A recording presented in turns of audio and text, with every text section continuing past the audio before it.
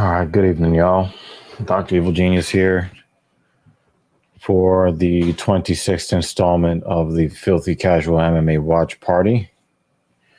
UFC Vegas 46, Kattar versus Chikadze. That is your main event tonight. Quick rundown of who's on the card. The card has already kind of started on the prelim side, but we'll just kind of quickly go through this. The first match of the night, TJ Brown versus Charles Rosa at lightweight. It's 155. At featherweight, 145. Brian Kelleher, fan favorite, versus Kevin Crum. Believe that fight, I hope that fight still happens because I think that fight was in danger. We have Court McGee at welterweight, 170 versus Ramiz Brahimaj. And the featured prelim is Jamie Pickett at middleweight versus Joseph Holmes.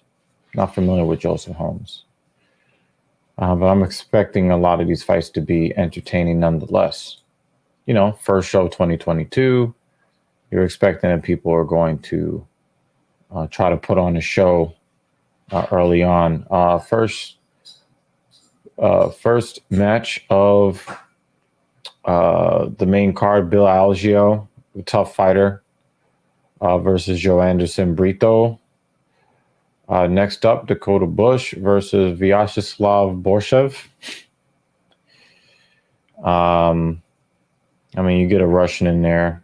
You're probably going to be expecting there to be some fireworks. Hello, Lewis.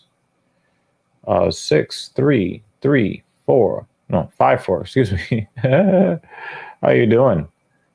Welcome back. We have Caitlin Chukagin versus Jennifer Maia. I hope that there's some entertainment value to the fight, but usually when Chukagin is one of the fighters involved, is usually a snooze fest. One of my favorite fighters in the UFC, Brandon Royval versus Rogerio Bontorin. That is the contender for a fight of the night because Brandon Royval is going to bring it, win, lose, or draw.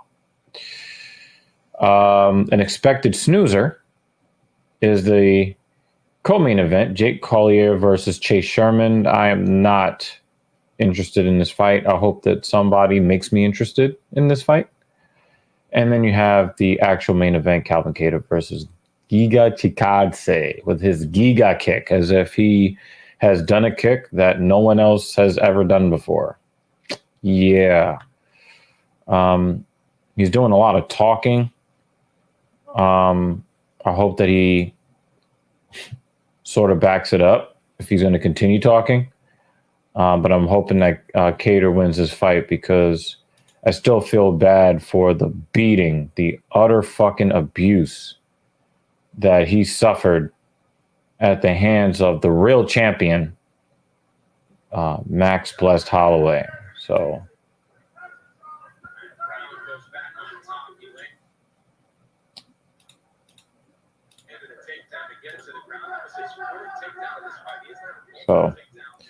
Lewis thinks that Kattar is going to lose the fight to Chikadze. I mean, Chikadze is a good fighter. He is a good fighter. We're going to see if Kattar... Oh, man, he switched to the opposite side. Oh, and he got back half guard. But he's still in trouble, though. He's still in a lot of trouble. Rosa is in a lot of... Okay, Brown let go of the submission attempt. I like to see more fighters get rid of submission attempts that aren't going well, that they're not going to lock down. That is a smart move from Brown. The fake champion is a bitch for real. I like Korean Zombie, but I feel like he sort of picked the easiest of the bunch. I'd have to agree. I'm a big fan of the Korean Zombie. I am. I do not like the pick for The title. I think he barely won his last fight, and he looked bad losing to a fighter that I don't respect very much. He looked bad against the guy that likes to pick on, pop singers. It would be something if Zombie ends up winning the belt. It really would be something. But it would. I think that we are having a lot of trouble with the UFC proving that their system for choosing, championship matches is, it suffers from illegitimacy. PFL, they have a very legitimate system of choosing who is going to fight for the title.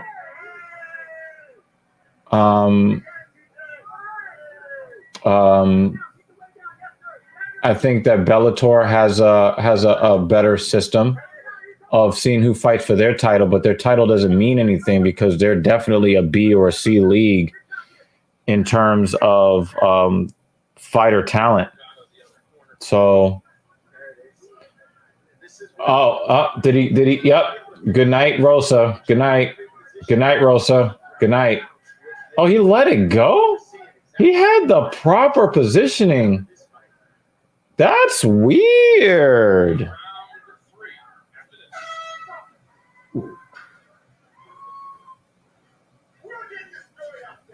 Maybe Rosa did the right thing turning into him, but he had him and he let it go. And I'm talking about that head and arm choke. He was able to get on the proper side.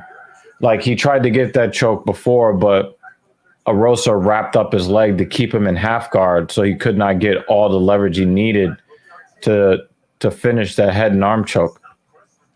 But he finally gets in the proper position and he ends up letting it go. Very strange.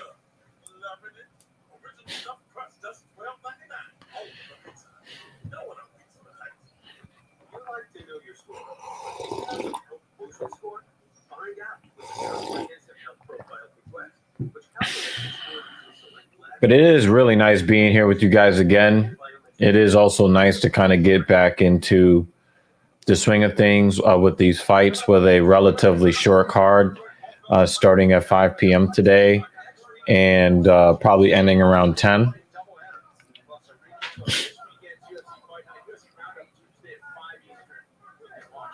That is a nice calf kick from Brown. Yeah, it is nice to have fights again. I don't like that they have yet again raised prices, I think, in consecutive years for pay-per-views. I don't like that.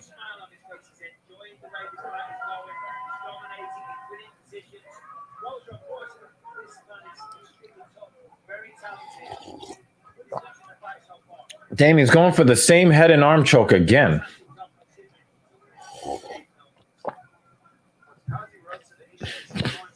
Is this like the only submission he knows how to get? It's weird. He's got his back now. He's got both hooks in. All right, he lost one. So, one of the things that I do like about the way that Brown is approaching this is the adage that you're looking for position over submission. He actually embodies that, at least in this fight against this Rosa. It's just, wow, Rosa really flipped that over. Lewis says, I'm very excited for the Francis fight, but I don't think he has enough to beat Gane. I think he has a puncher's chance, to be honest, as Gane is so quick and footwork is crazy.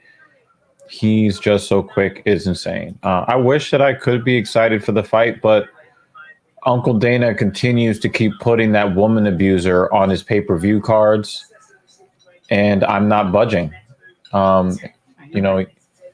You are Welcome, Mrs. Evil. Tiny head, you're right. Um, Uncle Dana just continues to keep putting abuses of women on the cards, and when you put them on the card, I'm not gonna give you. I'm not going to give you 64.99. I'm not going to give you 69.99. I'm not going to give you 74.99. The former American professional football player. Let me see if I can find because I don't bother trying to remember his name because his existence on this planet actually makes the world a worse place to be. So. See, what is that? 271. Whoops.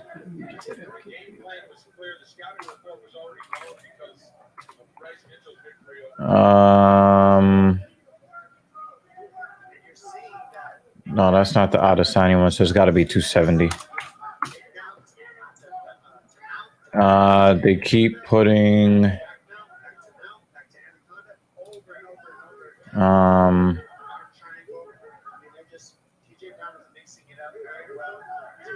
His name is Greg Hardy.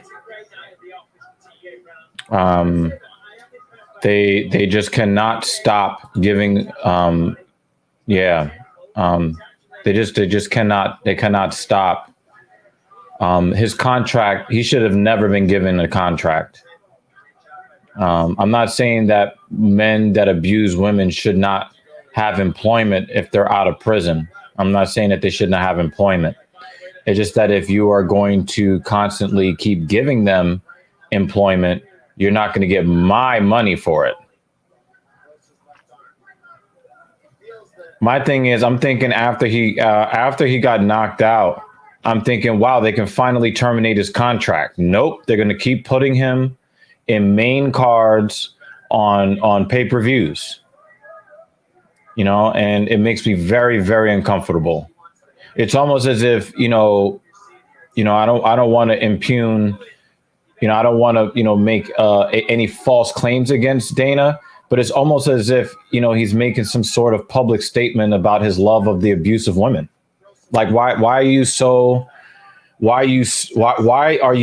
like so gung ho, win, lose or draw? And the thing is, I think that you have seen Greg Hardy get knocked the fuck out multiple times, but you keep giving him prime time pay-per-view slots. How many losses does he have so far? At least 3 in the UFC. At least 3. It's a little hard to say that the next loss he'll be out because there are a lot of people who have consecutive losses. I don't know what's Dana's.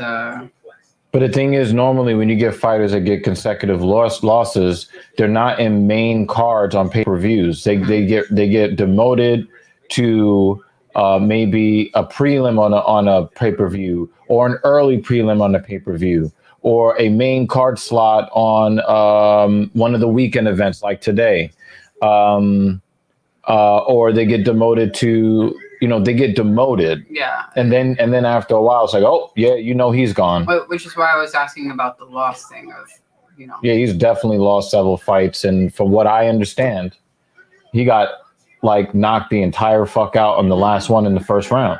So I think it's going to take more than one loss before he's out. But my thing is, the next one's going to be the last straw. But my thing is, what if Dana really loves the abuse of women and he's just going to keep putting him on there whether he wins or loses? I know exactly what you mean. Yeah. I'm just talking about in terms of stats and what we've seen for people who eventually get kicked out due to too many losses. Yeah, but I just think that other fighters who have not abused women, they're getting cut quicker than him. Mm-hmm. Lewis says he's not a big draw. And everybody hates him. And yeah, that's right. He was disqualified because he pulls out an asthma inhaler during the fight and gets disqualified. Is that shit sitting in his shorts? I have no fucking clue. How do you how does that even make it to the side of the cage? Because it's supposed to be patting you down, right? Yeah, but I don't get it. I don't I don't get it. And if you're having a bad day where you need an asthma pump, you shouldn't be fighting that day. Or take it 30 minutes before it. Well, maybe he would not have needed the inhaler if they would put a woman, a non-fighter woman in the cage with him. Then he would feel. Will suddenly start. Yeah. He'll feel calm. The inflammation would go away. He's like, somebody with a vagina. Okay. I guess that makes more sense. This is an interesting comment from a guy, Lewis. He's not a big draw, and no, he doesn't. I don't think he saw it as a money grab as he was a professional football player draw. Dana is about money, and always will be. But I don't know. I agree with you. Like, he should be cut. He should have been cut when that should happen. Especially, well, here's the thing, Lewis.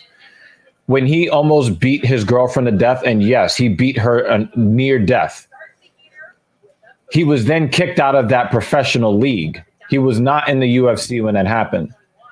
He was removed from a place where there are a lot of abusers of women, but even that league would not tolerate his particular abuse because he almost killed her.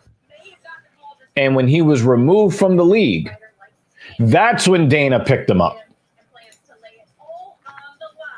And, you can say, but the thing is like, if Dana is about money, right? If Dana is about money and people will not tolerate giving money to somebody who keeps propping up abuses of women, because again, he's losing money. I'm pretty sure I'm not the only guy that says, oh, Greg Hardy's on the card, I'm not watching, and you're not getting my money. I'm pretty sure I'm not the only person that feels that way. I am not going to help out with the analytics or the pay-per-view buys when I see someone that nearly beat a woman to death. Yeah, I know about the whole, being run out of New England because of his run-ins, but now he's too famous to knock off. So then, also the Northeast, the New York mob, the New York Italian mob, the New England Italian mob, they're not what they used to be. So, they would never. They're not interconnected into all of these industries the way they used to, where they could just get in there and do something to him and not face like extreme consequences for the entire organization. They're just not strong enough to be doing that shit. And I think that Dana's just too No, but the thing is, like, I understand that it was years ago. Like, I get that. But the thing is that the mob never forgets. If you look at the history of the Italian mob in the United States and going back to Italy, they never forget. Eventually they get you. They never forget. And they eventually come for you. That guy was tapping with his foot. Yep. But I just think that he's too famous, he's too wealthy, and they're too weak at this point, organizationally. I don't think as an organization that they would be able to get away with. That was Roosevelt Roberts. Wow, he got fucking demolished in that fight. But back in the day, the mob eventually would get you. There was a reason why, they created the witness protection, and the mob had a lot to do with that. Yeah, I get the whole thing about Dana being about money and all of that. I mean, we've seen what he's done with John Jones. He continues to keep him on the roster no matter how many times he's been arrested, no matter how many times he's been found to have cheated. There are plenty of other people who can make money. Yeah. I mean, I don't think that less people are gonna buy the pay-per-view because Greg Hardy's not on the card. Yeah. And the thing is, Lewis, you're kind of contradicting yourself. Like, I get where you're coming from, but you're kind of contradicting yourself when you say, well, Greg Hardy isn't a draw, but Dana's all about money. No, but when I say there are plenty of other people, I see plenty of other fighters. Like I'm sure That's there's what I mean. plenty. Oh, okay. That's what I We mean. were talking about the viewers. But no, what I'm saying is like if you like Lewis just said, well, Greg Hardy's not a draw. Mm-hmm. But on the flip side, you said, well, Dana's all about money. Well, if he's not a draw and Dana's all about money, then he wouldn't have a contract. Because not only is he not a component, even if he was trying to make money off of the league that he used to play for, nobody remembers him for that anymore. He's more remembered for abusing women than his professional football career. All right, so he's clarifying. You think that people want to see him get beat? I just wish that more of us fight fans would say, you know what, we love violence, but we have a limit. And we're going to be, Captain Paul and I are going to be doing a video about a situation that happened in Russia where, they had a man fighting a woman in the cage. We're going to be bringing that to you probably on Tuesday or Wednesday. So look out for that on the YouTube, on the Talking Shit Podcast YouTube. You're going to be getting mine and Captain Paul's take on this now burgeoning. I'm just gonna put this. I'm just gonna put this up on the screen. I'm not gonna read it. Okay. Yeah. Dude, I agree with you, but we have to draw the line somewhere. Almost beating a woman to death with your bare fucking hands. We got to be better than this as fight fans. I mean, it is called mixed martial arts. This is kind of like a false premise. Mike Tyson was not the bad guy people wanted to make him be. Robin Givens lied about the allegations of violation. Mike Tyson was actually a really gentle soul that a lot of people took advantage of. Robin Givens was one of those people, and he ended up doing prison time for a crime he did not commit. So, Mike Tyson has a poor public image, but Mike Tyson was not that guy.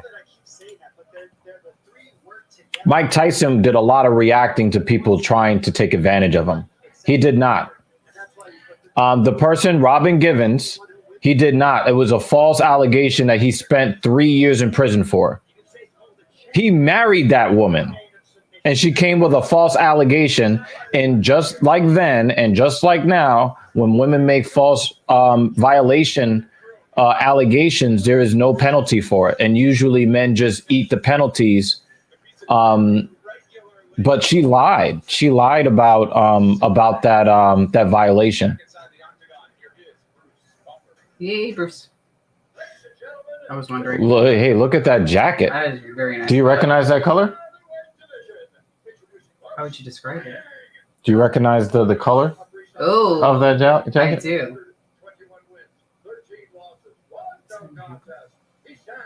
Gotta show me other colors. I know that there are others. Yeah, there are others. Okay. You'll see them. Okay. Cool.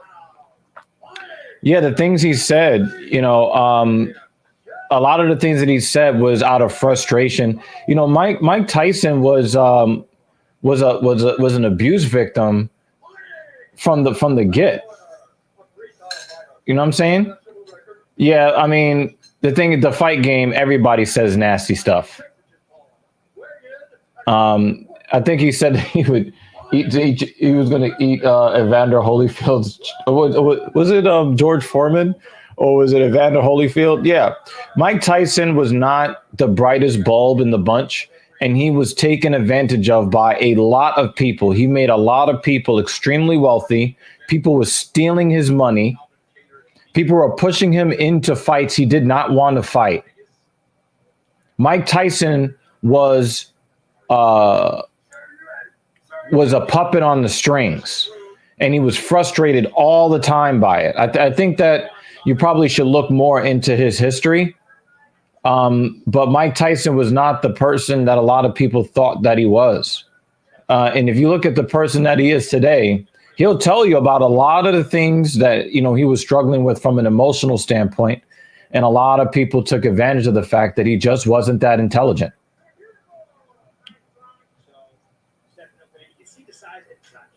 That was like that body kick on oh my God. You rarely see Brian Kelleher like blitzed like this. Kevin Kroom, and you saw what he did to Roosevelt Roberts. He's the real fucking deal. I think Floyd Mayweather is probably one of the worst human beings on planet Earth. He's one of the worst human beings. No, actually, people say, well, he's, what do you say, 50-0? Floyd Mayweather is 53-0. He beat 3 different women, Lewis. Not yeah, and I hate that. I again, where do we draw the line? Where do we draw the line? I refuse to put money in Floyd Mayweather's pockets. I refuse to. I refuse to. Floyd Mayweather beat 3 different women. When you get your sound thingy, we need the sound effect. Oh yeah. Shout out to Clinks. He's going to be handling, really making the stream better. Doink. Please. Yeah, I just think that if we ever drew the line there, and people knew that money was going to be an issue, maybe, just maybe, abusers of women would think twice about abusing women. I mean, when you're saying that it's all about money, what if you found out that he was violating children? Do you think people would still buy the fight? No, because there is a line somewhere. I just have a problem with where the line is drawn. I mean, you see Prince Andrew has been stripped of all of his military titles, and now he has to fight the civil. He has to fight the civil case, and it wasn't like the female that he violated was 7; she was 17. People will look at it and be like, "Ain't no problem if she was 18," but one day earlier she was 17. Oh, we're stripping a prince of all of his titles. So people know that there is a line somewhere. Why does it stop with violating children or teenagers, but we allow these guys to no, just no. Let him be a multimillionaire, Lewis. I'm not saying that if he's already earned the money, but to continue to keep giving him money, what does that say about us as people? Because I think that there are more people out there that support the violation of women, the abuse of women, and the violation of children and the abuse of children. I think there are more people out there than would publicly admit it, and they express their acceptance of those behaviors by who they support. No, actually, the Queen says no. He actually has to fight it himself. Go look it up. Go look it up. Anytime Buckingham Palace is asked about Prince Andrew's case, they refer the media to his private lawyers because they are not funding it. He's on his own. He's on his own. I'm actually surprised. I expected that they were going to protect him because he's royalty. Yeah, that was a nice kick up the middle. That front kick that did hit him in the jaw. Oh, so Lewis thinks that they're bullshitting. So you think all the stripping of all of his titles, all of his connections, his royal connections, over 100 organizations that, they claim that he's no longer associated with, that he's going to have to pay for everything on his own and fight the civil case on his own. You think that this is all just posturing? Is that what you're saying? Because when we cover this on TSP, what a spinning back fist from Brian Kelleher. Goodness gracious. I know that I called for Brandon Roy Val's fight to be a possible fight of the night. This might be it right here. So no, the stripping is real, but he would still be. Yeah, I mean, yeah, he is a part of the family. From what I read, he is the favorite son of Queen Elizabeth, from what I understand. But you think this is all posturing, though? Okay, that's really interesting. If you lived here, you would understand. But they are the most corrupt thing about the UK. There are a lot of people that are like, yo, you know, we have a parliament, we have a prime minister. What the fuck do we need a royal family for? We basically just give them money because, you know, they, you know, fucked their own family members and gave birth to more of each other. Like, why are we propping them up against, propping them up above all other citizens of England, Wales, and Ireland? Like, why are we doing that? I think a lot of people are asking these questions, and I think it's pretty interesting. You don't have too many functional monarchs and monarchies anymore.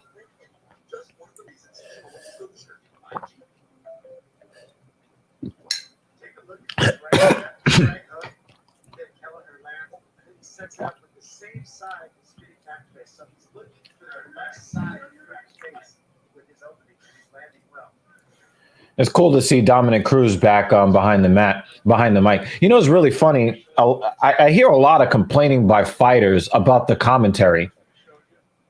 I love a lot of you fighters, but please shut the fuck up. Why are they complaining about the commentary? Oh, they're biased. They're biased. The commentary, they're biased. They're former fighters. That's why they're not allowed to be judges, referees. There's a reason for that. They're just giving their fucking opinions. And let me tell you, if they, if they were not former fighters and they were just regular fucking Joes, they would still be biased. Lewis says the royal family is so corrupt. They killed Princess Diana because she was actually changing things and they didn't like it. But they've denied it, but everyone knows what happens. Yeah, that is definitely a very popular conspiracy theory. And when I say conspiracy theory, I don't mean that in a derogatory terms, but people do believe that there was a conspiracy against Diana's life that was carried out. And I remember when I was a kid, when she died, a lot of people here in the United States made a big deal of it. And just kind of like, well, why does anybody care? I thought it was because she was a pretty blonde female that why everybody cared. Because we do have that obsession here in the United States where, if an average looking black girl goes missing, you never hear about it. But if you see any kind of white girl with straw-colored hair and blue eyes, they have half the nation looking for her in every nook and cranny of the country. Ribs are gonna hurt in the morning. Yeah, both of these guys are really doing a lot of damage. A lot. Blind Bat says the doctor needs a doctor.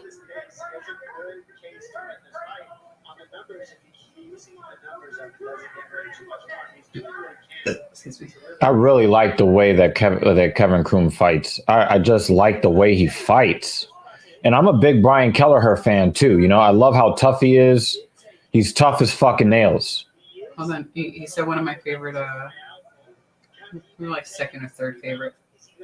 Yeah. Twat. I guess you can read the comment if you want. No, I just like the part that's like, not some stuck up twat. Yeah. Yeah. I say it like that too. Yeah, but I was a kid. I was a young kid when that happened, and it was so much pageantry at the funeral. I do remember feeling bad for her sons because they were little boys at the time, and they just looked like the soul. They just had like, I don't know, when people die and I see the grief of other people, it hurts. It really does hurt me, and it does not matter who they are. It doesn't matter what the circumstances are. When I see the grief of the loved ones, it really, really hurts me. And I remember as a kid, When I saw them trying to be all princely as little boys that they lost their mother like that. Blood. That really yeah, he's leaking. Kelleher is leaking.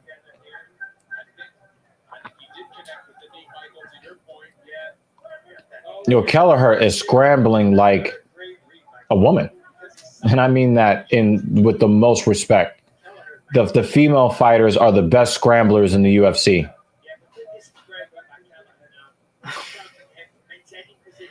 I actually thought about making some popcorn. Is this the Talking Crap Popcorn podcast? What the fuck is he talking about? I might make some. Look at that slam! So your comments might be correct later. I wouldn't mind some popcorn. Ooh, and we got the cheese thingy too. I could put on top. Hey, Xenon is back. Holy shit, you live. You live. Holy shit. Good to see you. We haven't seen Xenon in a long time. I feel like I'm still defrosting from outside. You've been home for what, 2 hours?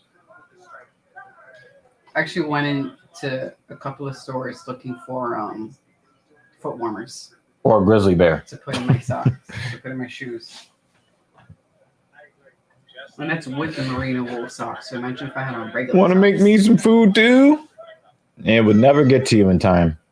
It would be as cold as it is outside here in New York. I'd probably eat it on the way to trying to deliver it to you and be like, oh, my bad, I got hungry on the way. Yeah, it's really funny, Xenon. I had the neck and shoulder and back and an arm nerve thing. I had that flare up on me like 6 days ago. Let me tell you. Wow.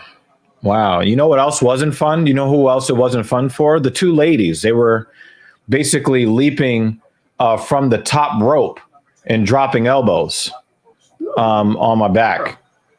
Lewis says he's going to New York in April. Yo. It'd be nice over here then. Definitely if you wish to, you can hit up the podcast. Maybe we can do like a little meetup thing. You hit us up, talking shit podcast LLC at gmail.com. You know what I'm saying? Want to come through. That'd be awesome.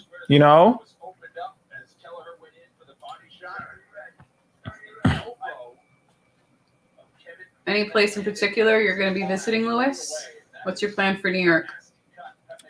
Yo, Blind Bat is telling no lies. Heated socks are the answer. Yeah, the other missus was saying that I should buy them.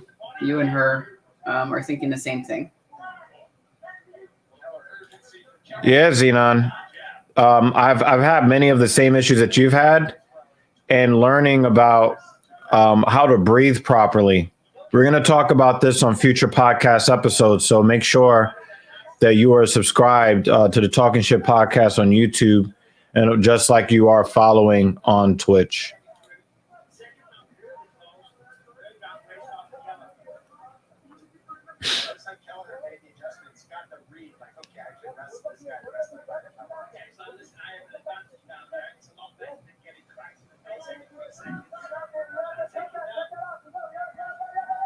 Yeah, we're going to be setting up our Patreon very soon. We're not going to be releasing the Patreon just yet, but we are going to have a lot of very disrespectful conversations, a lot of non-PC conversations that are going to be exclusive to Patreon, and things like meetups and stuff like that.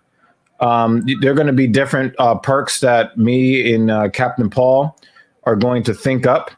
And that is going to be very, very, very fun. So look out for a lot of the things that we are going to be looking to bring to the platform.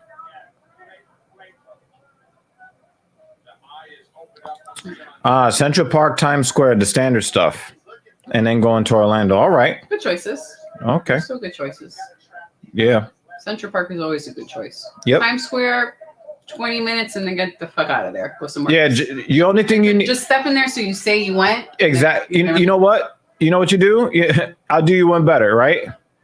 you walk through Times Square and you keep on fucking walking. Okay? You will see everything it is that you need Just to walk see. down a straight line. Right? Down Stay away from crowds, right? Make sure you're wearing pants that zipper downward. I like that you finished that sentence because when you're like, make sure you're wearing pants, and then you pause, and I was like, wait, what's happening? Of course he's gonna wear pants. I mean, he could wear a kilt. I wouldn't mind that. This nigga right here, son. Yo, why is blind guy trying to throw me under the bus today? Like, did I miss something? You know? Oh, I was saying that my feet are cold. Yeah, he caught that. Do you have a donation button? We're gonna have all of that set up in the coming days. Just make sure that you are subscribed to our YouTube channel. And the reason why, and again, I'm going to start hawking what we got going, because what we have coming up and what we already have executed on the main podcast is going to be really fucking fun. Please make sure that you follow this link that the lady here, she created the link for us, https :// www.bit.ly/TALKIN_SHT. Please subscribe. We need to get to 1,000 subscribers. Help us get there. Did I feel the adrenaline rush from the flare up? No, there was not an adrenaline rush. It was a rush, a dread that comes over because the muscles tighten, and I can feel it getting worse over time. It was just dread because I knew it was going to be 3 or 4 days of me being tight and in pain and barely being able to do anything. But they cut that time in half with their massaging and the heat. They applied the heat. So I put a heated pad on him and then try to massage his muscles as much as we could. Yeah. So Kelleher really put it on him in his third round.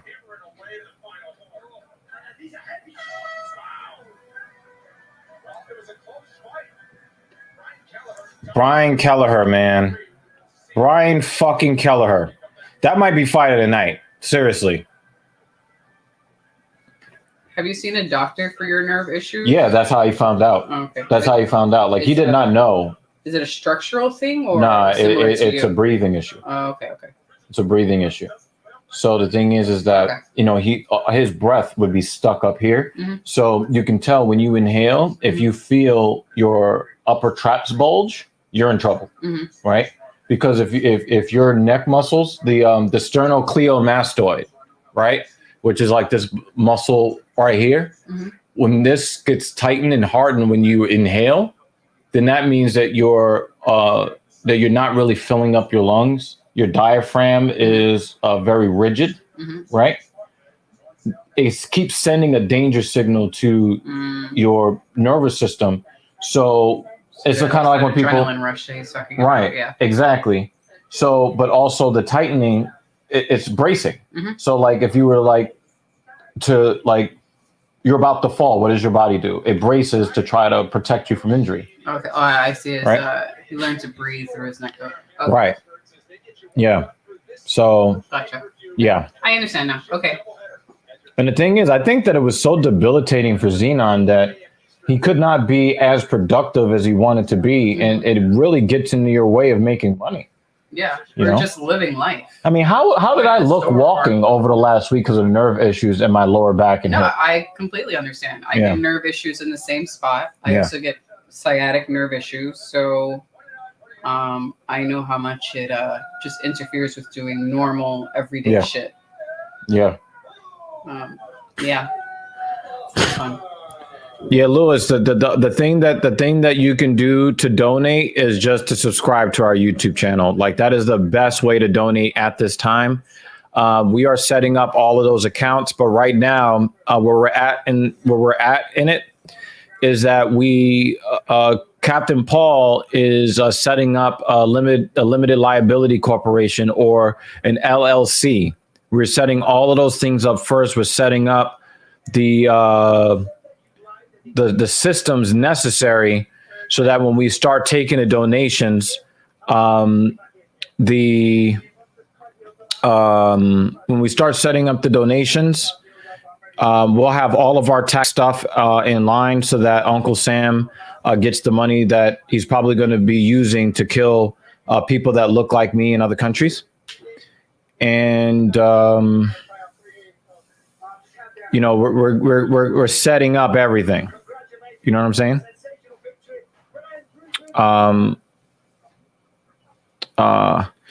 Could probably get mask usage up just by teaching good breathing.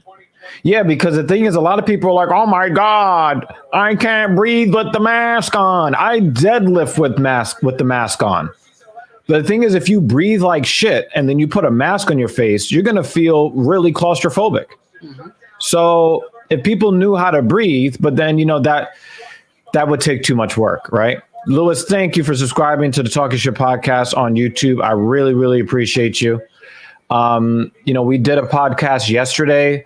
We're going to be releasing clips. The first clip, I'm not sure which video we're releasing, but our manager will let us know. We talked a bit about fat shaming in yesterday's show, and we talked about this one guy who claims to be an alpha male, and his response to people roasting him because he was sending his girlfriend out to get smashed by the dudes. So, yeah.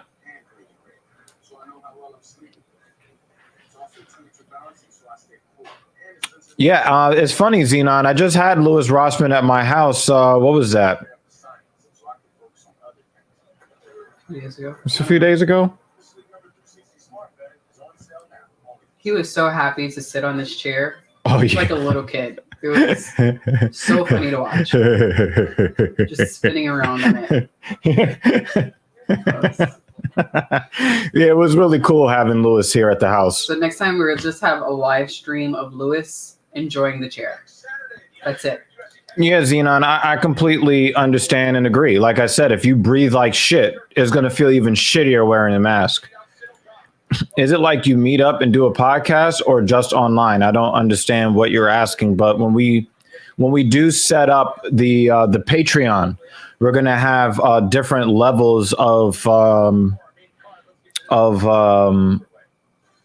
membership, and there are going to be different perks for each level of membership, and then meetups will probably be a part of that, both doing a show and or just doing the meetup, like taking people to dinner and or parties or stuff like that. So look out for that. We're going to be setting up a lot of stuff, but for right now, we got to make sure that we get all of everything set up first. We need to make sure that the LLC is set up, bank accounts, proper bank accounts are set up so that when people do donate, it goes to an account. It doesn't go to my account. It doesn't go to Captain Paul's account. It goes to the podcast account. And then, we divvy up the funds from there. So I think he means you and Captain Paul. How do you guys do it? Well, for the you can see that like if you watch the podcast show, you'll see that Captain Paul is at home because he lives in New England. He lives in Massachusetts currently, though I'm kind of bringing him around to possibly coming to New York City, or at least one of the outer boroughs of New York City. I'm trying to get that to happen. If we do get that to happen, then we will be looking to get a studio space. But our podcast is done in separate places. Our channel manager is in the UK. He's in England. My co-host is in New England, and I'm in New York City. But we're going to be doing some in-person stuff because it's funny. My co-host, he lives in New England, but he works off the docks of my city. So he actually has to drive down to my city to go to work when he's on the boat. Xenon says, ironic, the extreme health deficiencies causes COVID to spread more in a very backwards way. People are going to listen to the danger signals strongly. Yeah. But also you have to understand, too, that the virus has its own level of intelligence as well. The virus is taking this vector, this strategy to propagate itself, and it's a very successful strategy. And every time it mutates, it chooses a more successful strategy to get itself into more hosts. So now it's around the world. It has jumped to other species with our help. You know, if it was something like that, would be 100% down to come on at some point. That it would be something you would be down for. But yep. I'd love to talk about some fights instead of speaking to people who don't actually know anything about the sport. Yeah. And I just the thing is, we want to create a community here of men that understand the experience of what it is to be a man, especially in these Western civilizations, and also the women that love and respect men and understand the value of men in our society. You know, a lot of people have been shamed into silence, because it's a dirty concept to recognize the value that men bring to society, like a civilized society in general.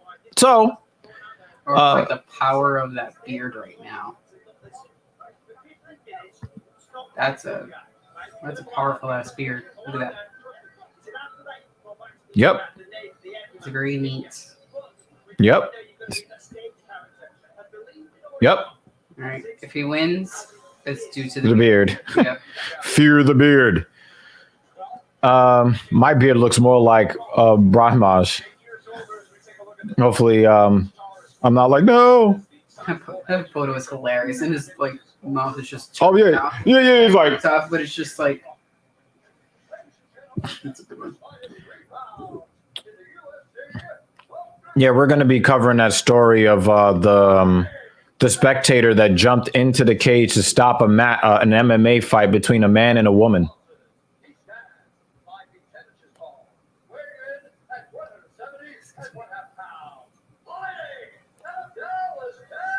I'm still seriously thinking about making that popcorn. Thank you, Blind Bat. Mm-hmm.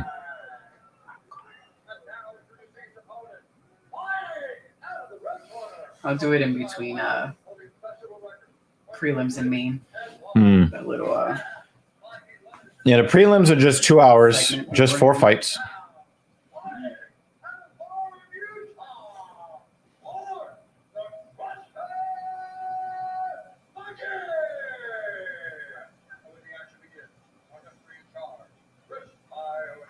Yeah, that lateral muscles, Yeah, a lot of the muscles in the neck, like I said, the sternocleidomastoid, a lot of those muscles that are kind of above and connected to the clavicle.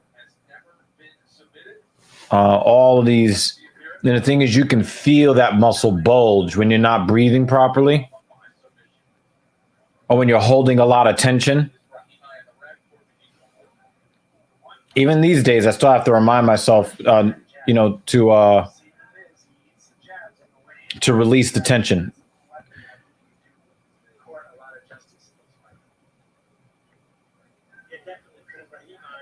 Well, this is an interesting comment. I'm going to be real with you. And the stream last year was so hard for me. And the stream last year was so hard for me. I watched the stream a lot because, to be honest, whenever fights were on, and it actually cheered me up a lot to have to say you were a very chill guy. Last year, I lived with my dad, and basically I had to fend for my life multiple times. So trust I have some crazy stories, but yeah, man, it's been a hectic time for me, and glad to kick this shit off on a good note. Yeah, man. And, I can tell you from experience that our experiences may not have been so different, especially growing up. I've survived a lot of shit. You know what I'm saying? Yeah, but there's also there are also lateral muscles in the neck too that also light up. But then when you're talking about if you're talking about the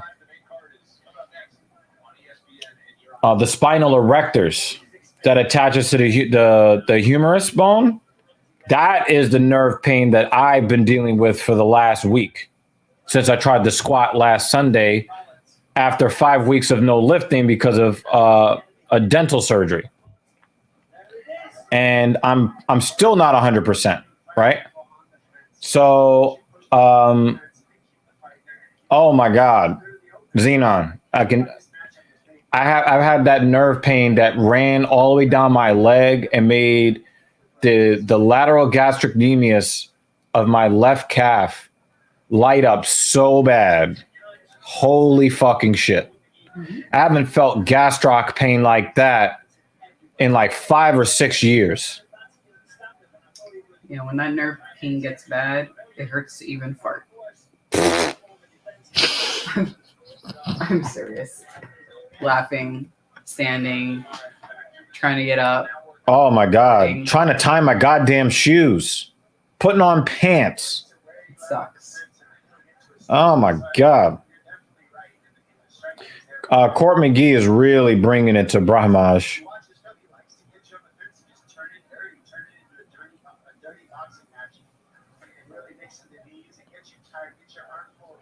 All right, he got his shoulders below the hips, underneath. He got his arms. He's clasped his hand. Yep, he's bringing him down. I knew it. All right, he's got one hook. He's got his back.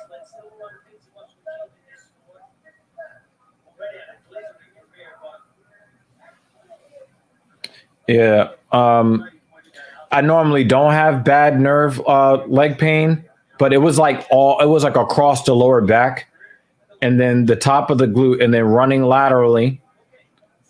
And then, producing pain and weakness through my right leg down to the calf.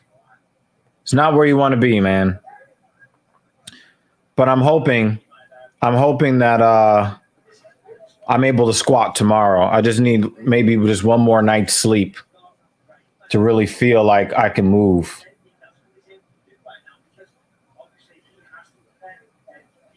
He's trying to defend this takedown attempt by McGee. He's got double underhooks now. Nice. All right, so he didn't fall. He didn't let him get his hands clasped below his buns, and he was able to fend off the takedown attempt. But yeah, Lewis, man, this is definitely going to be a platform where, again, we're creating a community here for you to be able to express a lot of the experiences that you've had, and know that, we're not going to shut you down. We're not going to tell you to man up. This is a place where you're going to have people that are going to be looking to understand you. I mean, you might get a little bit of ribbing, especially from Captain Paul, but we're here to support men primarily, and also support the women that don't agree with some of these agendas that are out here. Because there are a lot of women that don't agree with. Saved by the bell.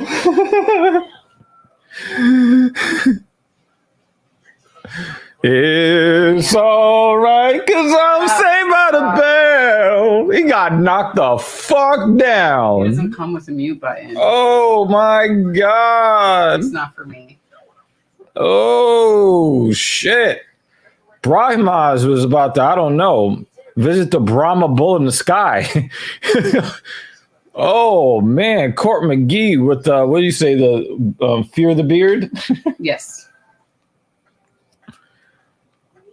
Yeah, Xenon, we're going to be talking about a lot of these concepts on the channel. So, make sure that you're subscribed to the Talking Shit podcast on YouTube. Make sure you're doing that.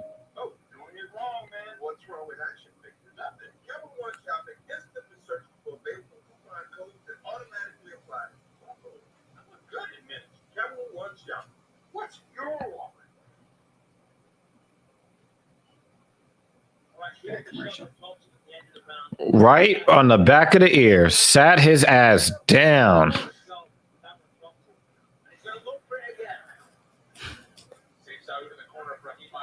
Brimaj has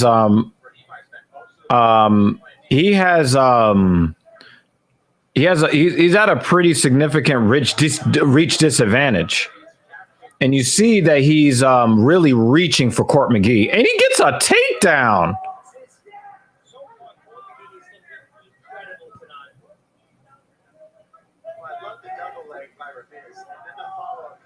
Wow.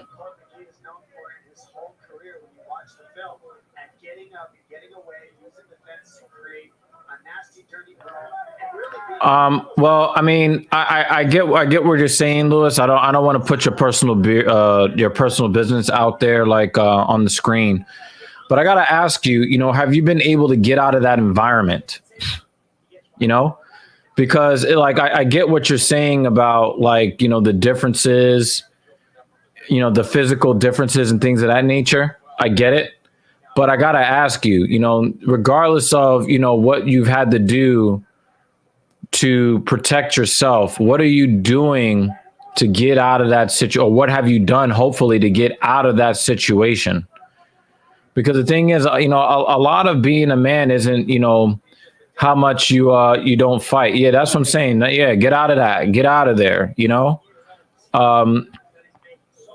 I gotta say this for you guys out there that think being a dad is is your right to be an asshole. Keep fucking around. Keep fucking around, because you might think that, abusing your son or daughter, that you have that right. But watch what happens when you hit your 60s, 70s, and 80s and there's nobody there to help you. Karma works quite directly sometimes. If you think that, you can just, you can just do whatever you want, and you don't think that you're going to end up in a nursing home at the end of life, yeah, keep fucking around and find out.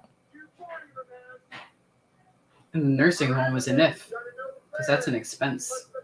Yeah. And a lot of times these people spend a lot of money on the nursing home, and they still get treated like shit in the nursing home.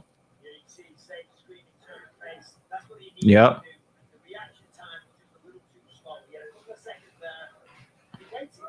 Yeah, I agree with you, Xenon. Best to get the fuck up out of there,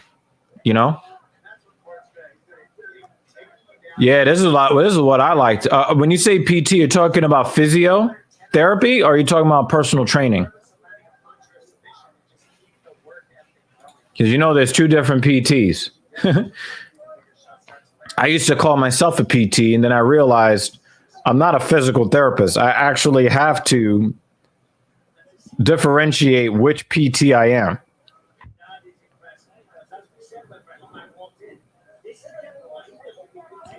Yeah, I feel you, Lewis. But again, you're not gonna be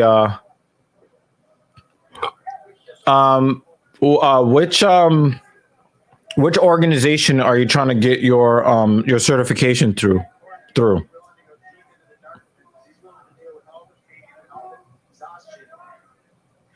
Because let me tell you, man, if you go to the right place, you go to the right city, or you go to the right part of the city, personal training could be pretty lucrative.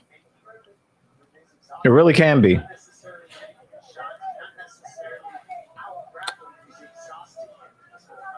And, one of the things that I think that you guys will find very interesting, I'm getting a new client very, very soon. His name is Captain Paul. And you're going to be able to see a lot of his progress. You're going to get to see how I approach coaching. I mean, it's it sounds simple, but it kind of is that simple, right? I mean, you also have to make sure that you get you also have to make sure that you have the right mindset as far as how you approach training and how you approach the social side of the business, the personal, the emotional side of the business. But a lot of my success was just going places where people could afford training. He tried that heel hook. Even though obviously Court McGee won the round, can you imagine if there was like 12 more seconds left on the clock and he gets caught by knee bar? I don't want to. It's painful. At the minute, getting a degree from college and then an apprenticeship. All right, I'm with it. And the cool thing is that, like I said, I've been in the personal training business about, I think this is my 9th year. This is my 9th year. Yeah. This is my 9th year in the personal training business. And wow, it's almost like Xenon is like living in my brain. Mm-hmm. The emotional and the social side of the business, and offer to make rich people's lives even better, basically. That's really what it's about. I would love to get more middle-class people. It's really funny. He's right in my head. He's in my head. You guys are really I was about to say I would love to make it where, more middle-class people had access. But at the same time, I value my expertise enough where it's like, my rate is my rate. And if you're in that middle class, you're going to have to sacrifice some things. You're going to have to sacrifice some things to, to take advantage of my services. But we also have bills to pay. Yeah, we definitely do have bills to pay, and it's, no disrespect to anybody, I mean, you can call me greedy, but I do practice controlled, moderated greed, as everyone should. Is he really trying to get this head and arm choke? He's underneath the chin. And he's bleeding. He's leaking. Court McGee is leaking. He let it go. He let it go. But he's leaking. He's trying to isolate that arm.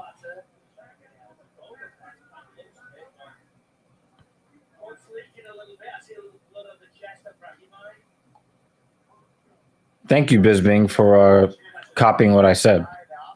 I think he has the Talking Shit podcast on, on a cell phone off to the side, Yep.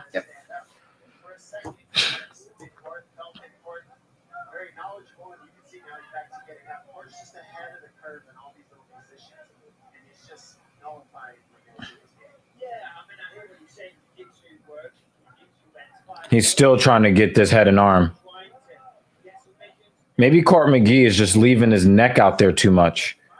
And that's sometimes how you can get fucked up because you're too confident. You're winning the fight by a lot. You're too confident. You're leaving your neck out there thinking, it's all good. I can't tell if he's got his head popped out. Couldn't tell if he had the other hand locked, but he was turning colors.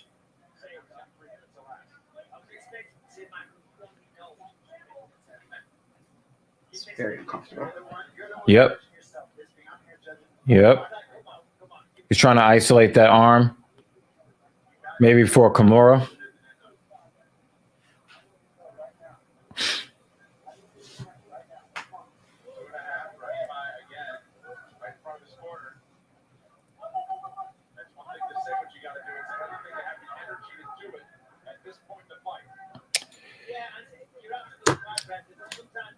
Truer words have never been spoken.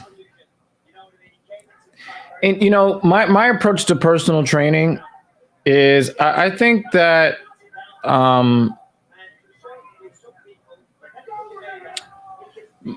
believe that if you treat your clients like family and you're looking out for their well-being, they tend to also treat you like family and look out for your well-being. I don't want to give, too many, I don't want to, give too many, I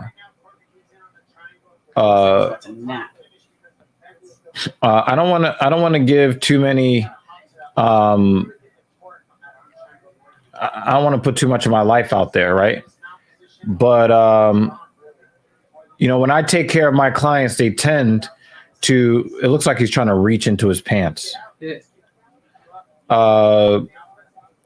You know, you take care of them, they tend to take care of you. If you make sure that you protect your boundaries. Who do you think is going to win the Brandon versus Davidson? I don't even know what you're talking about. What?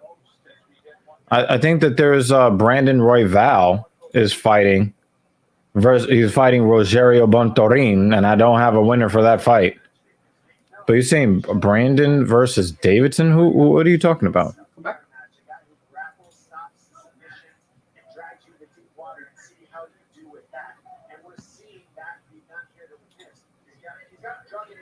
Yeah, I don't know what he's talking about. We have more in the prelims? 2 more?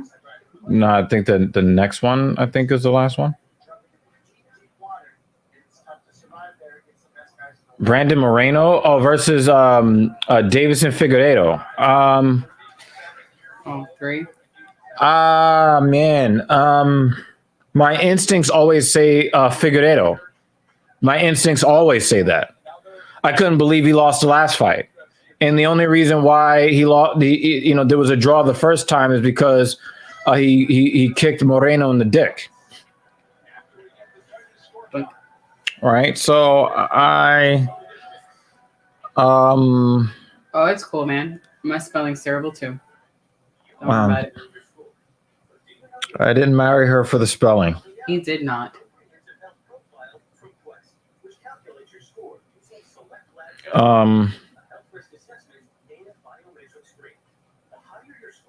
My instincts keep saying Figueiredo. But the thing is, Brandon Moreno is Mexican. He's a fighter. So how you look betting against him?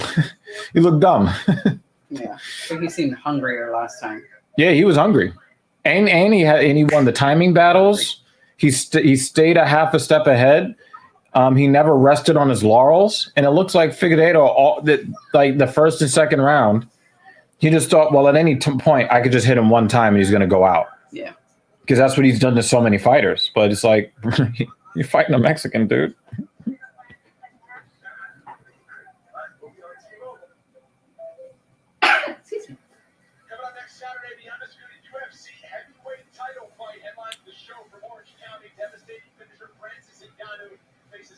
There is a thing on I don't really like the cockiness of Figueiredo. I don't really love it at all. I don't like it. But now, he's training under Cejudo, and I don't like him very much either. Oh yeah, I'm gonna beat him up because Moreno is a traitor. What the fuck are you talking about?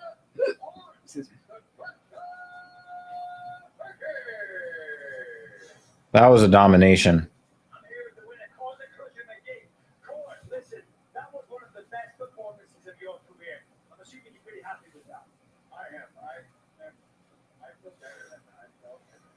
He's like 10 years older than the opponent he just beat, too. Yeah.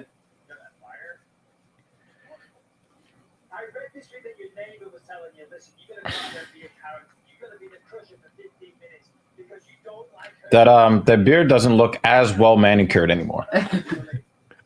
Shouldn't. Thank you. Yeah, we're featuring Marvel superheroes tonight. With a side of Baby Yoda. Should probably put a medal on him. No, then he might fall forward. No, that's not a given. But the thing is, I think that the medal might fall forward. We'll do something. Yeah, we'll do something. We'll figure it out. He's gonna wear a medal.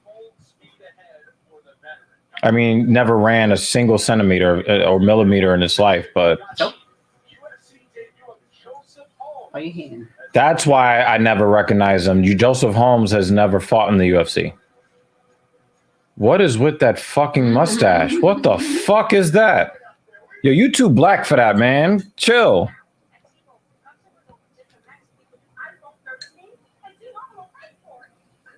Wow, we haven't seen her in a long time. Mm-hmm.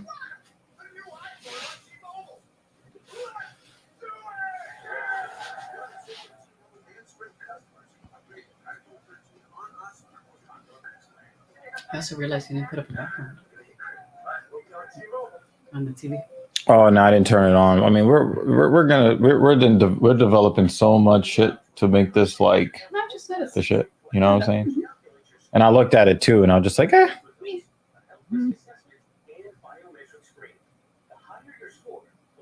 Right. This man has to hurry up. Suck my popcorn. You're gonna make sure that you make blind bat a profit. Yeah. But that'll be the only part of his name for us that'll be accurate. Right. Is the popcorn part. You said talking crap, so that's also accurate. Mm-hmm. What did he say after the popcorn?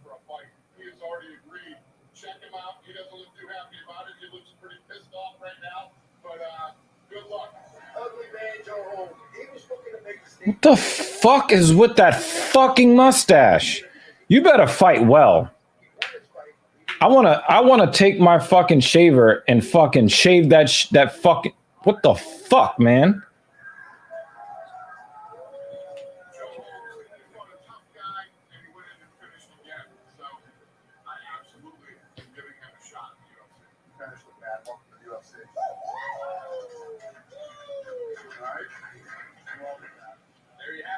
President Dana White, Matt Sarah, Dean Thomas, headed to the Mile High City of Denver, Colorado. They learn how to cook Rocky Mountain oysters. Matt and Dean head to a power field to take hunting lessons from Sam Martin of the Denver Broncos. And finally, scout the fighters at Fury FC 53, including Joseph Holmes. New episode available on YouTube. They're talking about Jose Aldo versus Dominic Cruz as like a legacy fight, but Aldo, I think, has only gotten better. I really think Aldo would beat him, but Cruz's footwork is crazy as always. I think Jose Aldo is still, I would probably say, a good to great fighter, but we've seen him get fucking absolutely demolished so many times. We've seen Dominic Cruz get demolished once, and the one time that he was being dominated, the ref stopped the fight too early. So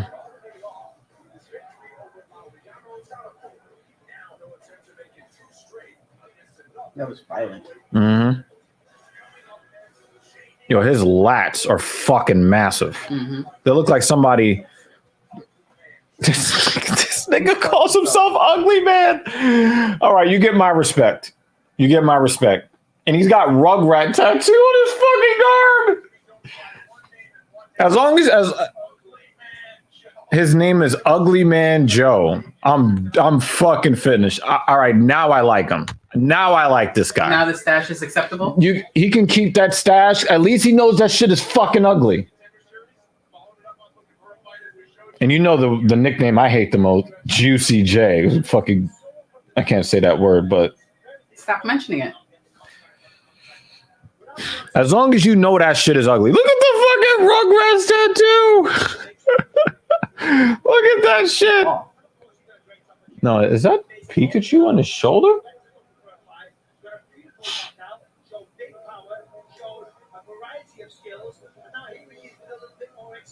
Nah, it does look like some weird shit on his shoulder, though. What the fuck is that on his shoulder? Character.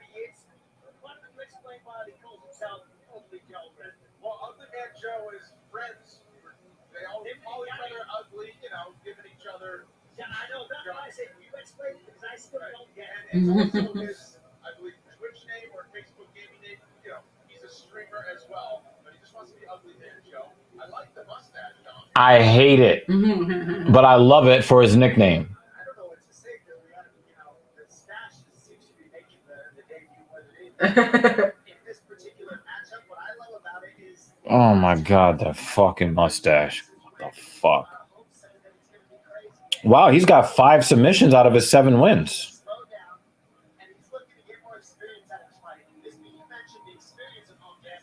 But the guy he's fighting, somebody, it's like God put the lats on his back after he finished building them. Yep.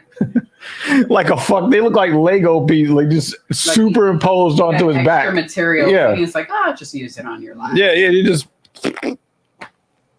And this guy is like, yo, they are hyping this guy up. We need to get him up out of here. He has been a lesson in persistence. He fought on Dana White's Contender Series 3 times, and in that third time in 2020, scored a knockout victory in the second round. That got him into the UFC. Broke into the UFC win column, Dom. Yeah, that's the lat. That's the lat, Xenon. And now he's looking to ride that moment. You need to build strength there.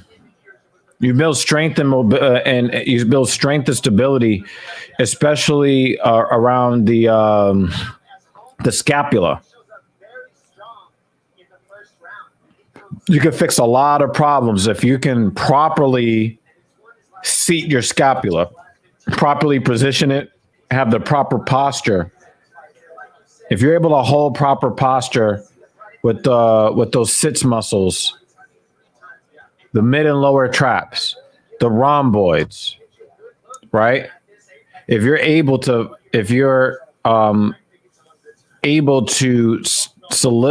stabilize that area, you can get rid of a lot of the accompanying tightness of the upper traps. You can get rid of shoulder pain. You can get rid of pec minor tightness and pain. There's a lot that you can accomplish if you can get the scapula to be seated properly. There's no different than ram chips, all right? You got to get them seated properly. Or as she would say, Or where you're upping them. Yep, need to up your ram. So let's talk about upping the ram right quick. What? Okay. What did I do? So me and Captain Paul put together I'm worried right now. Me and Captain Paul put together this machine Oh boy. for him. Uh-huh. Talking about fucking DDR5 RAM, 4800 clock speed. Mm. He's definitely gonna up his RAM. Goodness gracious. Oh yeah. Yep, the pec. See, Xenon, you understand what I'm saying. You know. And 1/2 pounds. Does he look like? He looks like he's like 165 pounds with that build.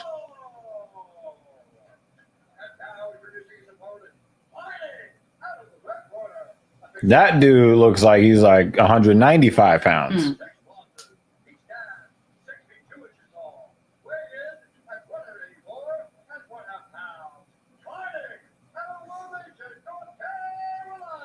Yep, he looks like somebody from North Carolina who eats North Carolina food. Right. Mark Smith.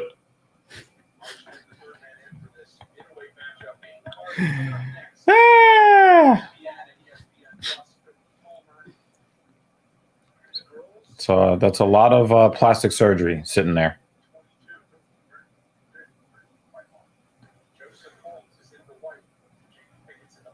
Okay, so Holmes is taller. That's what it is.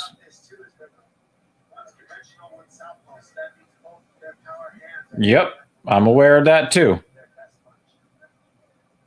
All right, so it looks like Holmes is like what, 6'4", 6'5"? Yeah, they definitely don't look like they're in the same weight class. Yeah, but you know, Pickett looks definitely more solid. But you can see why they would be in the same weight class if one guy is that much taller than the other. I didn't pay attention to the height part. Yeah, I wasn't paying attention either. But he definitely, if Pickett is 6'2", this guy is like 6'4", 6'5". Mm.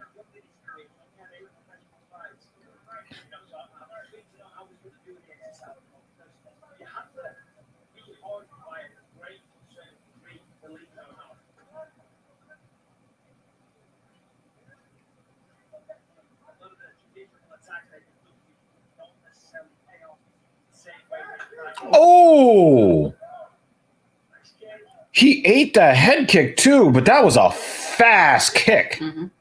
Goodness.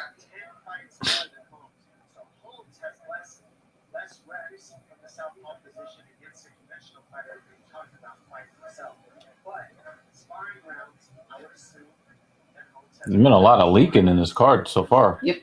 There's a lot of blood stains on the I wonder if the UFC monetizes their canvas by cutting up pieces of it and like framing it for people to buy on the website. I wouldn't be surprised if they did that. Weird. Fight fight worn canvas. Someone's gonna buy it. Yo, when I used to collect baseball cards, if you were lucky enough to get a baseball card with game worn, jersey swatches in it, those cards are worth a lot of fucking money. Wow, his defense in the clinch was nice.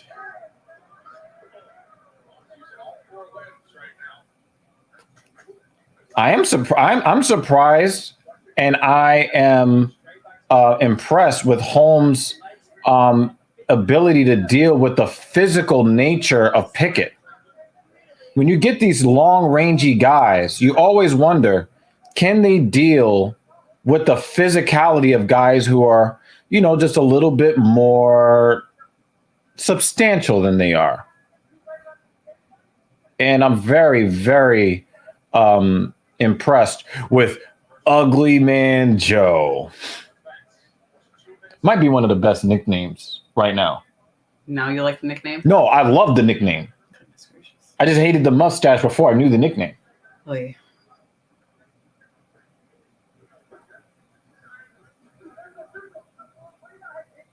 That was a hard elbow to try to get the proper angle on.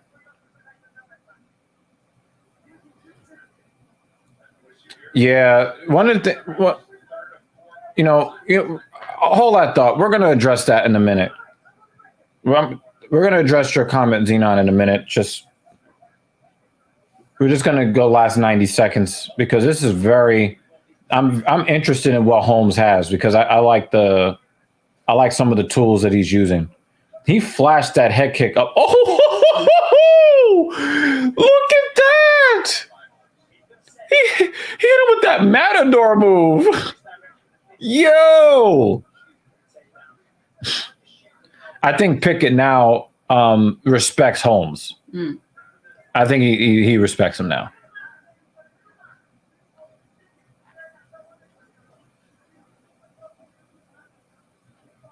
Nice push. That was like a step in left jab from Pickett. That was very nice. Yeah. Yo, Holmes need to keep that fucking chin down.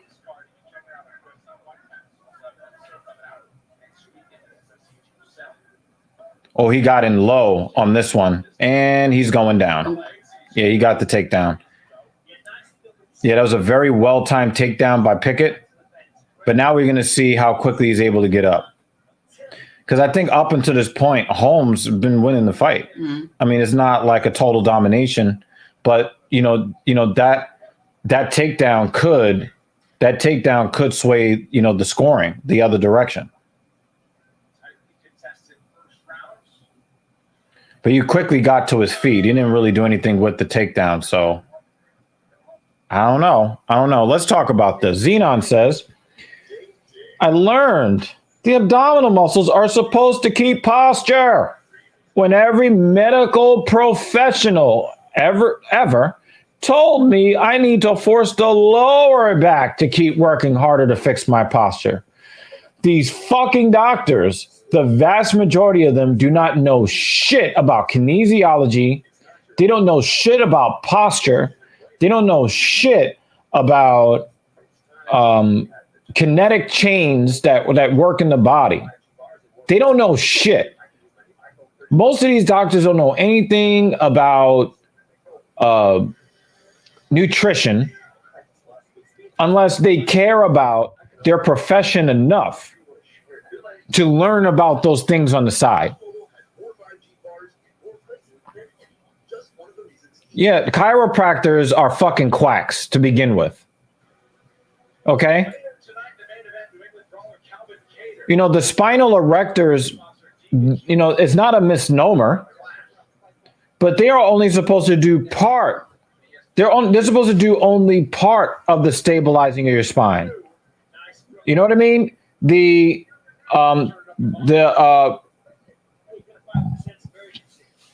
rectus abdominis, right? The rectus abdominis, right? What does that tell you? It is a muscle group that is supposed to keep you erect. It is supposed to support your spine on the front side.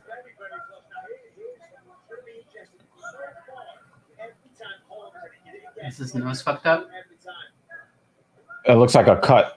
It looks like a cut on the side. Uh-oh. Yeah. Uh-oh. See, the thing is it's underneath the cheek. He keeps on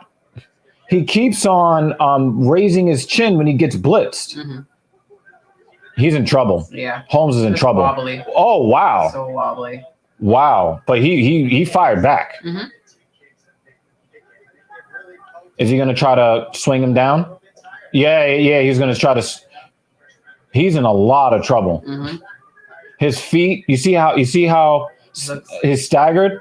Like his feet, you see he's moving really stiff. Yeah. Why? Because he's in danger. But that's neurology for you in the fight game. He's your opponent in the video game. Yep. When they flash up the text that says "finish him." Close to that. When the life bar goes red. Yeah. And he's just like kind of swaying there in that one spot. Needs one more hit. Yep.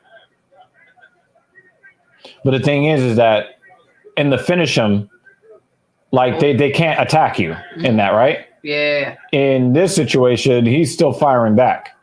So, but if he's able to recover, maybe he might be able to get a little bit more confidence for round 3 if he makes it there. But remember, most of his fights end in the first round. So might not have the stamina. Yeah, it's possible. It's possible. And he's finished all of his wins. I think he's 7-1. So he's had 8 fights. See, his chin is up.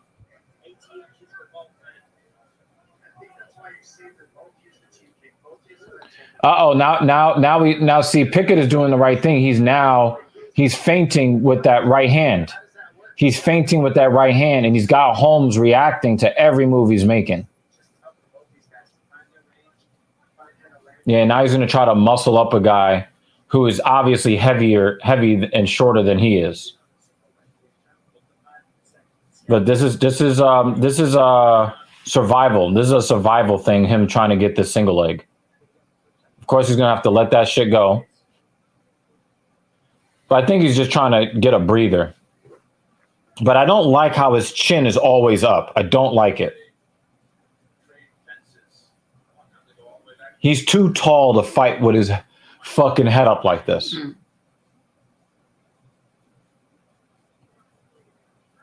You know, Pickett is not used to being in the cage with fighters that are taller than him. But if you end up in a situation like that, the natural inclination is to try to uppercut. Yeah. Look at how easy it is to get knocked out if your chin is up if somebody throws an uppercut. That's not really where you want to be. It looks like Holmes has recovered for the most part. Oh, look at that counter.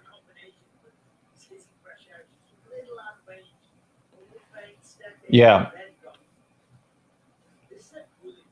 You know, if I wasn't so busy, Xenon, I would have been able to tell you that. You know, the thing is, you got to have your abs working with your glutes and hamstrings. So when you move, that, you know, the system, the chain link fence system of your kinetic power pathways, you know, you want a lot of your weight to be on your hamstrings and glutes.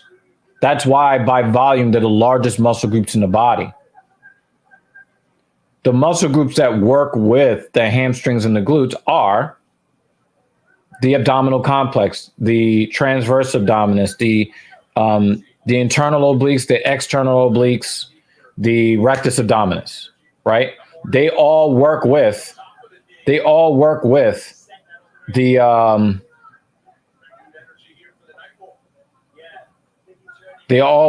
hamstrings and glutes.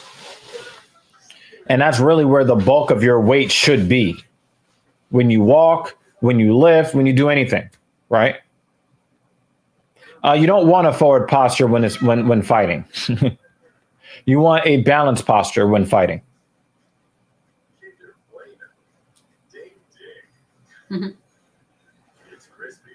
Would you want your head forward since your opponent will be pushing into you? No. That's how you get knocked the fuck out.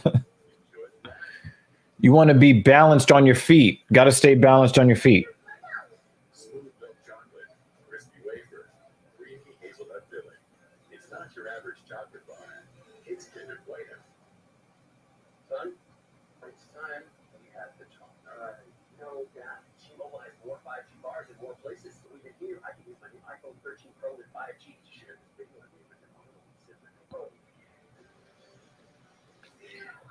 Man in Texas synagogue has taken a rabbi and possibly others hostage. Oh my God.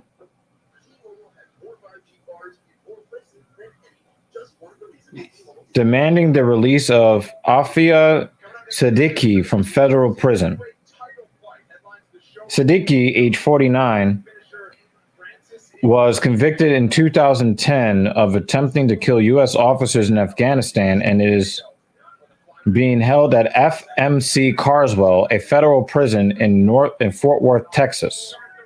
Law enforcement officials are trying to determine whether the person holding the rabbi and possibly others is related to Siddiqui.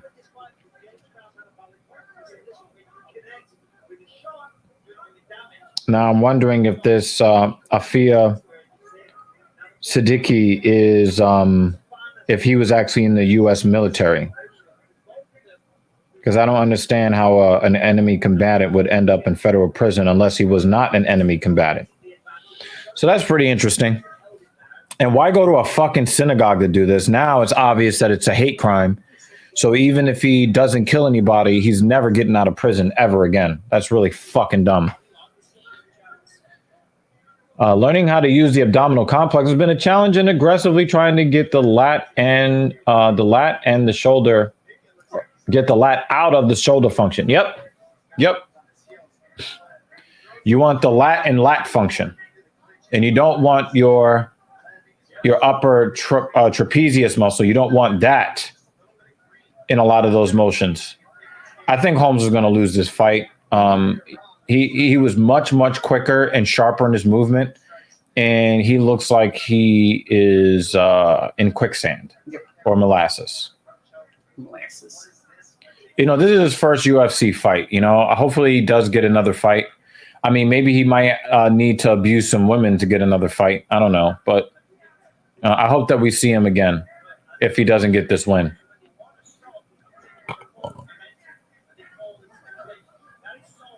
Yeah, his punches are really loopy right now. Mm-hmm. He's not looking for a way out. Yep, you don't want the upper traps in the breathing function. It's a lot of trouble. I was about to say, it's a perfect spot for elbows. Yeah, on the clinch, right? Mm-hmm. And look at him reaching. He's got that body kick back. Okay, but he looks tired. Loopy. Yeah.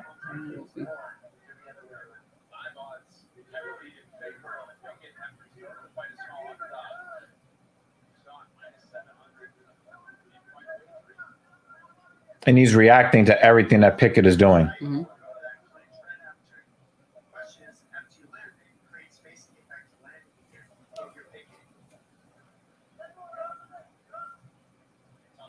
Oh, could you hook up that powdered stuff for me?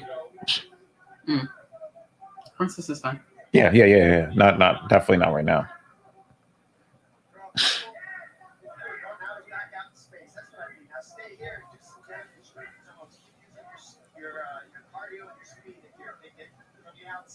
I don't know if Holmes has a cardio issue. I mean, we did say, a lot of his fights finish earlier in the fight. Mm-hmm.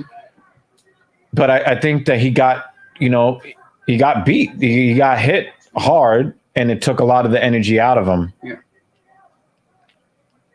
But he's not looking for a way out. So you got to give him some credit there. Mm-hmm. He put up a good fight. Yeah.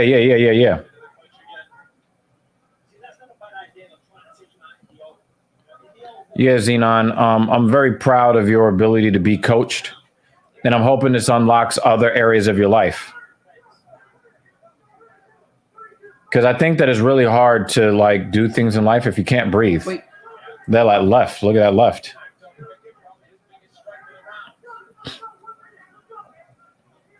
You can tell that Holmes has some sort of power, some sort of natural power. Mm-hmm. Oh, nice elbow in the clinch for Holmes, but it's too little too late. It is a process, Xenon. That is definitely true. Definitely true.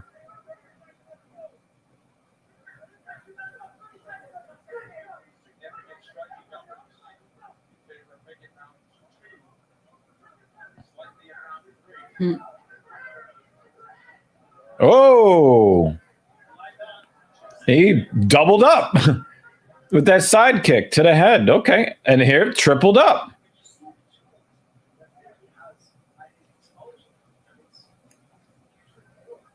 Yeah, Holmes has nothing left. 2, 1, and that's done. All right, I'll be back. I would probably say if the takedown is really counted by the judges, it's a 30-27. If it turns out that the judges didn't really value that takedown that Pickett did really nothing with towards the end of the round, then it's going to be 29-28 Pickett.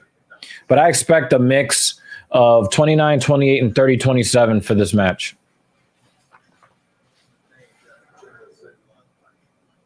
Yep.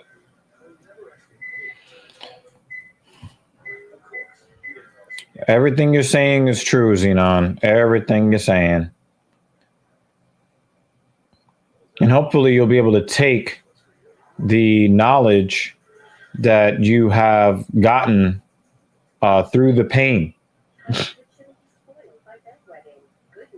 And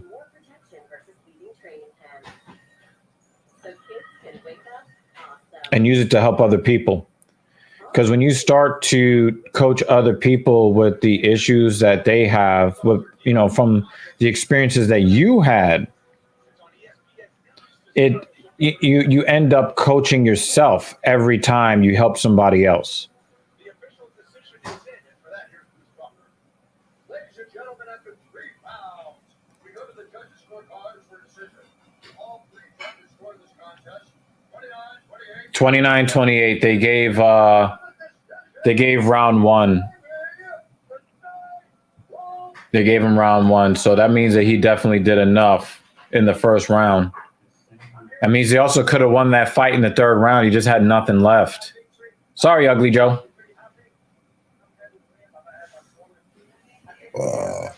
Okay.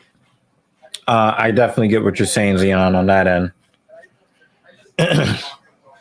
I know that you're probably prone to a lot of repetitive tasks, the compulsion to be competitive,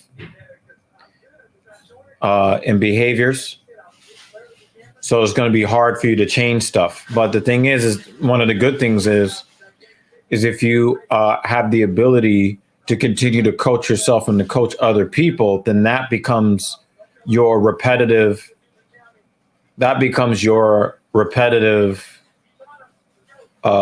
Instinct. And then you'll be, probably healthier than most. In that respect. And one final shout out to his training gyms back home in Carolina. All right, main card. It's 6 fights. It's got top 10 contenders in several different divisions, including our main event at featherweight. You don't want to miss it.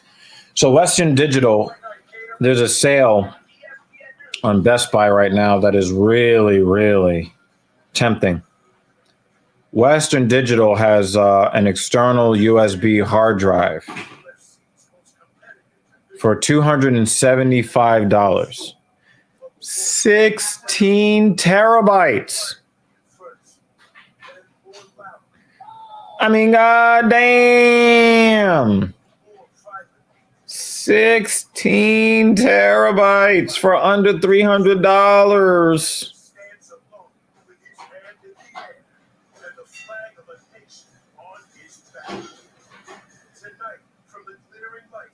I want this shit.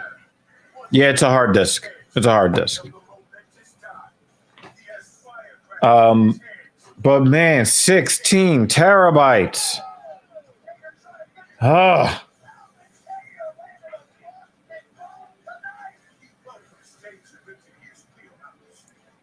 I just keep seeing network drive. But it also know that if there's a sale like this today, because the MSRP on this is almost $500, so it's like a $200 discount, right? If I know that eventually the prices on storage are going to continue to come down, and this is not going to be a one-off sale. I just get that feeling.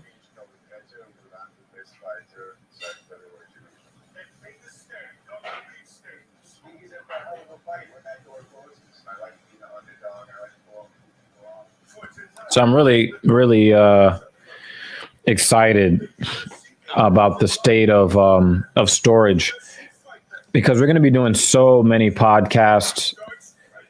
You know, I'm going to be doing my gameplay commentaries. I don't know what games I'm going to be doing my commentaries on, but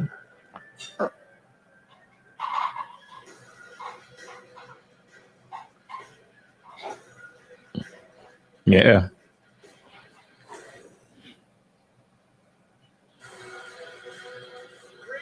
Yeah, I'm really looking forward to seeing, because right now my network storage device is, I think, it's like 4 terabytes.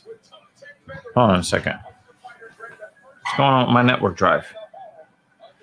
I think it might have gotten.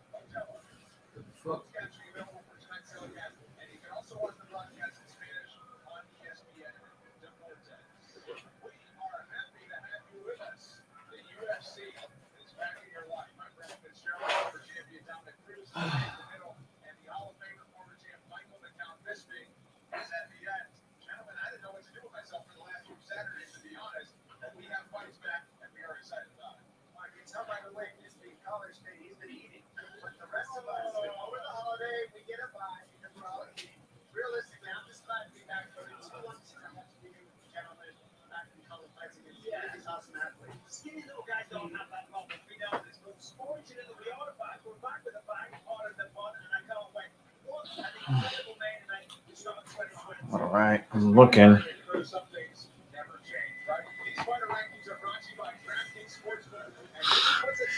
Yeah, Lewis, go get your money, man. I know you're 5 hours ahead of where we are. So, you know, really, thank you for coming through. I really appreciate it. I got to make sure that my fucking network drive is on the way it's supposed to be.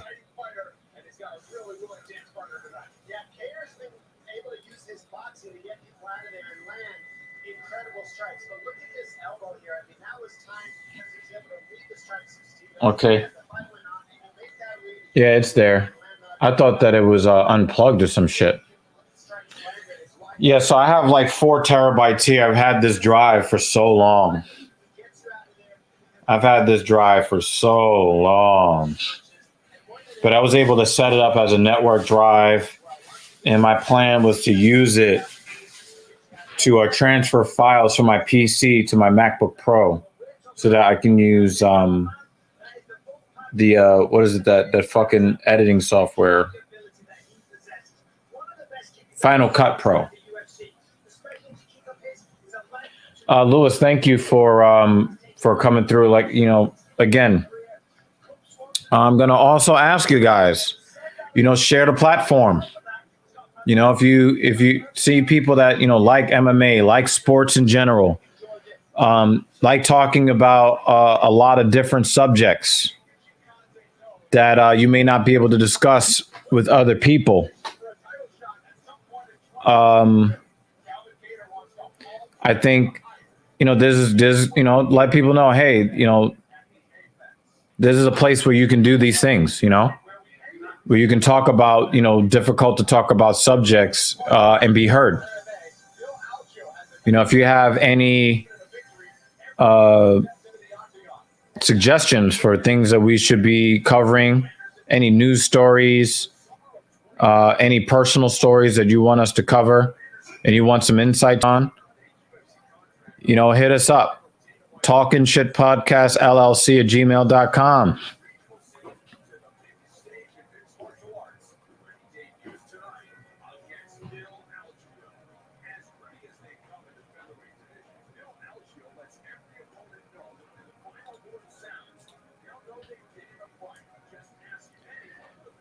Would really rather see a rematch where Ortega and Zombie than have Alex fight and then have Alex fight Holloway.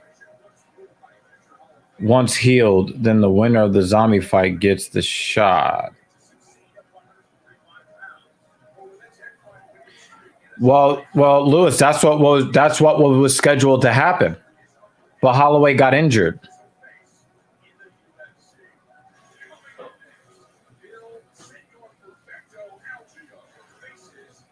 I mean, that's pretty much how it was. But the thing is that Dana White and the UFC have a contractual obligation to every fighter to offer them at least 3 fights in every 12-month period. So Alexander has to fight somebody. And if Alex wants to fight, Dana's going to make sure he fights. It just so happens Zombie is Chan Sung Jung is available.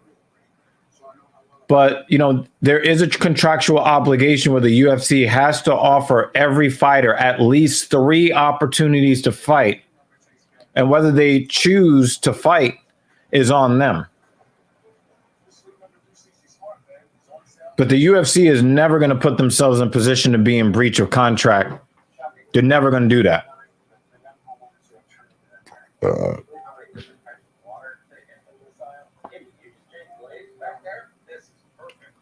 But I watched the fight with Zombie.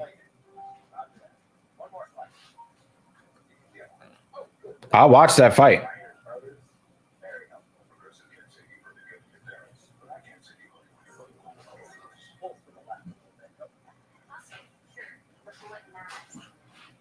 Said, no, that's not what happened. The UFC have this tactic of forcing people to sign. They've done it before when they announce fights way too early, pushing the fighter to sign. But Holloway probably didn't budge. That's not true. Holloway did agree to the fight. And then 3 or 4 days after agreeing to that fight, he aggravated a shoulder injury? He aggravated some nagging injury, and then he was forced to pull out of the fight. Like there are articles all over the MMA spectrum. Holloway did agree, but then he got re-injured. But the UFC, the way that UFC contracts are written, the UFC has to offer every fighter at least 3 fights every 12-month period. They have to.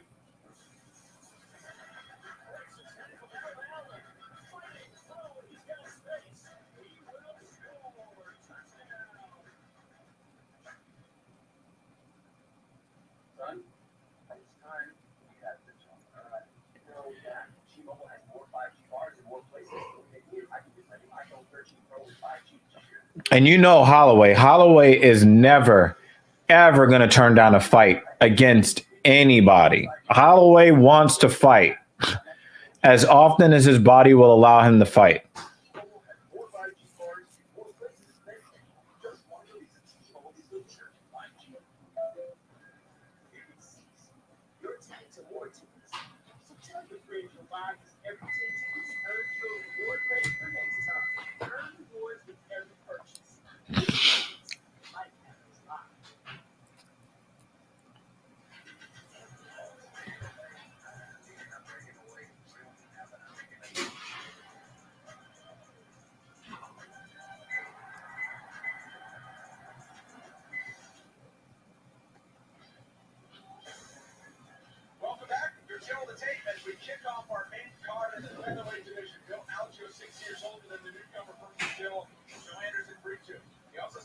All right, so Joe Anderson Burrito is I hope that his nickname is Burrito, because that would be really funny. Brito is his first fight in the UFC. If Bill Algeo loses this fight, he's in trouble. He can't lose this fight. It would not be good for his standing in the company.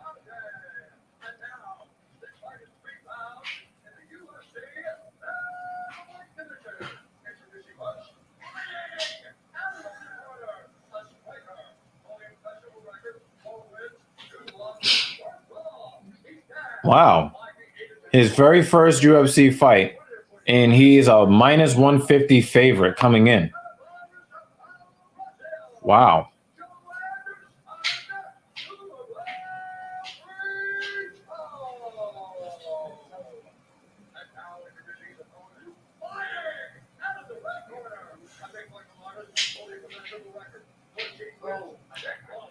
Also, think of it this way too, Lewis. You're not going to have to force Holloway to go get his belt that actually belongs to him. Holloway has been pining for that fight after he got robbed by the judges in the last one. You're not going to have to force Holloway to sign that contract. Holloway has been wanting to get the belt that belongs to him back in his possession for a minute.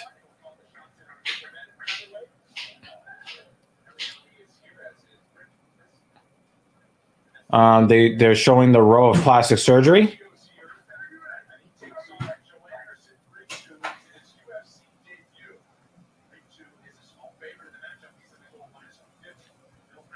Algio's on his bicycle, and he better be. It looks like the proper pronunciation is not Brito, but Brito.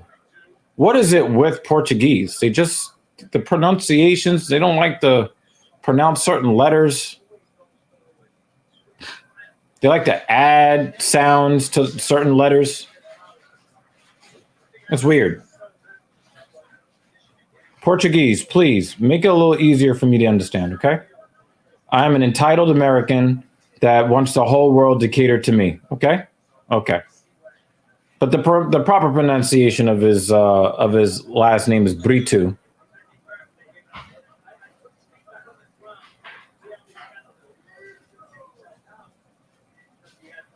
So Brito is billed as a striker, but he's getting that BJJ in almost immediately.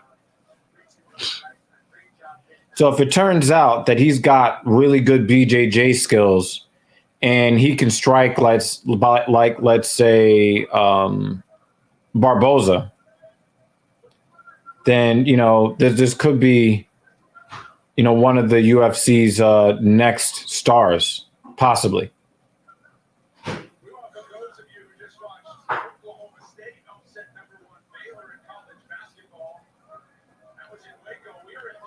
Uh-oh. Put him right down in the middle.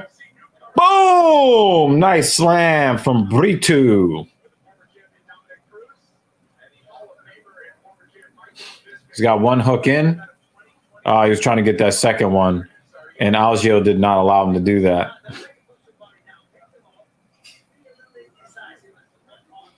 He's trying to get that second hook in. He is on his back like a fucking spider. If he submits this guy after being billed as a striker, holy shit! Oh, and he's got rear naked chokes from both sides. Did he like fool him? Like, oh yeah, I'm a striker.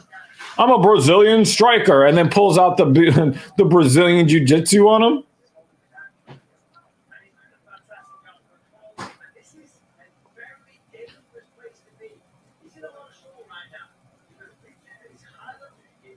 Yeah, you could tell that this guy's got crazy BJJ. But he's billed as a striker. If he's got both. Oh, Algio's turning into him. Oh, he reversed it. I mean, he was risking popping a rib. Popping one of his lower ribs. But nice work, Algio.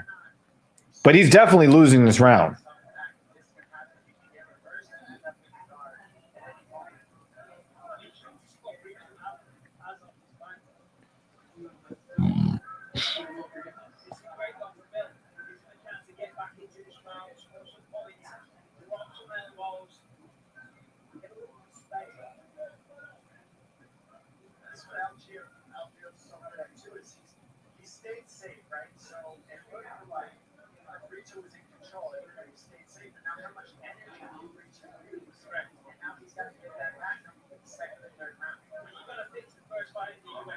Uh-oh.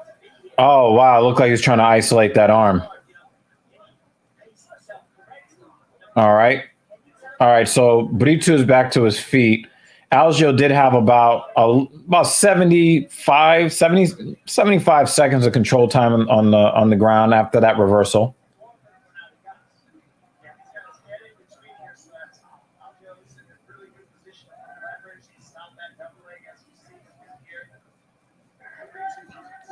Good takedown defense from Bill Algio there.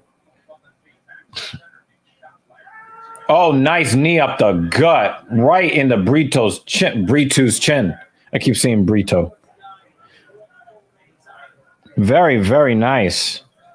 And he just kind of popped that. He just popped that knee up the middle just a little bit, and that stopped Brito right in his fucking tracks.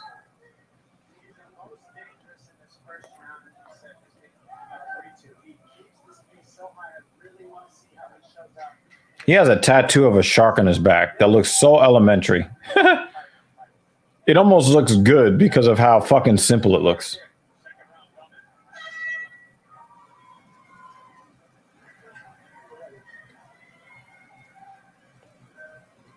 Who won that round? I'm going to say Brito. He was the one that was threatening submission. He had I think he had some more control time on the ground. I'm giving that first round to Brito.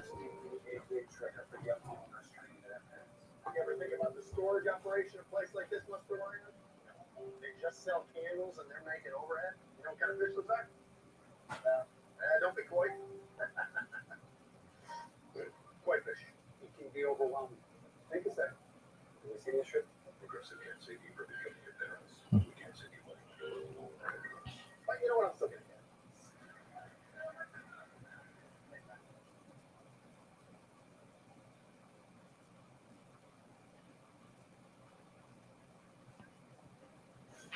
Coming up on Tuesday, UFC Roundup is back with Paul Felder, Michael Chiesa. You got your hot takes on next weekend's UFC 270 title fight doubleheader. Plus a recap of this weekend's UFC Fight Night. UFC Roundup Tuesday, 5 Eastern on YouTube. All right, back to the action. Oh, big right counter from Algio. He's hurt. You know, he's funny because Breach said in between rounds he has zero power. He tells me that. Six are coming right back with the pressure. Algio is a very unique fighter. Getting his takedown.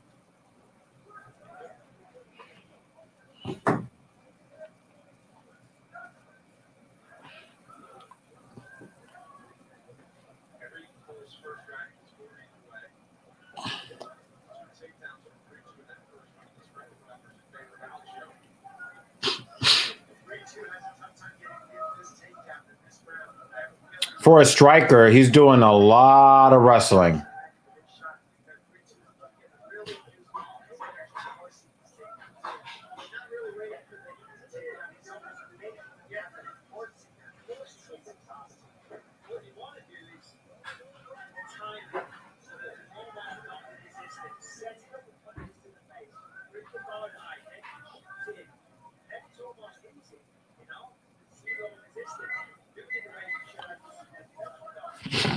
He's trying to force Algio to do an illegal knee by putting his hand on the canvas.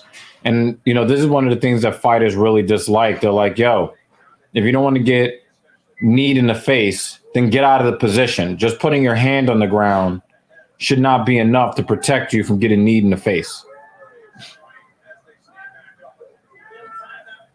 I think one of the things that puts Brito as at a disadvantage is that his arms look so short, and Algio's arms look so long by comparison. Now, Brito, his leg kicks seem to be very potent, and he really does need to use them a little bit more than he's using them.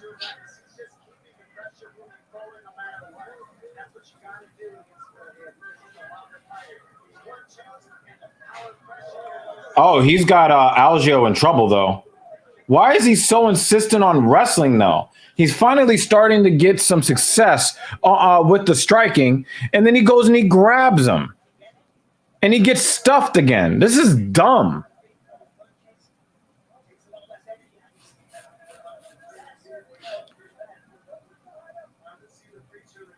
Algio's hands were dropping. Thank you, lady. You know, he's starting to finally give him the business. And what does he do? Oh, let me grab him. Fucking dumb.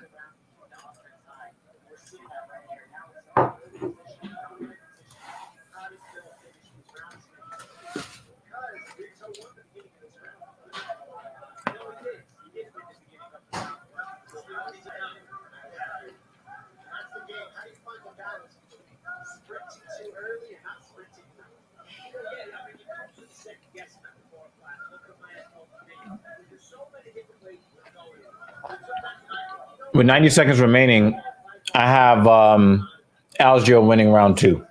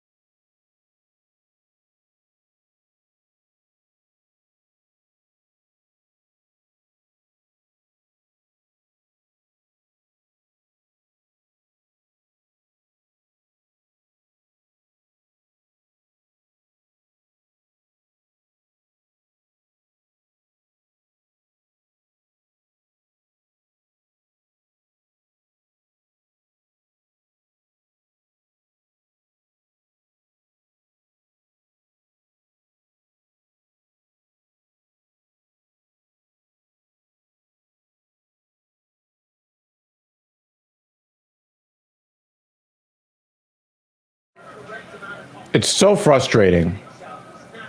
So frustrating to see. Every time Brito starts to see success with his hands, he ends up in these clinching situations, and the bulk of them, he's the one initiating them. It's really dumb.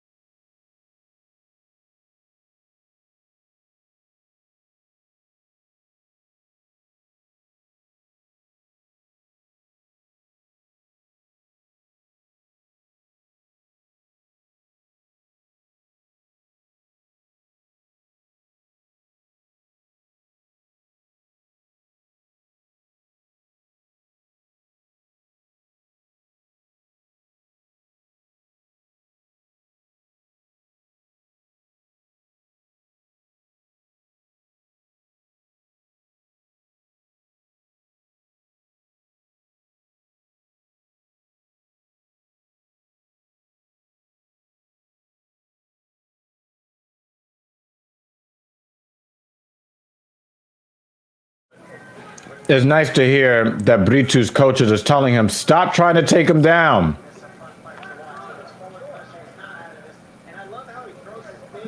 Obviously, Brito lost the second round, but he can win this fight right here.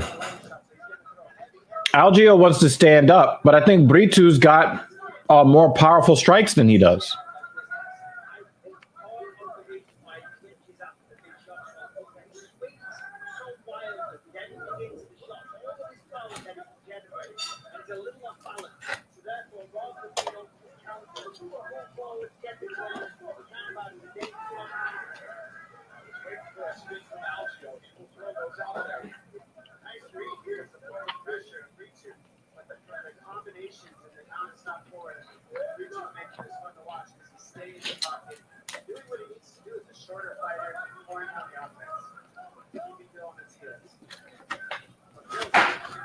Thank you.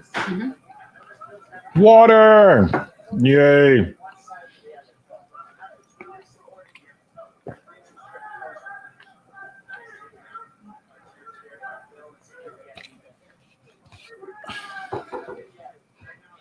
I like how Dominic Cruz made the wrong call on the takedown and he fixed it. He was like, nice takedown attempt by Algio.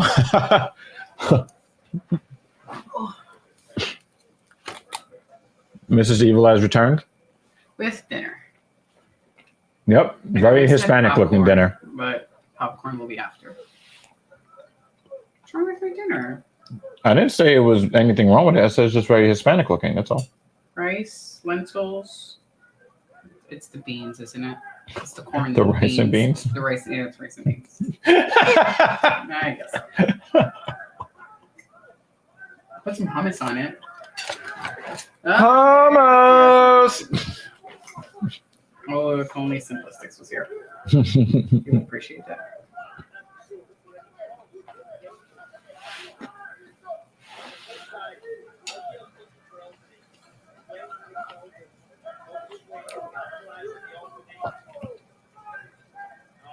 Now he's reaching for it.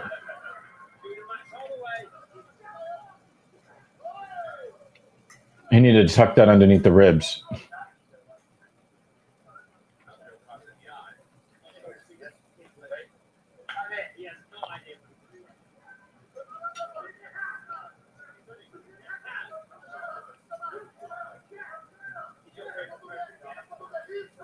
Did he check that kick? Because that looked real uncomfortable. Nice left from Britu.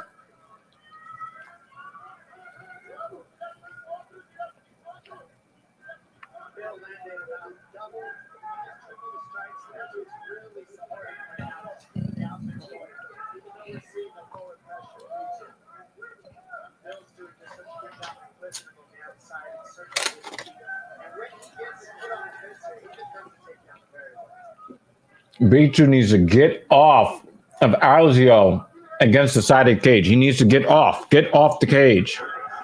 And then he gets taken down, and that's the end of the fight. This dinner's delicious. Bill Algio, his food is going to taste really, really good tonight after this win.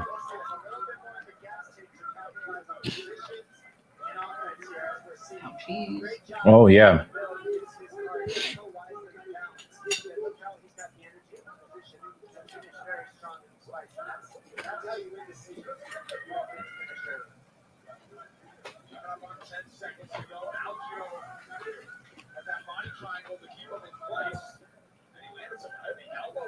This is the second time. This is the second time a veteran beats a rookie. Rookie meaning, UFC debut.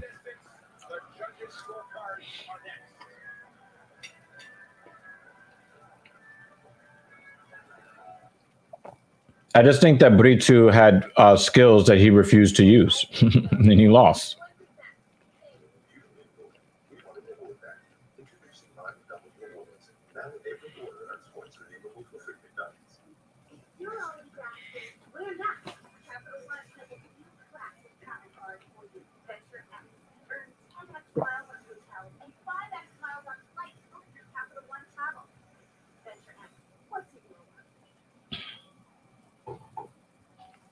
I bet you those points are worth nothing. So it's 10 times nothing.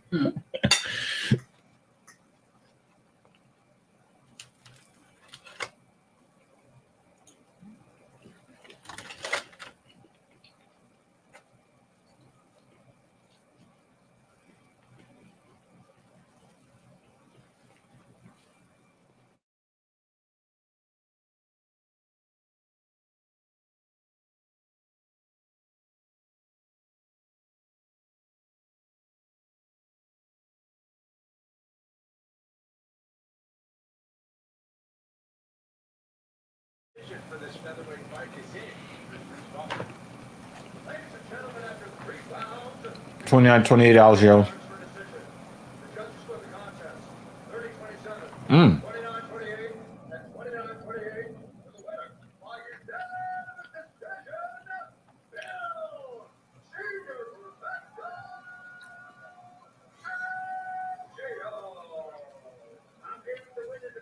Senor Perfecto. Mhm.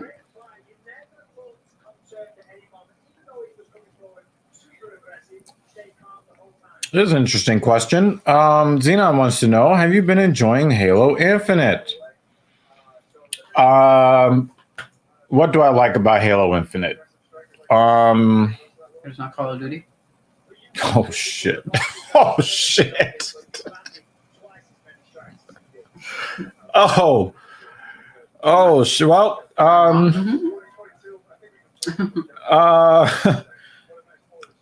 I think she stole all my thunder with that. So we're going to leave it at that. We're going to leave it at that. Yeah.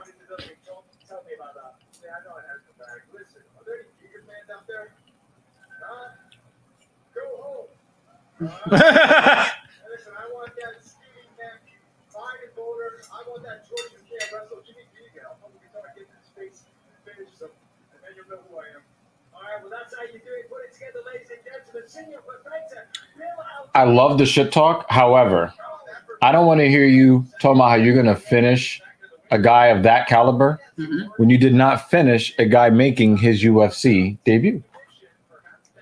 Right? Like, read the room.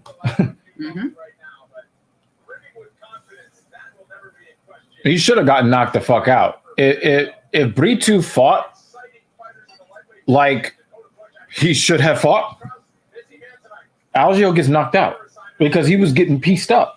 Anytime, I don't know, it's annoying to watch fighters force wrestling, force grappling against the side of the cage when they're piecing the guy up. You're just letting the guy off the hook.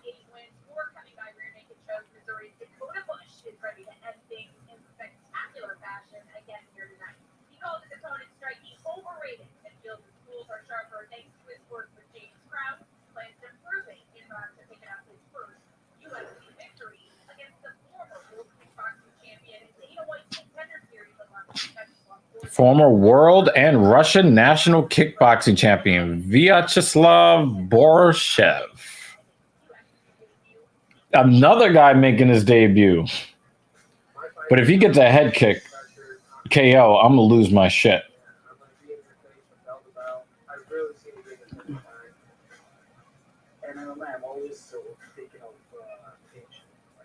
Slava Claus? What the fuck is that?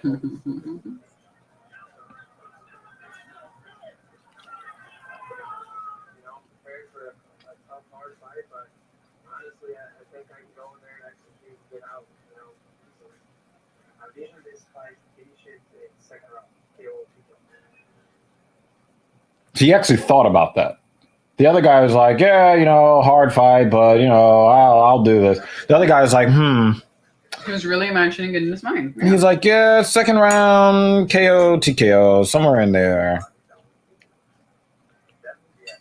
I don't understand what it is. Like, I know that we have this USA is number one thing. I get that. I understand it. Okay. I get that. Everybody watch Rocky. Okay. Here's what I don't understand. Why do American fighters keep on underestimating Russian fighters? They come out there like fucking battering rams. I don't get it. Like when you get these guys that come from Dagestan, and you hear people talking shit about those guys, and then at the end of the fight they lost, and it just keeps happening. Stop talking shit about them. It's the popular thing to do. But it's dumb. You're gonna lose. Popular doesn't mean smart. We know this. Yeah, it's just dumb. Yeah, Xenon said Russians are pure aggression. When they get in the cage, they don't give a flying fuck.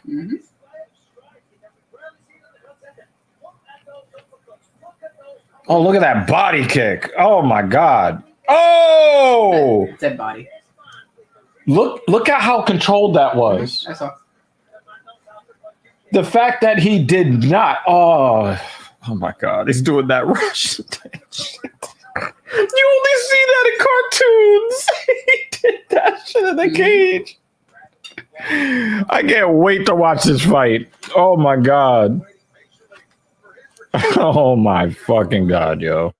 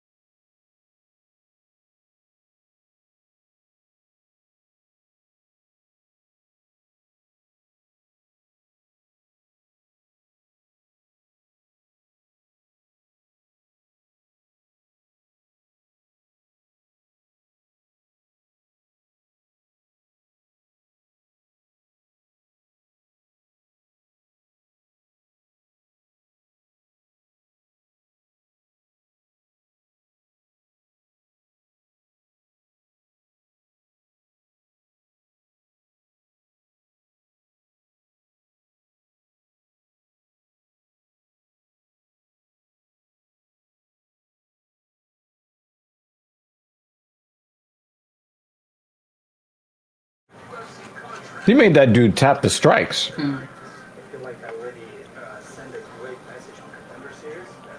Right now, I just want to prove that wasn't just an accident. Now the dude is actually intentional when he talks. If he has that same approach in the cage, look the fuck out. We will be Russell Crowe.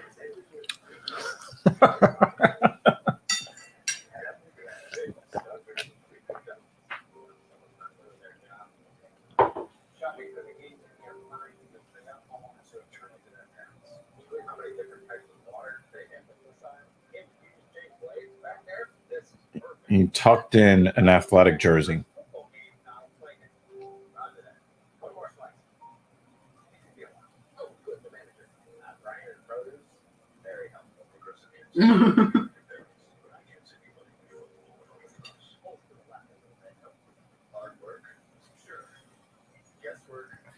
Yeah, I know, but like, that is the right thing to do. Yo, this card sucks. Oh, and by the way, somebody's actually doing their job. You're hearing about them doing their job for once. Well, if we're going to be attacked for the right reasons. We're doing the anti-Karen thing. And we do comment on the... When we yell in their face, I love you! Yeah, we're starting the anti-Karen movement. I mean, the last time we went to Wegmans, I complimented the lady on her packing. And she was like, oh, thank you. Yeah, there you go. See? There you go. She packs so well. Yep. Not everyone packs well. Yep. Yo, let's normalize bringing dignity back to poorly paid workers, okay? If you want to see them do better at their job and you want better service, treat them like human beings. How about that? Tell them the shit that they're doing right. Yep. She packed it really well.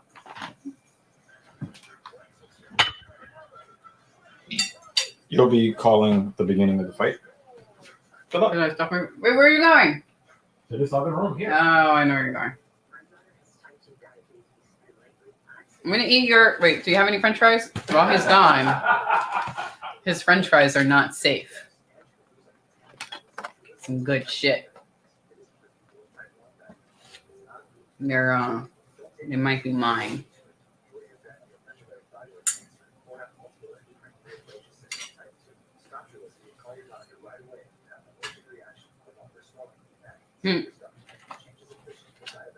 I think just treating customer service people in general, like humans, helps a lot. Because yes, I know we've all experienced some bad customer service, but I think that's probably the minority. Most of them are good.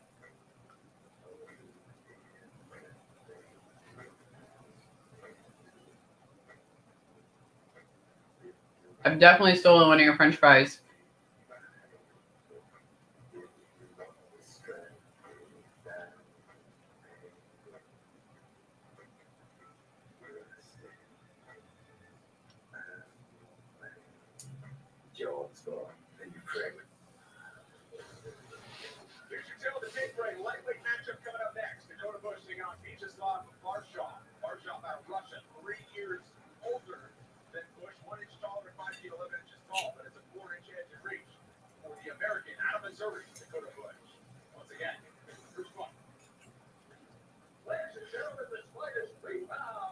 Oh, and you leave the room when Herb Dean is coming up? You fucked up, babe.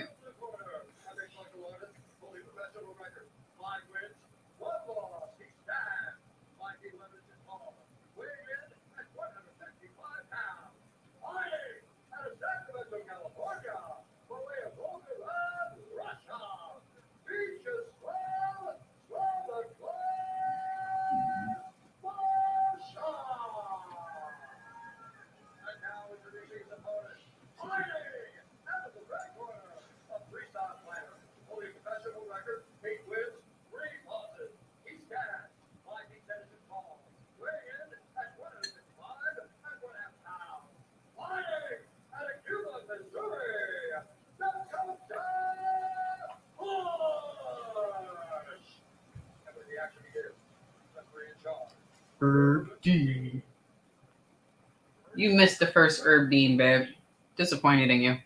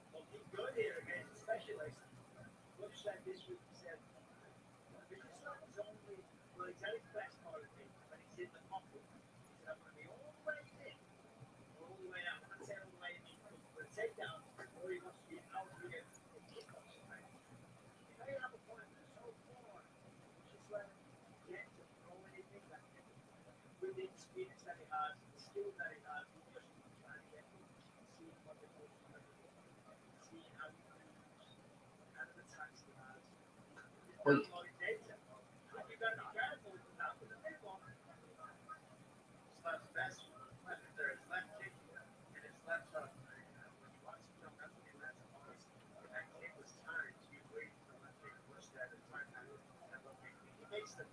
Oh.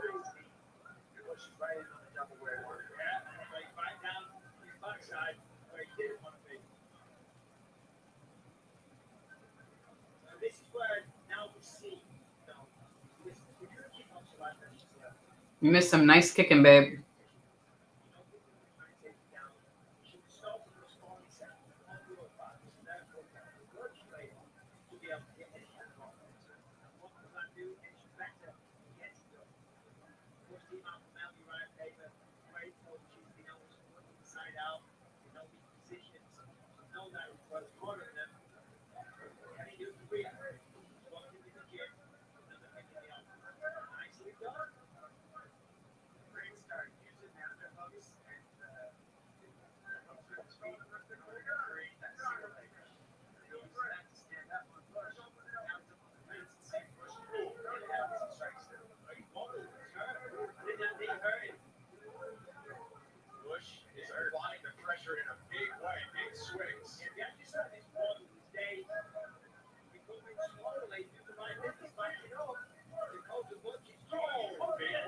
Oh, babe, this match is about to be over.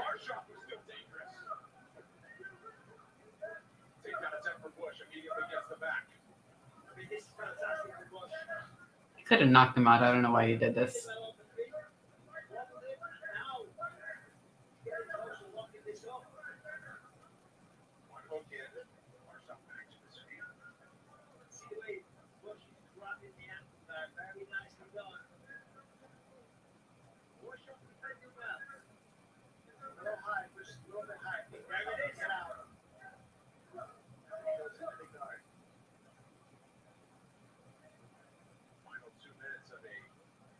Start to round number one.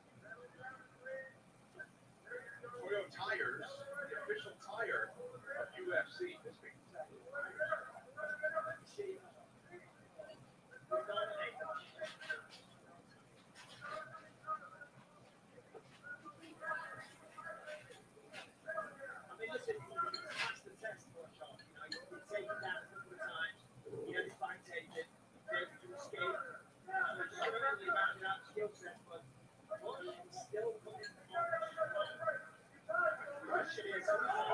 Oh, shit. Wow, I wasn't expecting that. I really thought Bush was going to win that.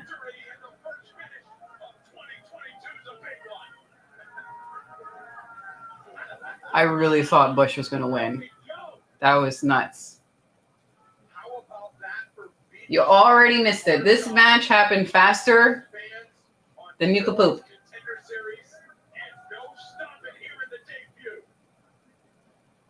And you're missing the dancing.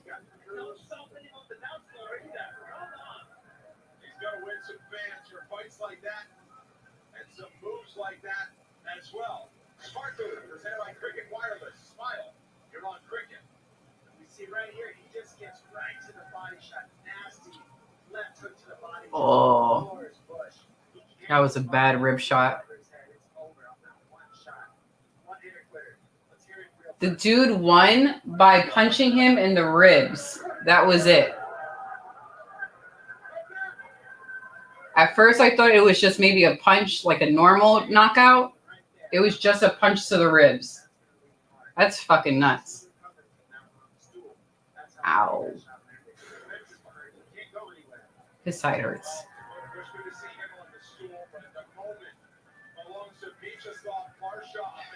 Excuse me.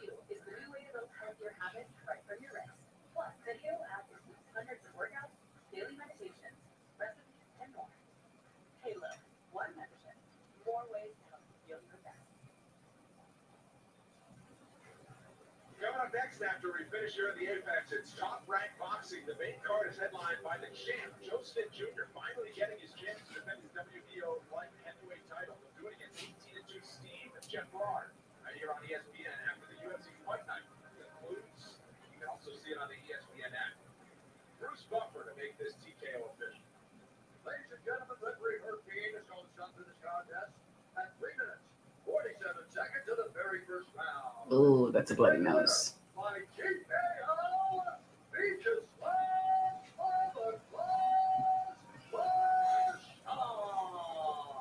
Should have said TKO due to rib punches. Listen, we'll get to the finish in a moment. But first of all, a kickboxer like you, people are always going to try and take you down. And you pass the test, you must be really happy. It really is. Now, listen, if you take a shot in the second round, is that something that you drill? Yeah. I think the further shot, I believe it's force forward. Oi. Yeah, that was sure. Nice to fight. I love it. I mean, you got it out of there. Ow. In the first round. How quickly do you want to get back in here? I wonder if he has a broken rib.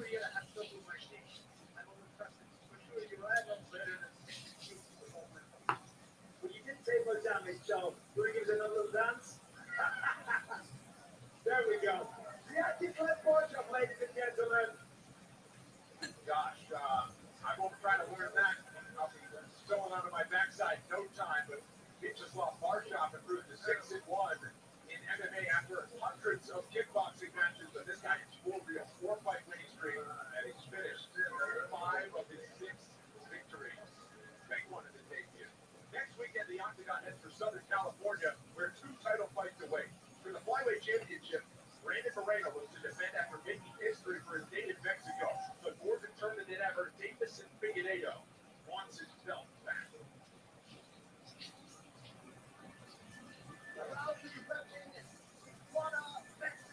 Babe, the YouTube spam, we just block them or report?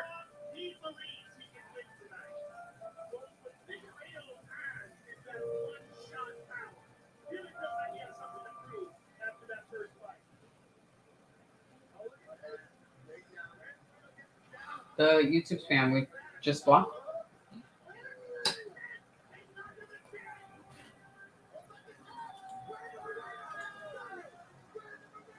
Okay. Because it was letting me do it here, that's fine.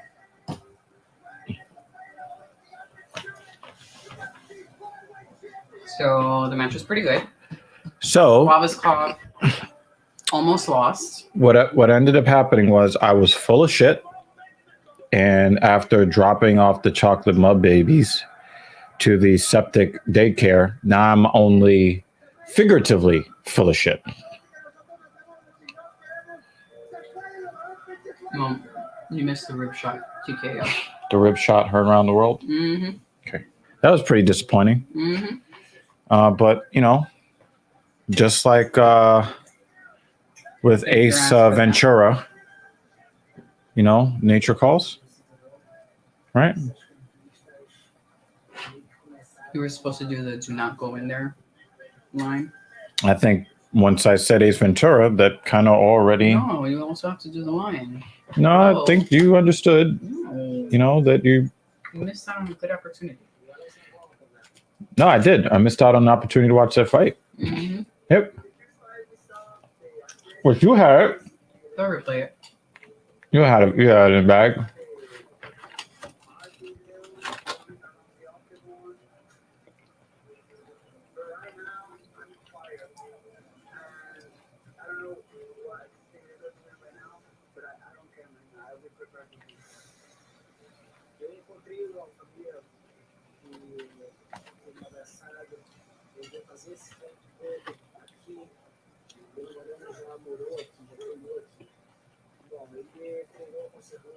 This is so corny.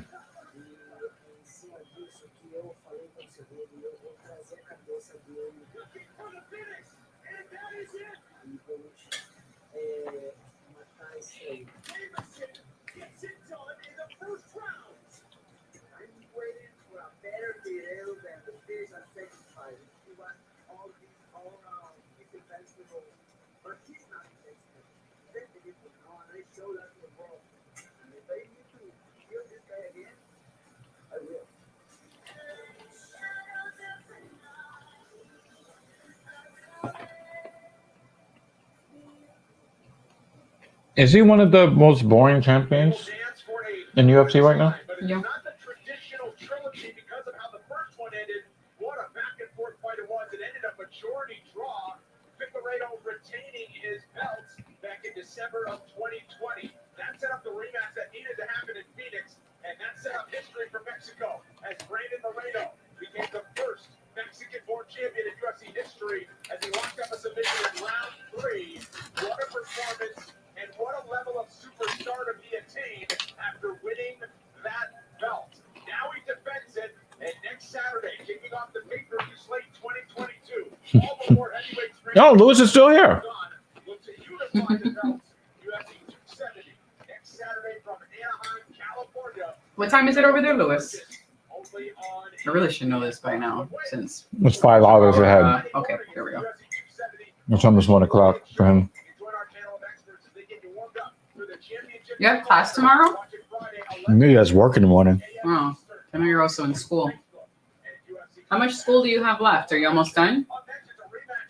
Another semester, a few classes left. Why couldn't I have taken a shit before this fight? Good job. Thank your ass for that.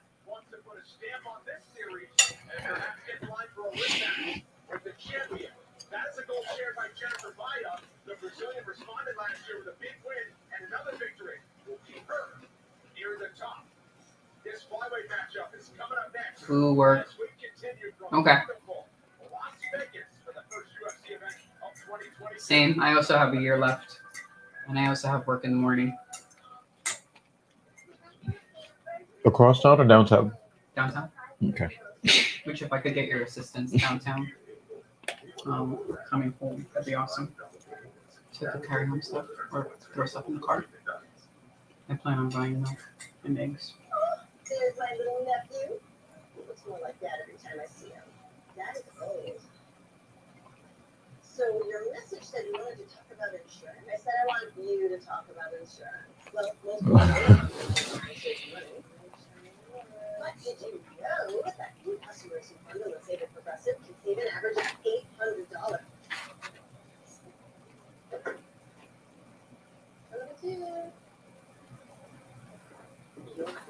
Is that well? A year and a half. That's all right. But I'm gonna do. He said more than one, less than two is just one.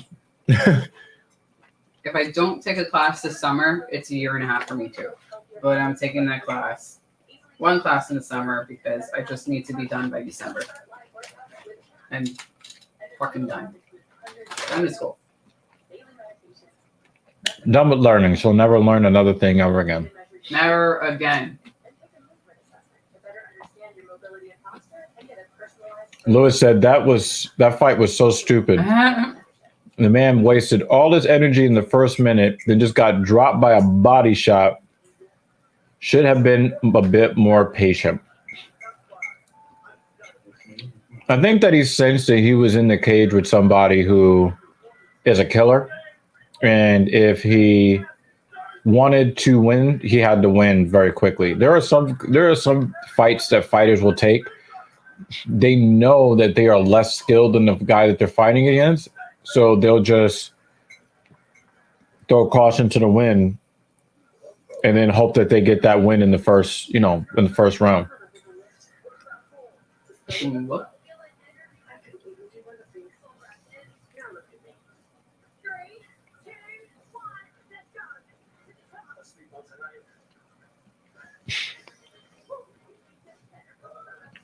Did they show a grown man lifting a 5-pound dumbbell? Get the fuck out of here. Mm-hmm.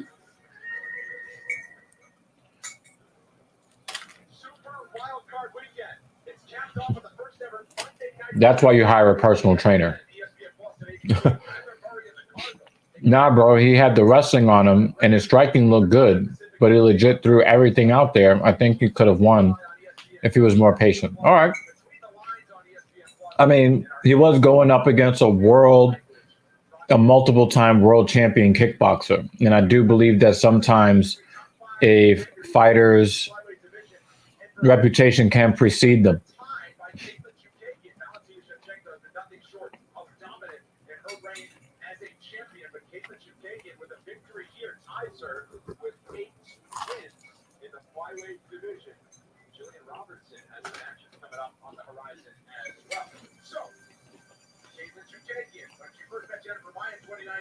A hard-fought decision win led to a title shot.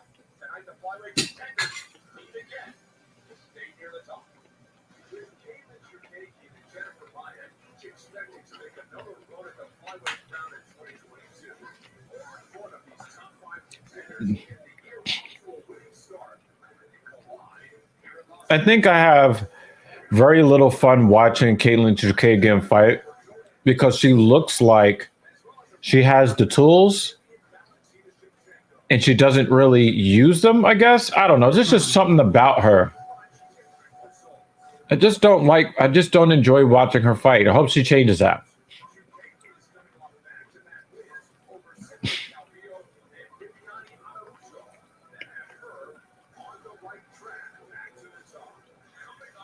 She's also just not an exciting fighter to watch. He said, and he rocked them, then threw 3 big haymakers and missed all of them. Like, bro, what was he doing? Yeah, man. I really wish that I could have held off on taking a shit until this fight. Like, dead ass. But, nature calls. Don't go in there, the whole thing, whatever. Okay. I didn't see it right.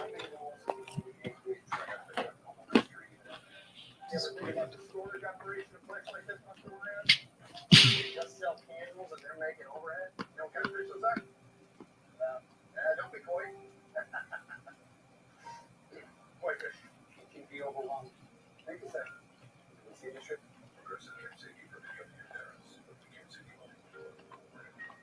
You know what I'm thinking? I don't feel attacked in this commercial. Not the dad jokes commercial. The other one, yes, though. Yo, the way she slipped under their table, I was like, damn, they got a commercial featuring chicks getting their pussy ate?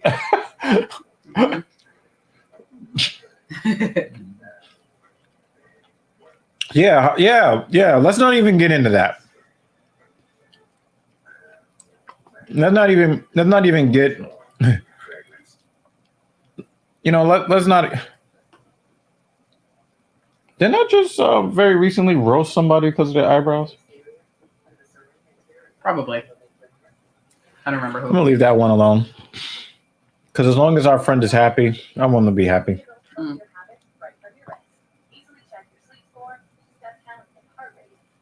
Oh, you weren't around when I was roasting those eyebrows. Mm.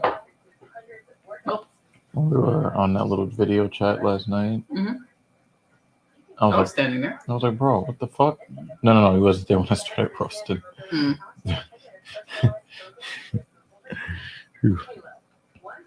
No, but for real, they look like they're falling off the side of her face. I don't know. I don't know why these women make these makeup decisions. They look like fucking clowns. Too often, they look like fucking clowns.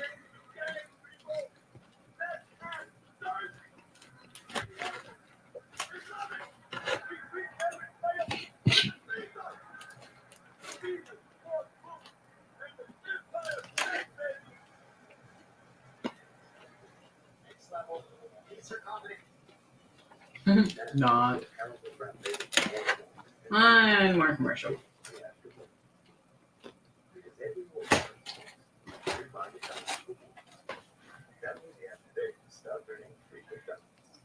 So if my parents are be eligible for USA, great. As long as the parents are starting. What about if I can do this? Lewis is terrible. Hard work. Sure. Guesswork. No thank you. If you're honest with yourself, Lewis, if you see a woman like that that looks like an old leather wallet, you can almost guarantee that she has very high-end sloppy toppy skills. And the reason why is because she has to.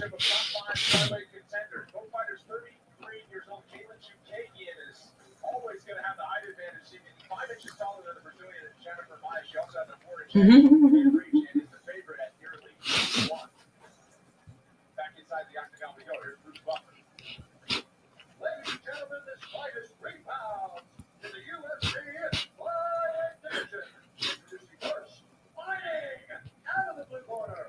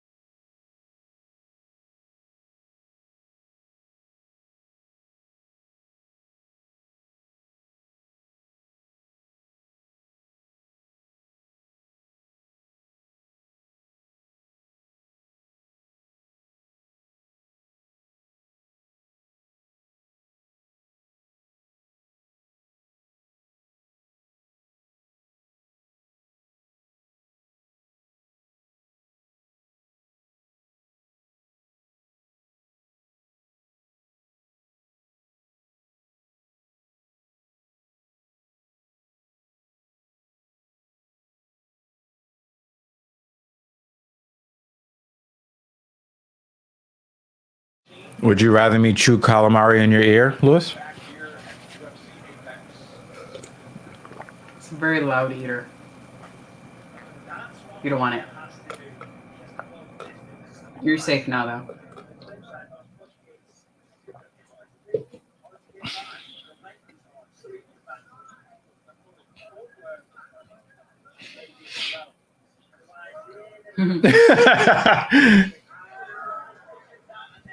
That was a nice stick and slip by Chikadze.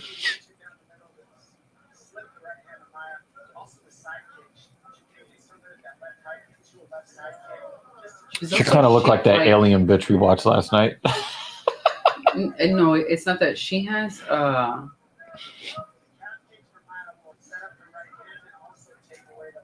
She's like- got like- too many angles in her head. like an upside, but the way she's shaped is almost like an upside down triangle. Not a John Yeah. Bravo thing, Yeah, I know what you mean. but very narrow hips. Yeah. Compared to her very wide shoulders and large head. She looks like those things out of. You talking about the scrolls? He's talking about the scrolls.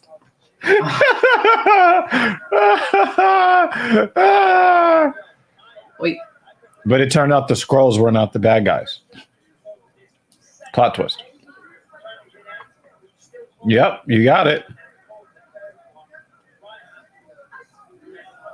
I almost thought she kicked her in the ass.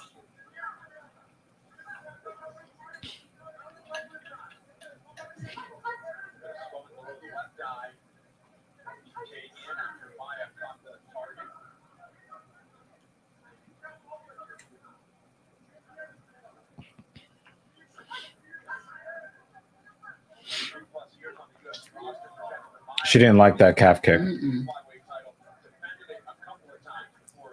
She reminds me of a skinny Big Bird. I like how she tucked her her ponytail into her uniform. Mm-mm. That's pretty slick. I gotta give her credit for that. Well, it was. Yeah, it was tucked.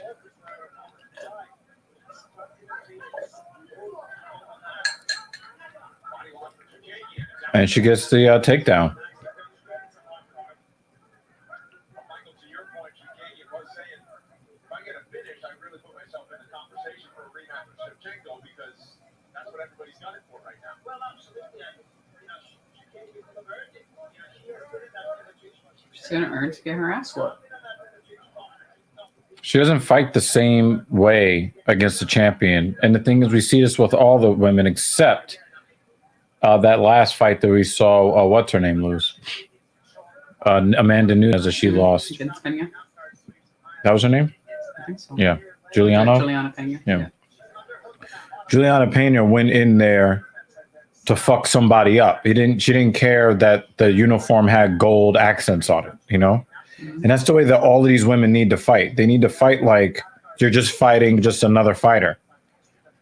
But when we see them at flyweight and at strawweight, you see that, you know, they act like, oh my God, this woman's so unbeatable. You know, they don't stand in on their strikes the same way from the very beginning, you know? Mm-hmm. A lot of these women are beaten before they ever get into the cage. And then it kind of makes you wonder. I mean, we know how great Amanda Nunes has been. We know how great that Shevchenko has been. But what if they're really not as great as we thought they were? But that these women just go in there with a different defeated mentality and they're already won before they get into the cage. I think for Nunes, definitely. I think with Shevchenko, some have really tried, and she is just beating them at their own game. Yeah. I don't know what it is about Nunes, but for most of her opponents, they go in there shitting their pants already. Shevchenko, I feel like most at least appear to really put up a fight or be psyched up enough to put up a fight and not be too scared. But very quickly, the ones that fight bullet, very quickly they give up the fight. Mm-hmm. And they, you know, maybe they weren't defeated when they went into the cage, but they were definitely defeated 35 seconds into the match. Yeah. And I'm like, all right, never mind. Oh, I didn't get that takedown. Oh, well, time to go home. Yeah. Fuck out of here with that.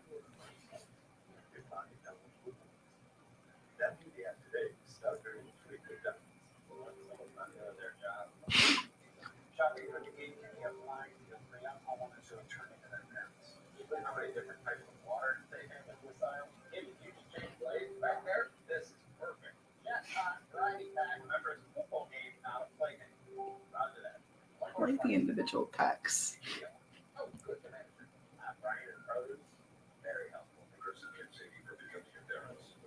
I like how they gave him the really bad hunched over posture. That's fucked up. Check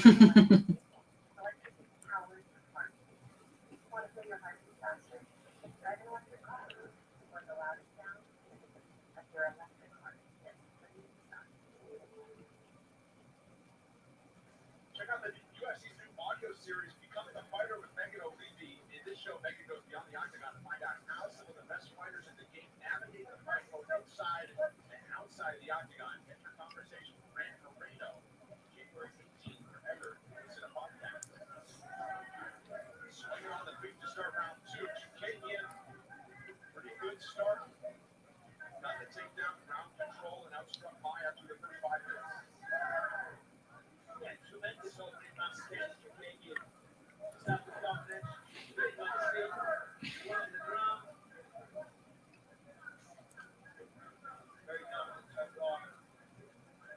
I think Caitlin Chukagian might be the most skilled fighter I care nothing for. Because when you look at her, she's technically sound. But even with all that technical prowess, she is intensely boring. And it's weird. I can't put my finger on it.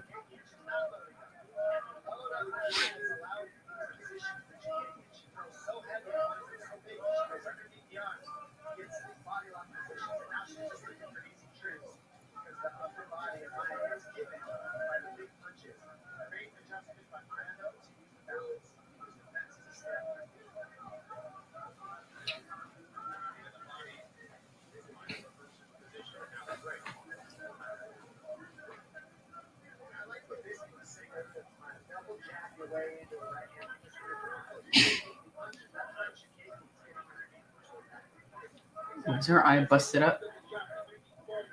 Looks a little red. Looks a little red.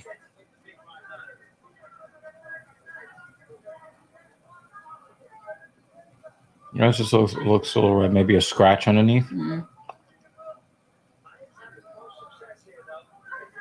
You know how it is with white people. Sometimes it looks like they're bleeding, but it's really just a deep bruise. And now I get a crazy fucking bruise.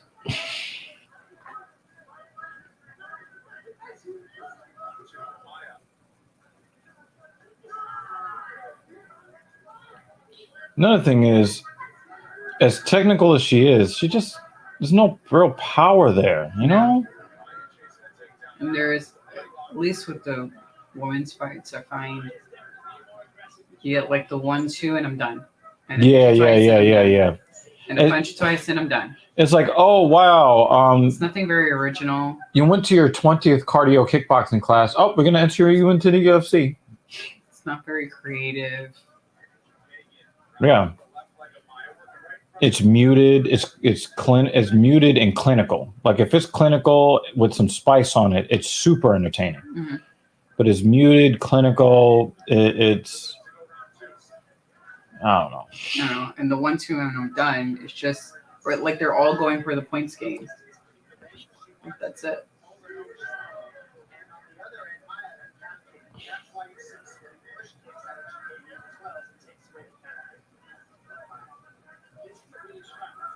And it's not like I want to dislike Chukagian. I just can't figure out why I just don't like her.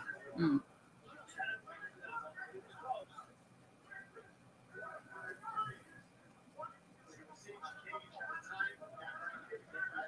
Yeah. Fine. Fine.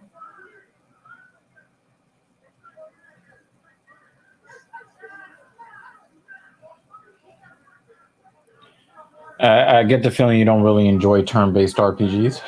Yeah.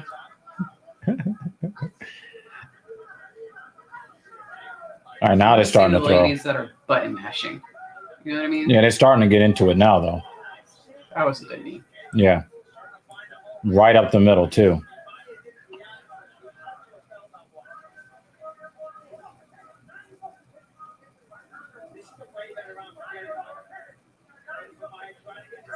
Oh, she tried it. She tried to swing her down.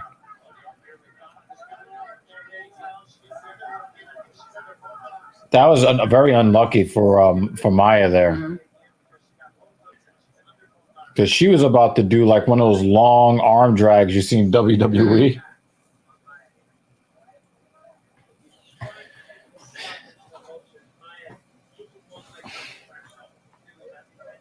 And Chukagian stiffed her on it.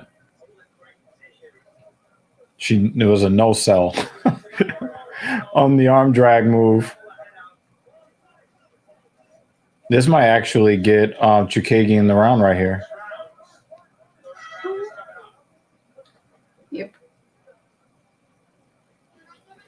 Yeah, it does seem like she's kind of a point fighter, you know? Mm-hmm. We don't want to see point fighting from men or from women.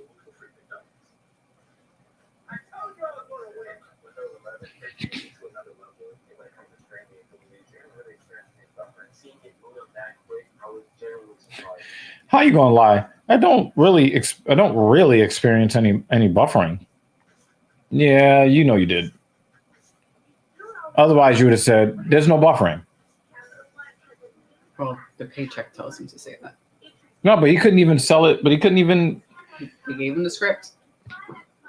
He read his script. That's what he's paid to do. If the script is, give us a lukewarm endorsement.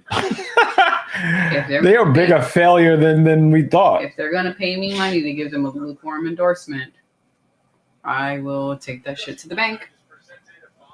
And No cash shame. it and cash it in a lukewarm fashion. Shame.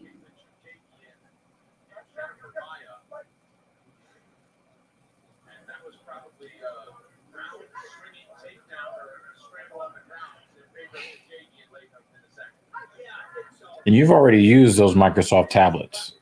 Yeah, they suck.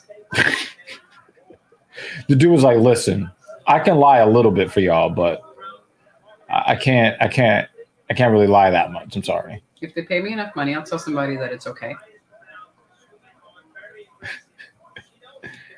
Yeah, they're not gonna hire. Maybe there was a little bit of blood on her eyelid, maybe a little bit. Ooh.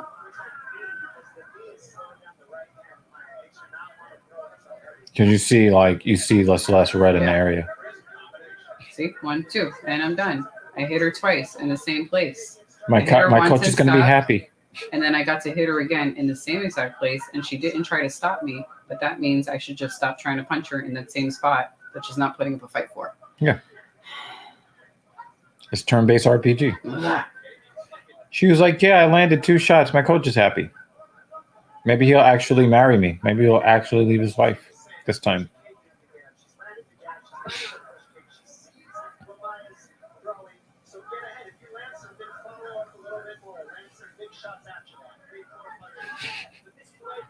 Told you they're listening to our broadcast while we're listening to their broadcast.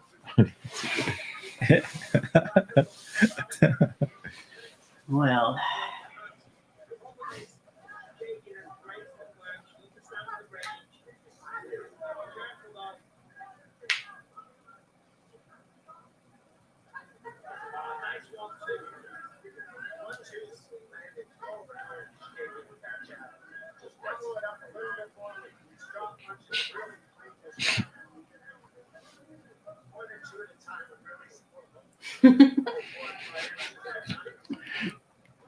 You think nobody's watching our stream, but there are people watching our stream.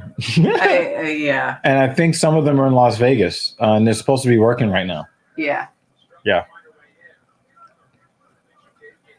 So I think we answered her question of why we don't care for her as a fighter. But Maya is not really doing a whole lot to inspire interest either. She tries, she's got a very masculine posture, but, she's good at trying to look like a dude.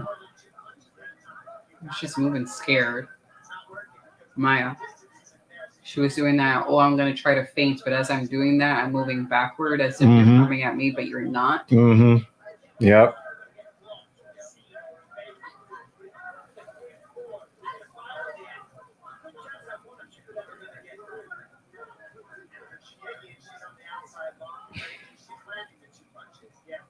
She's landing the 2 punches. Literally, just the 2 punches. Yep. But if you're landing 2 punches and your opponent is landing no punches, you still won the fight. And if there's nobody else ahead of you in the rankings, then you get a title shot, but then you get beat up the same way you got beat up the last time. She could have unloaded a nasty ass combo right there. Yeah.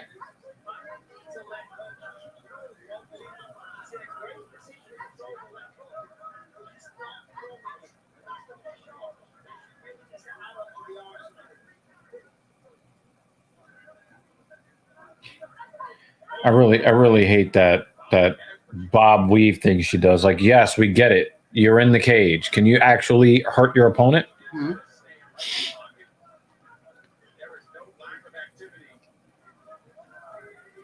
Another 1-2 from Maya. Nothing else. 40 seconds left.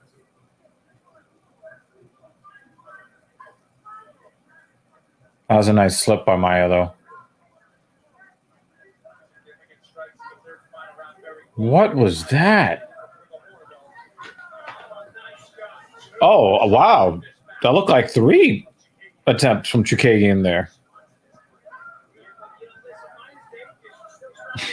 She's not dangerous. Should stop it. Bisping is trying so hard to make this seem compelling. I've never seen so much phone booth action that's been this boring. Right to the final horn. Yet, right side. But Kattar Chikadze, it would appear, will have done enough to make it. You should have made popcorn now. I should have took the shit during this fight.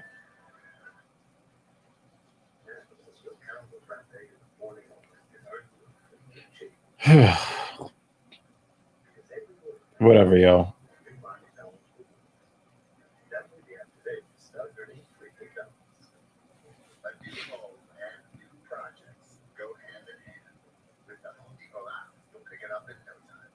They want to put Chip and Joanna and everything, don't they?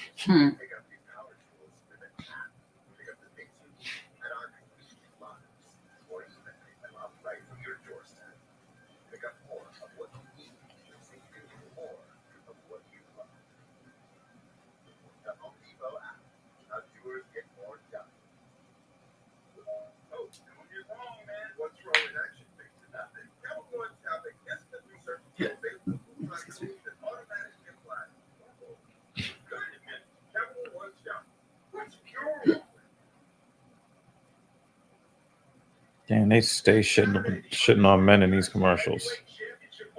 What's wrong with action figures? You ain't getting no fucking action.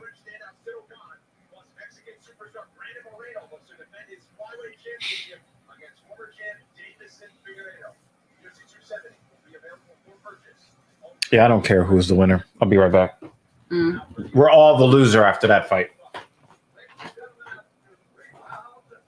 Yep.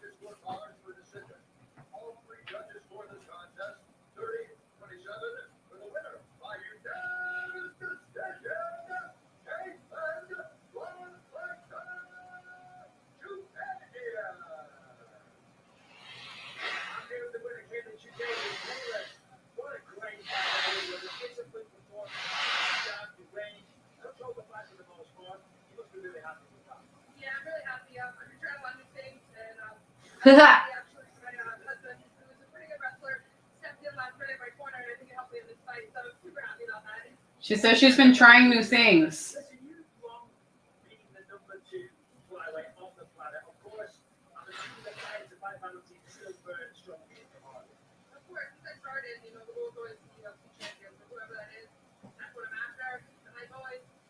Yeah, I heard that scoff laugh. I was like, oh, something stupid just happened.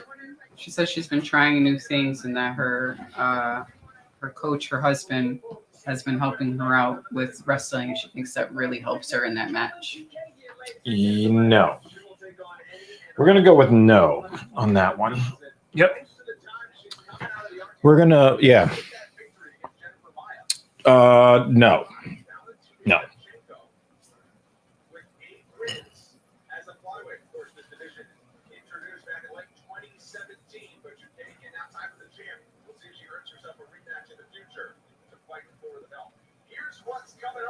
I thought I was tired because of the shit I took. No, it was that fight.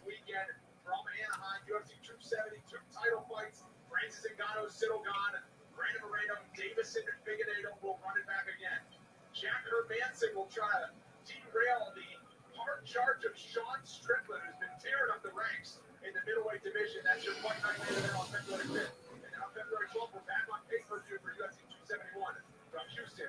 Israel Adesanya, the rematch with the former champion Robert Whittaker. From Las Vegas, UFC Fight Night is brought to you by DraftKings Sportsbook. Download the DraftKings Sportsbook app to bet on the UFC. Use promo code OCTAGON. DraftKings, the official sports betting partner of the UFC. How about a business trip from Boston to Vegas? Calvin Kattar back tonight. first time in a year.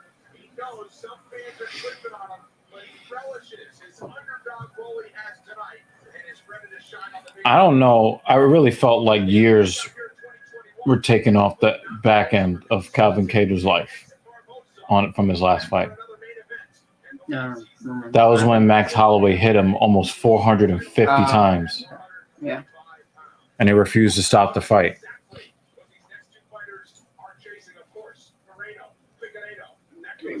Well, the fight I want to see, Brandon Royval versus Rogerio Bontorin.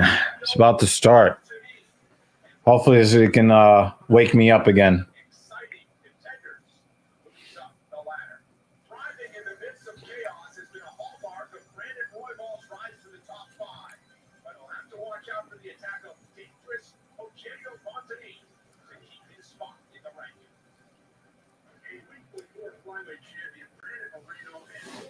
All right, popcorn time.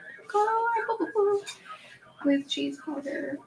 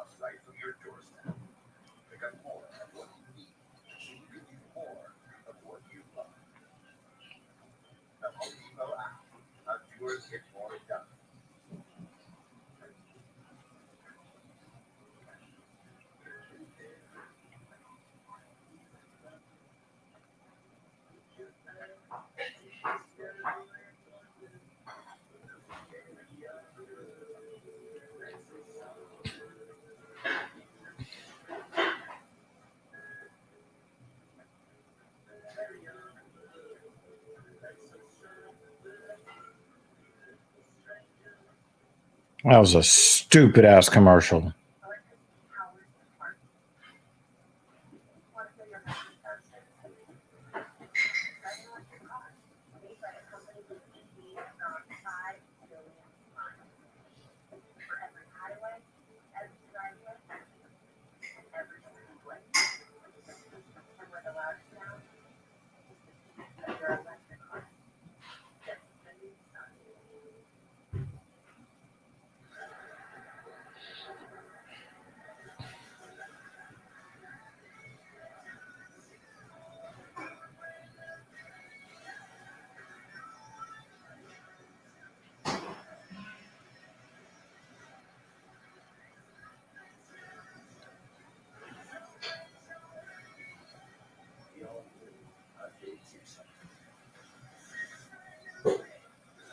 That is so fucking ugly.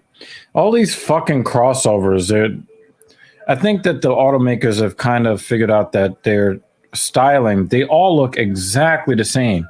So what are they responding with? Oh, let's do more ugly angular angles on the driver and the rear driver's side doors. You know, all the, you know, but you know, the front and rear doors. Put these fucking ugly ass angles and like these nonsensically designed lights, headlights, and taillights, and they're trying so hard to look like, different. They try so hard to look different, and they just all end up looking the same, and they just all look stupid.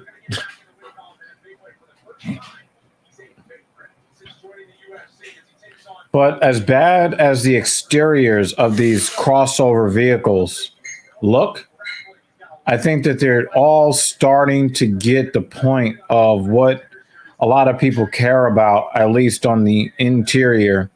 More comfortable, prettier interiors with technology that makes it easier to focus on the road and get where you're going.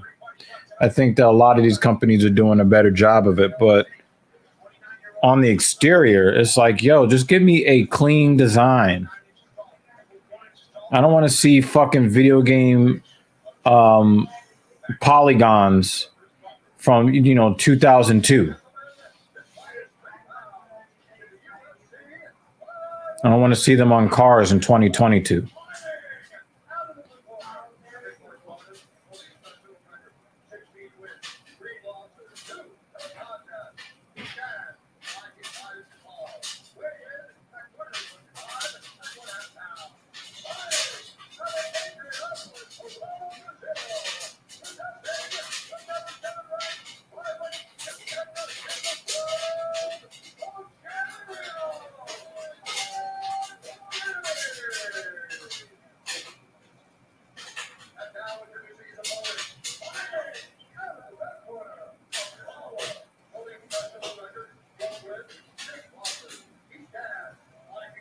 Brandon Royval is ready.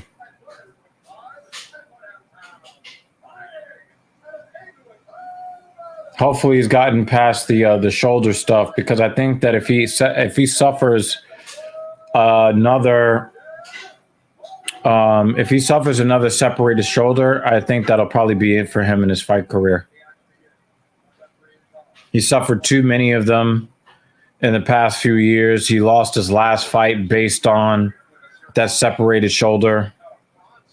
That shoulder just pops. The head of his humerus just pops out way too easily. And I'm hoping, you can see the surgical scar in his right shoulder.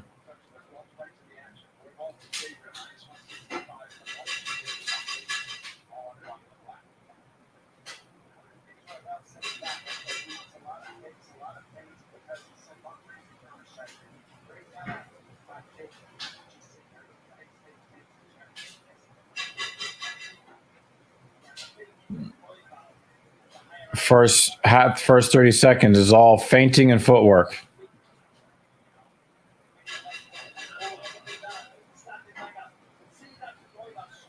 It looks like he lost his balance. That didn't look like a knockdown to me.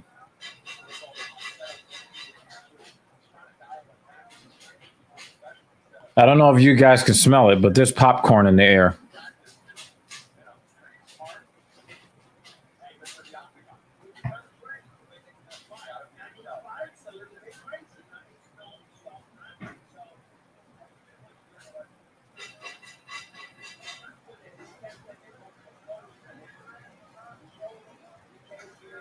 Nice kick up the middle from Royval.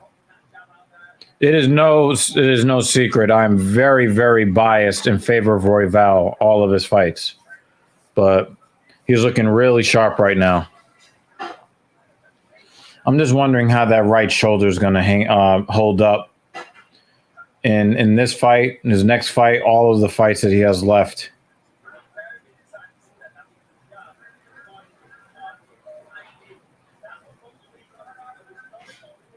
One of the things I don't like is that he keeps extending his fingers out towards the face of his opponent.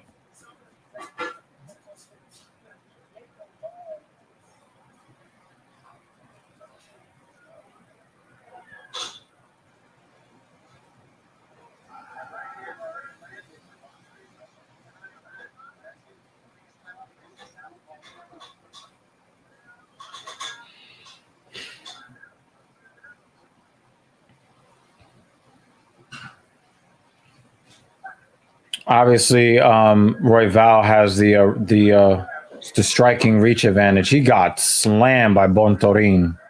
He got slammed. Goodness gracious, what a slam.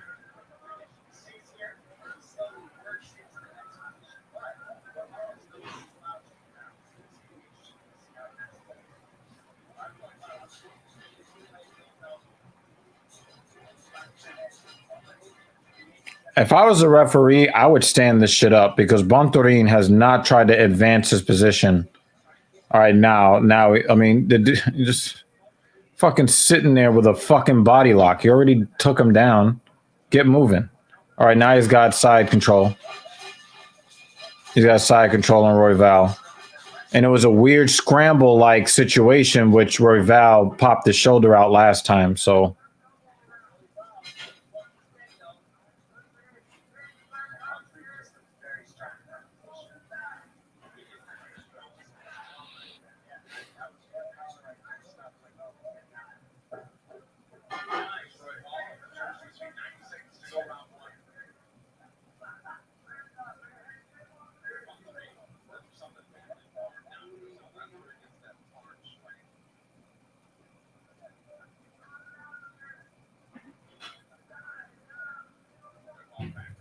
One of the things I do appreciate about Royval is that at least here in the striking exchanges in the first round, he understands that Bontorin wants to counter, so he's very controlled with the combinations that he's throwing because he knows that when he keeps throwing those hands, he's kind of leaving himself open to be countered, and he's doing a pretty good job of kind of cutting that combo a little bit short. If he knows that Bontorin is going to set up to, if he's going to set up to attempt to then counter the next shot he thinks is coming.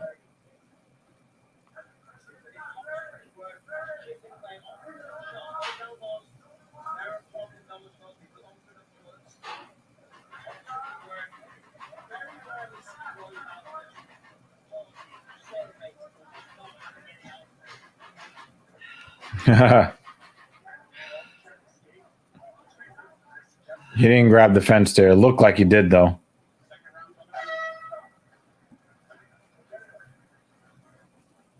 I'm tempted to say that Bontorin won the first round. I'm thinking.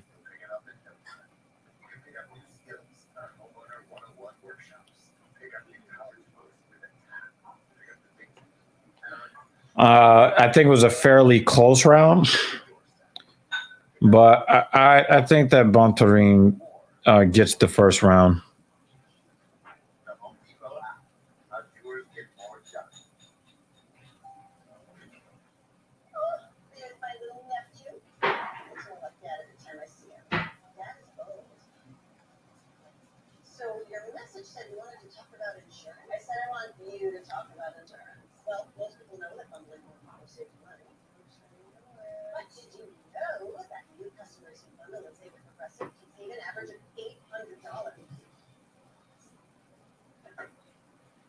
Oh, now I understand the commercial. Oh, shit, that was foul. That's a foul-ass commercial.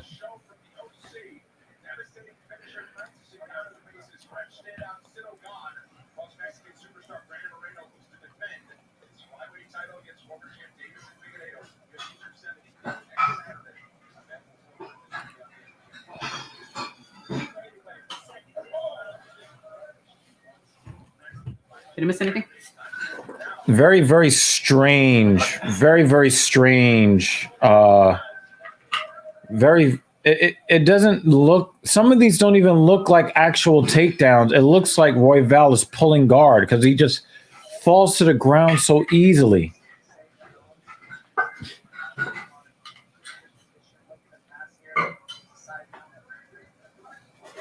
You want to try?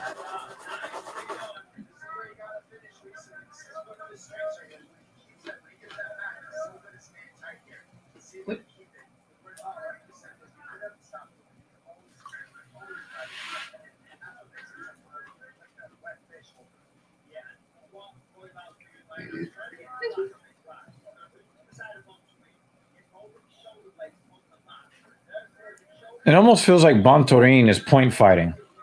He's not doing anything. He's not advancing. He's just like, yay, I got a takedown. Okay, let me rack up some control time. Like, yo, advance the position, guy.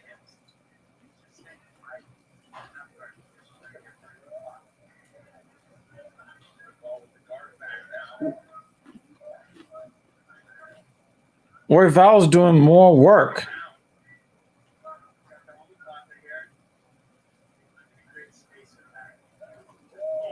See, that's how you do it.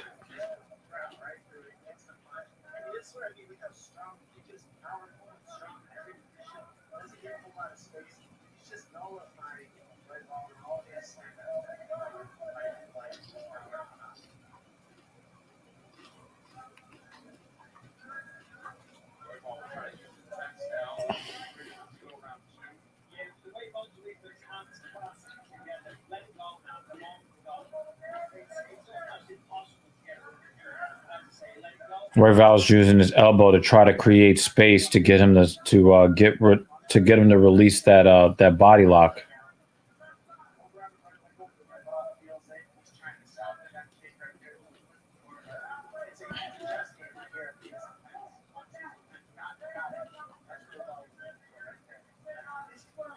Montorin, it would be nice to see you actually fight. It would be nice. What is wrong with Royval's fucking balance? Because every time he falls on the floor, it's like, oh, was that a knockdown? Was it a this? What was it, a takedown? And it's just like he's flopping all over the place.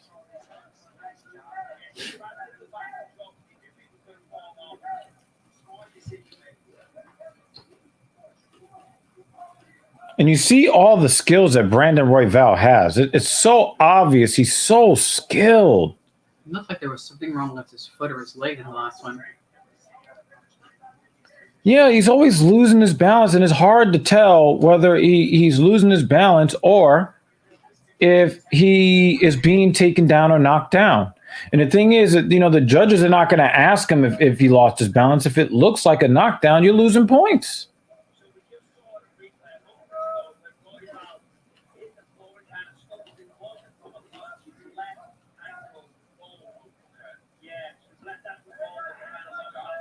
Yeah. His ankle rolled. Yeah, I mean, it's you don't want to have a sprained ankle in the fight, but he's got bad joints, and I'm starting to really see that. Reminds me too much of myself when I was younger.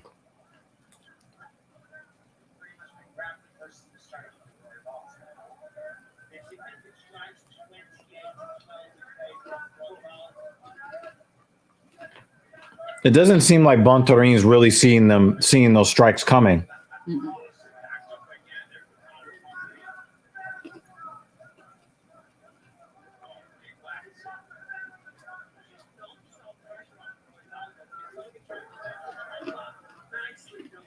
Also, there is a big strength difference between the two of them. Mm-hmm. But you got guys making 125 pounds, and you got a guy as tall as Brandon Royval.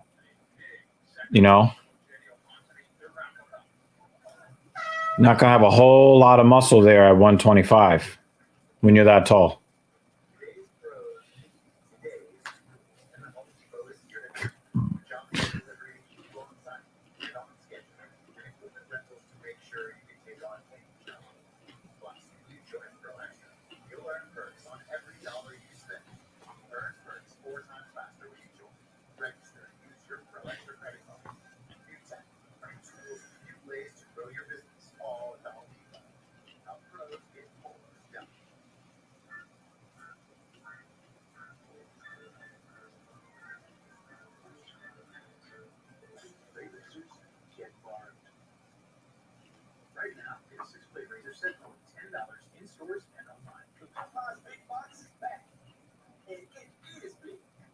These commercials are so bad.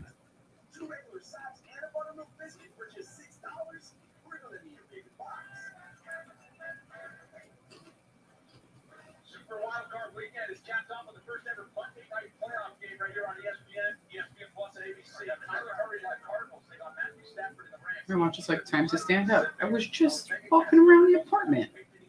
The fuck? Yeah. Royval's gonna have to bring it because he's losing this fight. I think Royval needs a finish here if he's gonna win.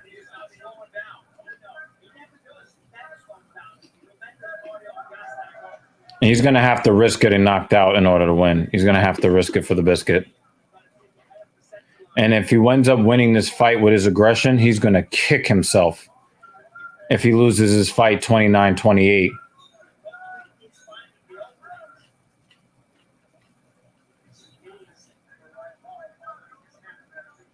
But I hate to say it, but Royval's going to have to risk getting knocked out here. See how easy he hits the floor? Mm-hmm.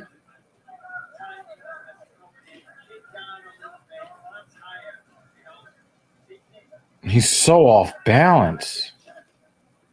I've never seen him like this. And he said he rolled his ankle a little bit. I wonder if he came in with an ankle injury.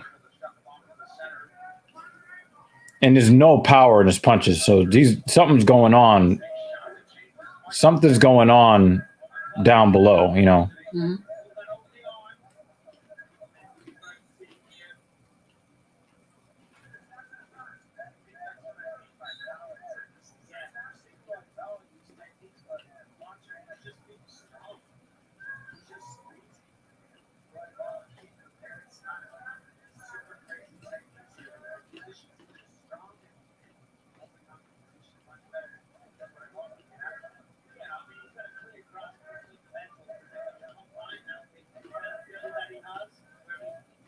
Royval needs to do something.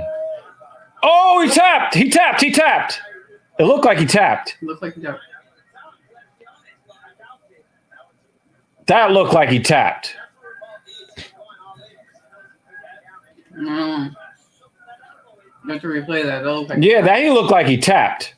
It looked like he tapped real fast.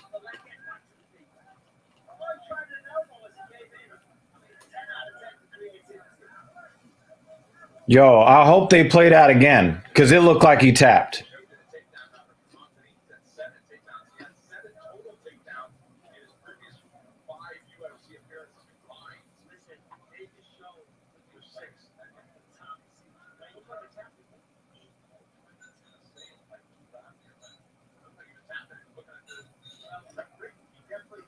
You're not the only one who saw that.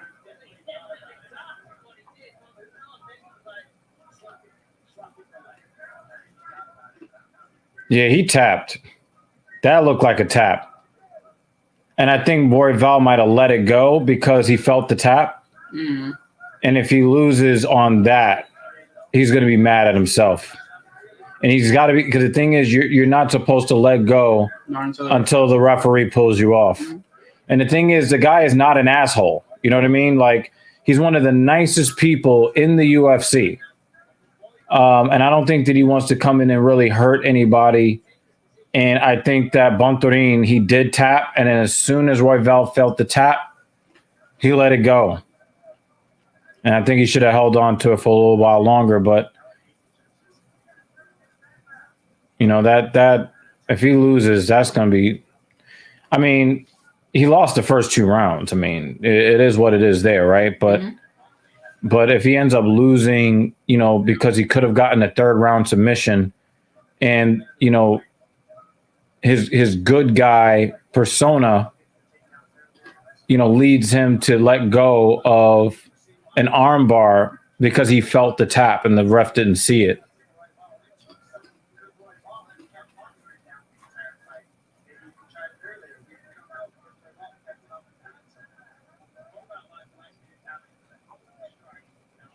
A lot of control time for Royval here, though. And, of course, he's doing a lot of work on top. Bontorin did almost nothing while on top. He had that one spot where he got around the guard of Royval and dropped that nice hammer fist. But that was the only thing that he did. 17. Oh, wow. Those are nice. He was getting close to it. He was getting close to a GMP TKO right there.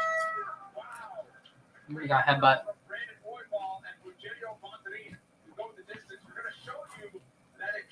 Yeah, that ground and pound, he ended up headbutting him.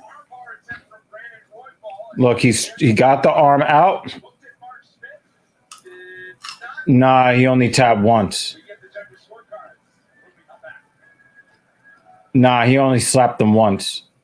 So that wasn't a tap out.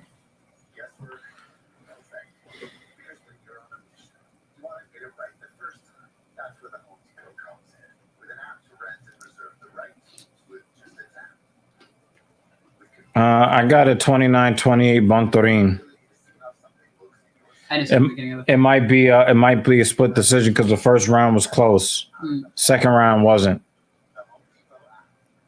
And I think Roy Val, he did better in the third round.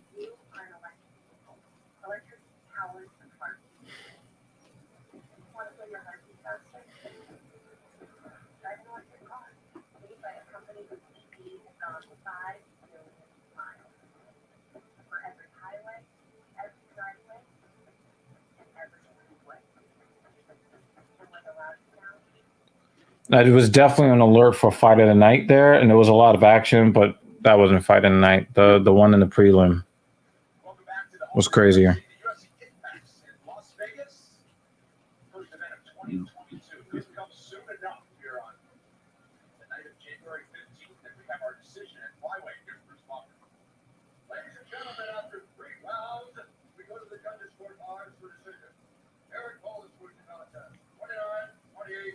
Yeah, split decision.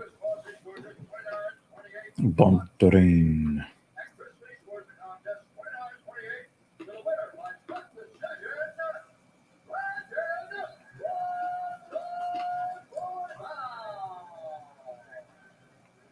I'm a little surprised. I gave round 1 to Bontorin. I gave round 2 to Bontorin.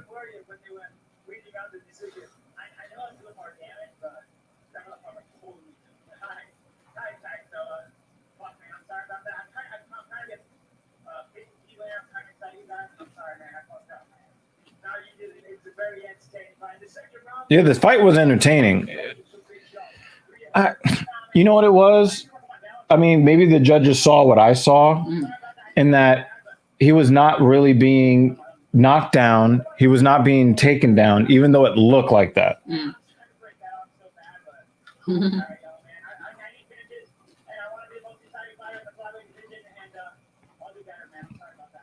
No, he wasn't boring, though.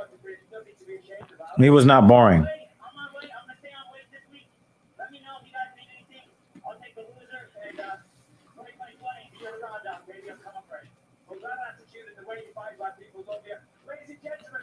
I'm glad to see that his shoulder held up. It looks like he did some strength and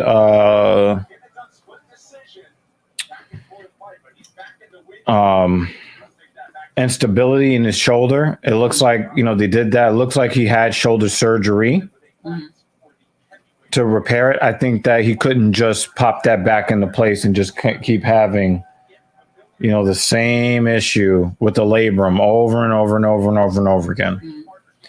So I think, the shoulder held up in the scrambles, but I thought that he was very sloppy. I did not like this. I thought he lost the fight, and I rooted for Brandon Royval to win. I don't think that he tried to cheat the system at all. No. But I thought he lost 29-28. Yep. Yeah. I thought the first round was close. That's why I'm not calling it a robbery. Mm-hmm. But when I really thought about the first round, I really thought that Bontorin won the first round. Now, if you're going to give Royval the round because he was the aggressor in the round, then okay, I can see it rounds 1 and 3, right? Mm-hmm. But when I looked at it, I just thought that I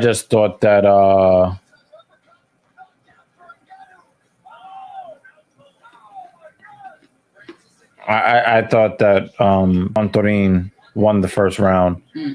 Obviously, all the judges had to have given the second round to Bontorin. But then the third round, I thought that Royval, with that really, really tight, he definitely had Bontorin thinking about checking out. He definitely had him thinking about it. And he had all of the control time in the third round. He definitely won the third round. Again, I'm not going to say that it was a robbery per se, but I did disagree with it. I thought that Royval should have lost the fight.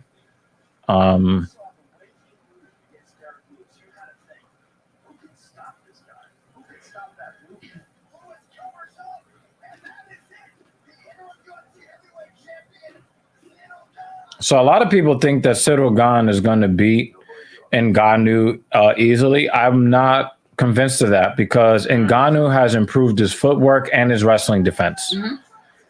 And when you saw him against the champion in Stipe, his footwork was the thing that I was most impressed by.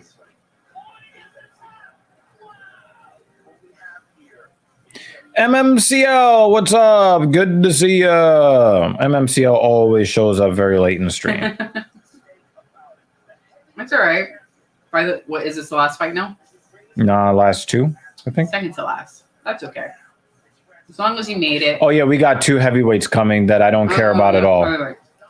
I don't care about this fight at all. They might actually end up being the most entertaining because we were already disappointed by the other fights. Well, I mean, that has been an exciting night. The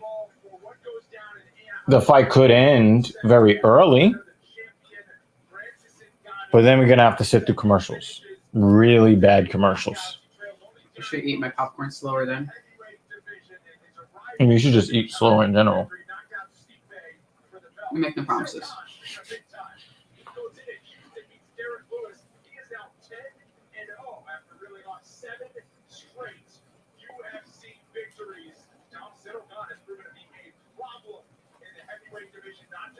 Well, yeah, he only had 3 fights, 3 professional fights before the UFC.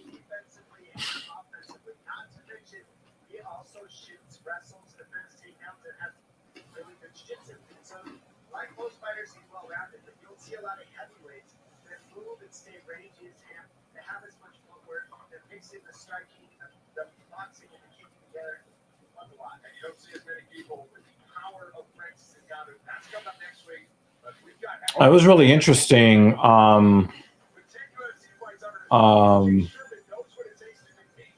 Curtis Blades said that he felt the power from Ngannou and from Derek Lewis, and he says Derek Lewis hits way harder than Ngannou.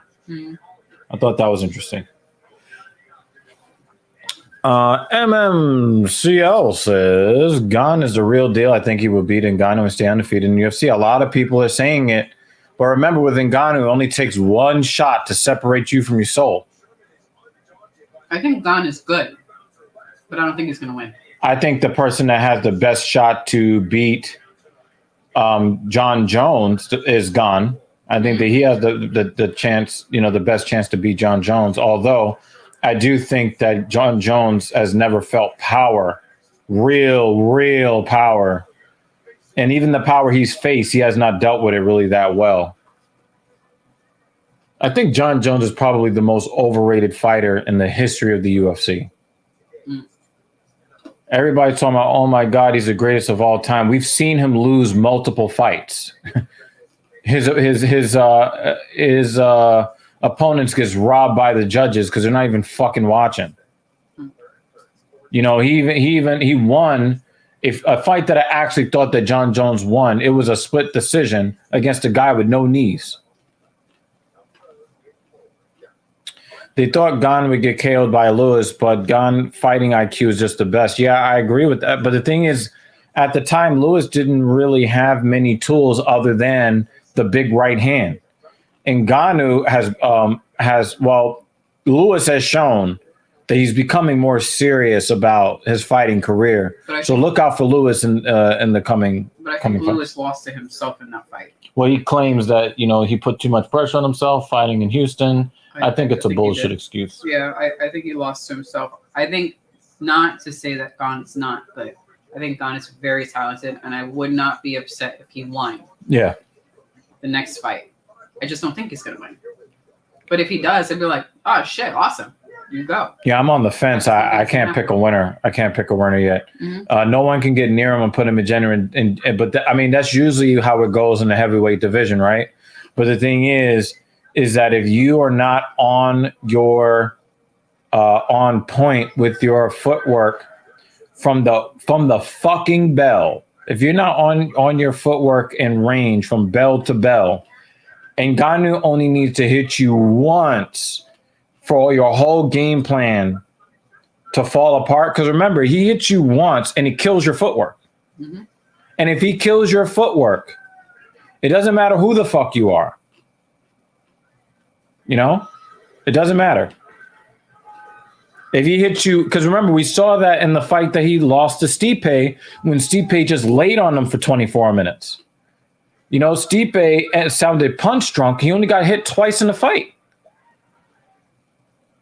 Why? Because part of, you know, he grabbed him. He grabbed him as soon as he got clocked by Ngannou and he started, you know, seeing his ancestors. I mean, like, I gotta grab this man. With Ngannou, it only really takes one. You know, one to knock you off your equilibrium, and then two to finish you.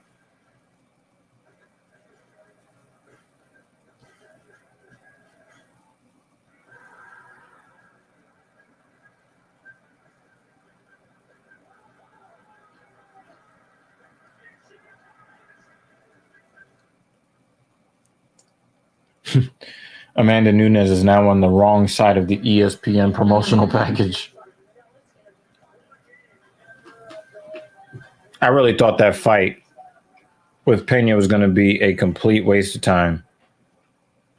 And it looked like that after the first round, too. Insane. So I want to let y'all know that on the Dr. Evil Genius channel, we are playing a couple of different games on Xbox Series X. Since the last time we've done the Filthy Casual MMA Watch Party, I was able to acquire an Xbox Series X, and we are, you know, we're playing Back for Blood. You know, we're doing Halo Infinite, the campaign. I bought Infinite Warfare, Call of Duty, for the Xbox Series X. So, you know, there are a couple of options here. And so I'm looking forward to streaming some of these games for you.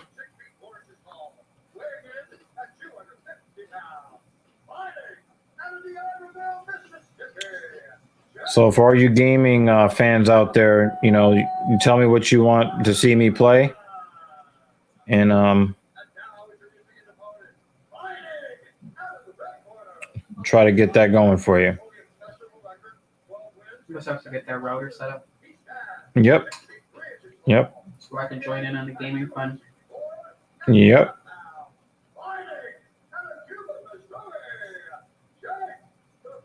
You ready? I told you I don't give a fuck about this fight. Oh. No. I don't even know why he's in the cage for this. This is not even the main event. Maybe he doesn't want to do the main event. Or at least maybe not this main event. Maybe he's giving the other guy practice. Where the next guy is. No, you always want to be in the main event. You always want to be in the main event.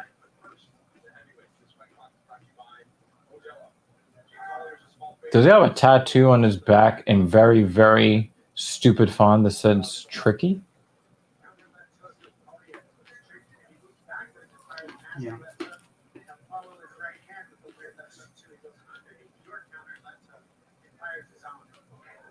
He's really coming over the top.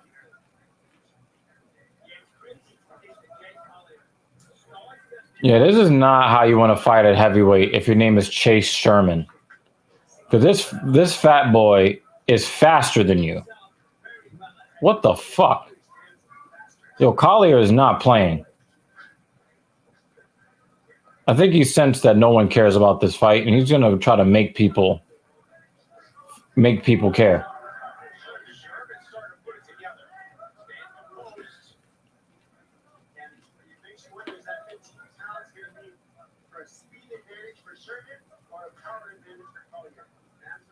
Well, it looks like Collier is faster, and he's fatter.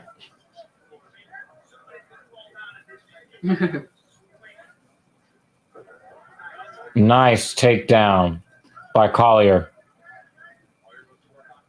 That's probably going to be the only takedown of his career, but it was nice. Very nicely timed. Took Sherman. He's in full mount already? What the fuck? You did say it was going to end early. Oh, my God. Sherman, you're going to be very sore in the morning. Oh! Her head bounced off the canvas.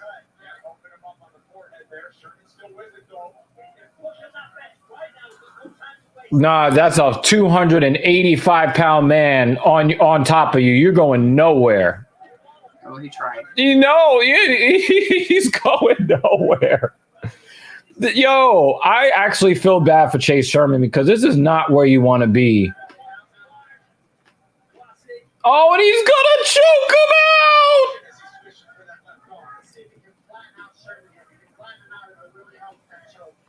out. He's tapping. You don't need to flatten him out. It's 300 pounds in this guy's back.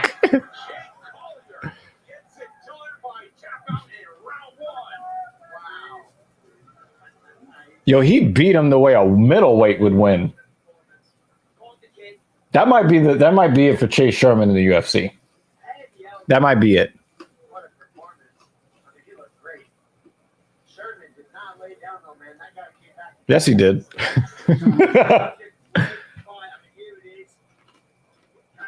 Yeah, he catches that kick. And he got past. And the thing is, look at how loose this guard is. Yeah, he was trying to hide the hands, and he can't, so he's just going to clasp the hands, ring on it a little bit. Yep, good night. Good night. That's a big girl. That is a big girl. They eat good. They eat good. He's a big boy.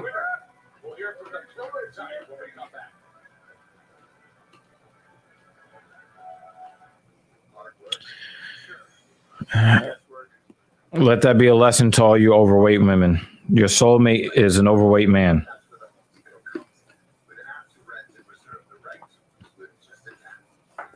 We gotta start looking for him and stop holding out for Dwayne Johnson. He's not interested.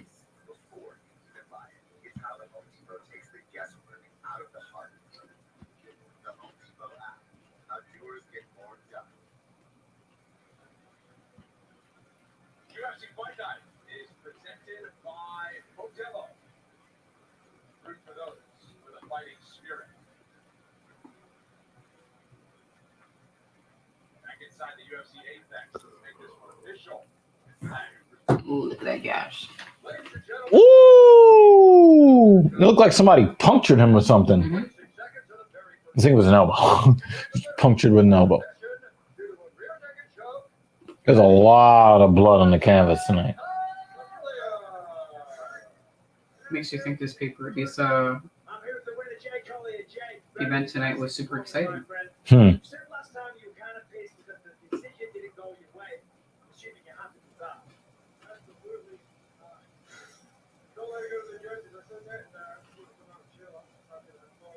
He used to be the middleweight champion. It said he beat him like a middleweight would normally win. Mm-hmm. He must have gotten real depressed at some point. He let himself go.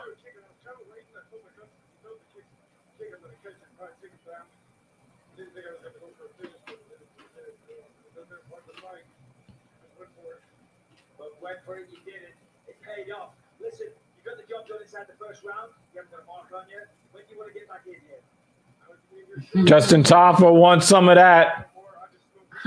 Why is he using a female emoji, though? He put up two.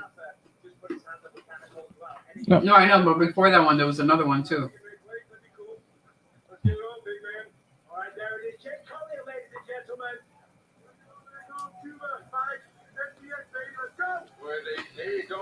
Is he gonna get 50,000 for that? Do you think? Do you think he's gonna get a performance bonus? I think he kind of deserves it. I mean, he just saved the UFC a lot of money because they're gonna not have to pay Chase Sherman anymore. Here's what's available on UFC Fight Pass in 2022. Over 200 live combat sports events streaming every week. 25 of the best combat sports organizations from around the globe. Brand new original shows as well, like Fight More, You're the Fighter, and more. It is your always-on 24/7 channel featuring the best of UFC Fight Pass. And now the main event, y'all.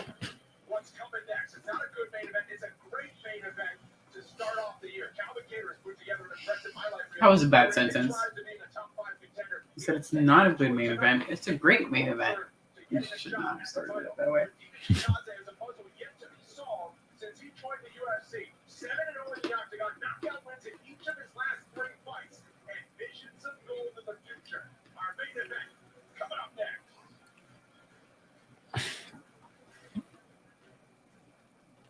A new home and new Oh, it's actually gonna end for 10 o'clock. Yeah. All right. That was really good popcorn. I'd like to thank Blind Bat for mentioning popcorn a couple of hours ago. I ate my popcorn and I'm very thankful to you for making that suggestion.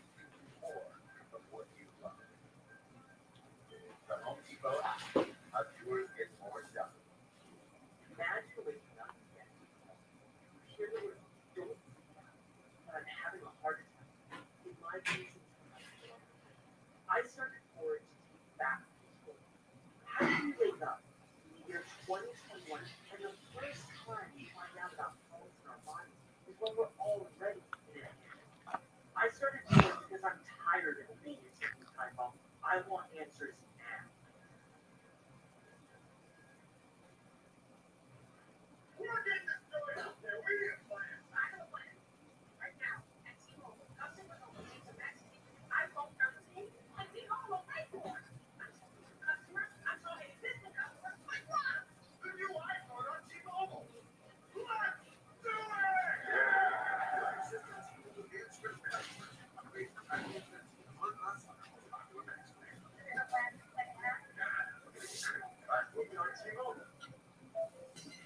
You are an electric vehicle.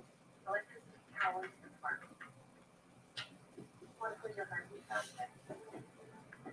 Drive an electric car. Made by a company that EVs have gone 5 I'm wondering if I should download Forza Horizon 5. It's a racing game. and we're the loudest now. They have online co-op. Hmm. What do the reviews say?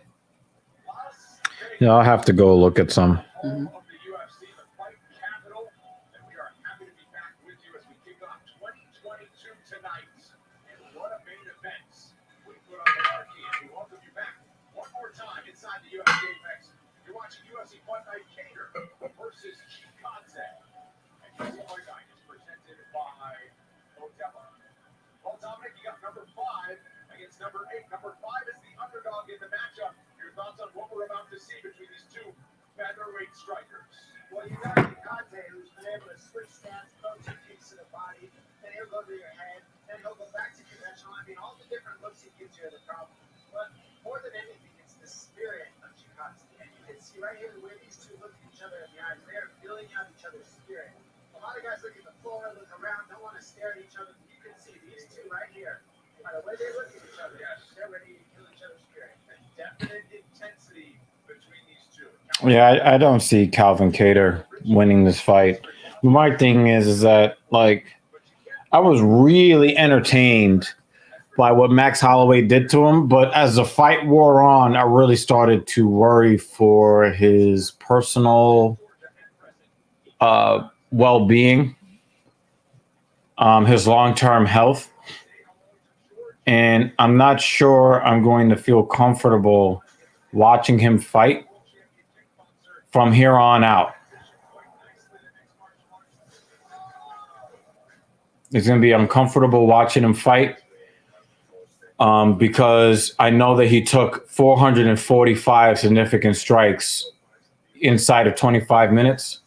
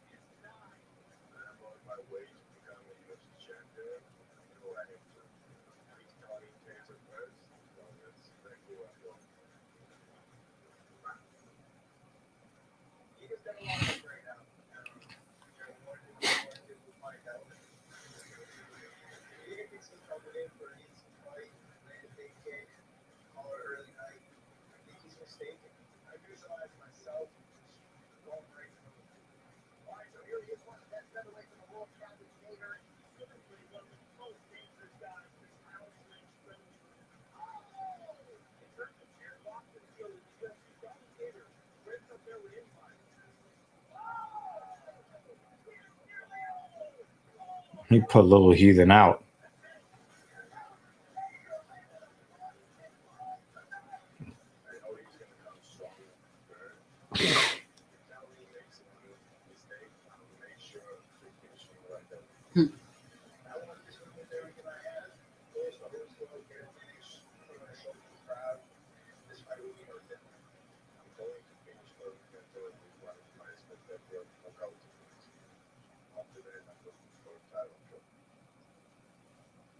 Going to win with one of his spectacular knockouts. I mean, it's hard to argue, when you look at what you've seen him do to other fighters. And again, Calvin Kattar has a lot of damage on him. Before that last fight against Max, you put him up there with anybody. Now I think that he's fighting with only half the health points he would go into a fight if this was Street Fighter or Mortal Kombat, right? He's going into every fight with half of an energy bar. And if he doesn't get that early knockout and he takes more damage, then I'm going to be fearing for his personal life at that point. I think that he took it. I think that I would much rather get knocked out after 10 shots than tough my way through getting hit 445 times. And the bulk of those were headshots. I wouldn't want to get punched in the head 400 times by a 3-year-old.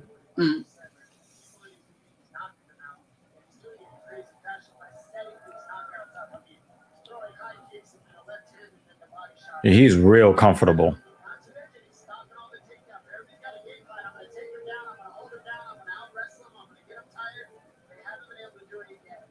I don't know if I've seen a fighter more loose than Chikadze. Yeah. Because a lot of them, when they come out loose, they're trying to show a lot. Hey, look, I'm really energetic.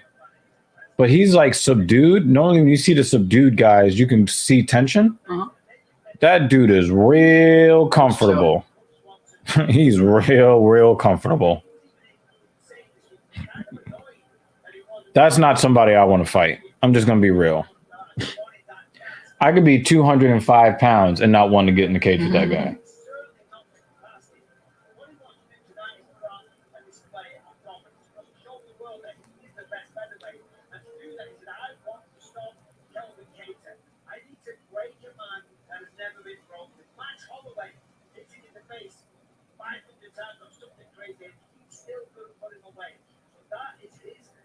I don't think Max cared about putting him away. I think that he did enough to put him away. They should have stopped the fucking fight.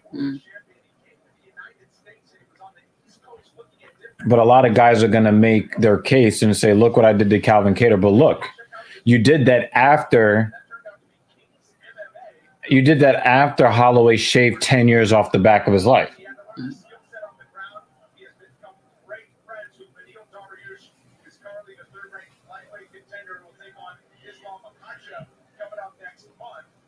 see what his skill set has for Calvin Kattar tonight. Calvin Kattar known for the boxing, but has a well-rounded skill set as well. He did Chikadze trying to stay unbeaten in the UFC and move into the top 5 so he can make a claim for a shot at the champ in 2022.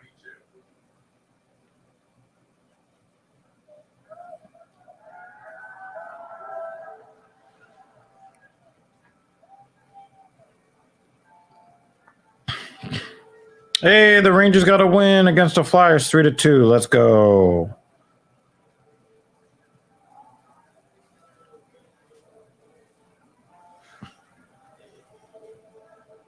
Welcome back, Calvin Kattar. Proudly representing Methuen, Massachusetts.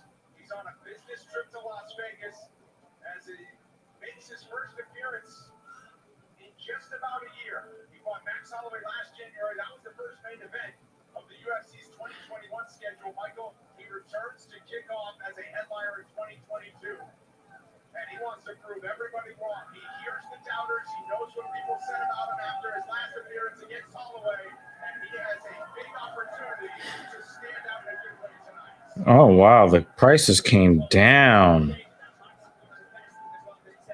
I'm shocked. I wanted these so bad. I put in a bid to try to buy these. The MSRP, 500. Now they're on StockX. It's come down as low as 575. I don't know. It's a decision. I'll wait. I'll wait. But the prices came down on this really fast. We stopped by the sneaker shop by the park. Mm-hmm. They have a nice selection of stuff. Helpful staff. Which one? You're talking about Jackrabbit, right? No. Oh. It's a helpful staff. That was savage.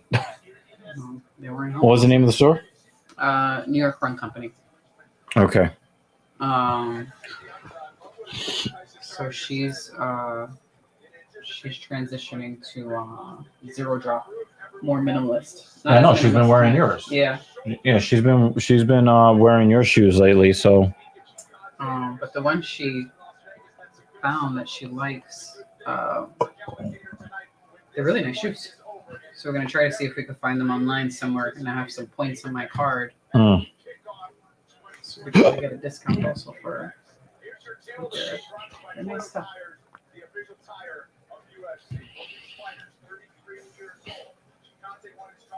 But the thing is, these that I just showed you, I've wanted just one pairs of these. I don't know if you remember Back to the Future, and they had back then they had the Marty McFly. Where they were called the Marty McFlys. After that, it was like these futuristic, self-lacing Nike sneakers. Okay. So then they started actually producing sneakers like that. And this is the only Air Jordan that they've produced with the self-lacing technology. Uh-huh. So I've wanted just one pair of this model, so I could just have one. And it's like one of my favorite colors to wear. You know how I love the powder blue.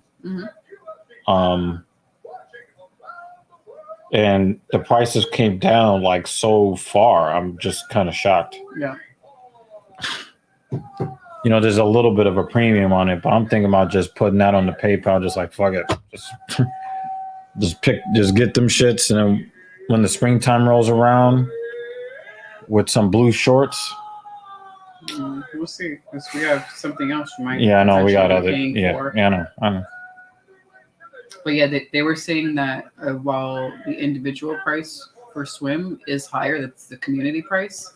I was letting them know that 2 of us are members, 1 is not. And they were saying that when we go to purchase ours as a family thing, just tacking on a third person, we should be able to do that and have you fall under.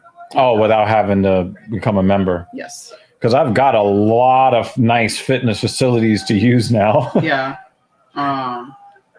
So I want to budget that because they go in 8-week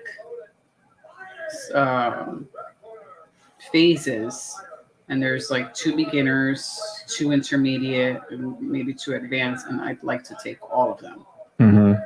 So that's a good chunk of money. It's a good price for 3 people. It's a great price for 3 people. However, altogether, it's a good chunk of money.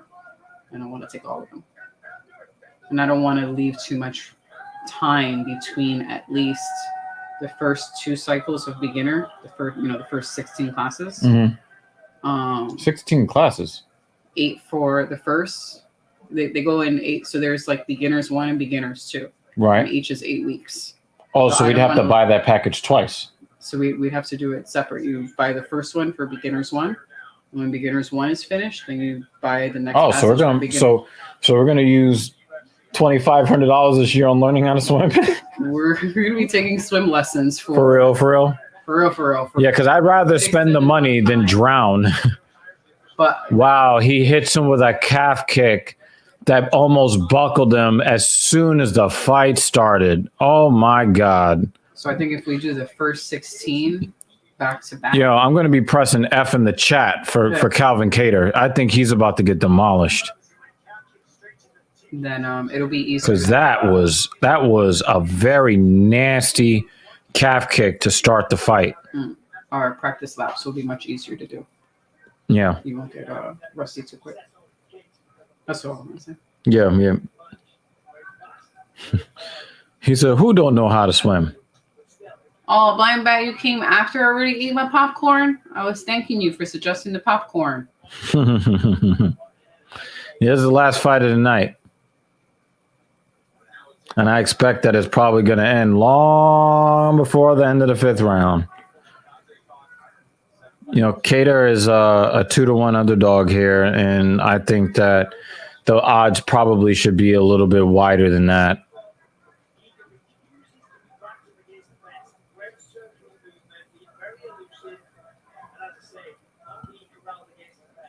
I think he's looking for that body kick.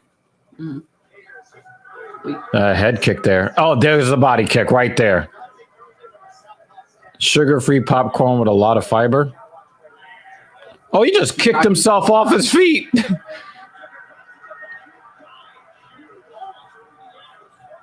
Wow, that is a very loud apex. I think he brought all of Boston with him.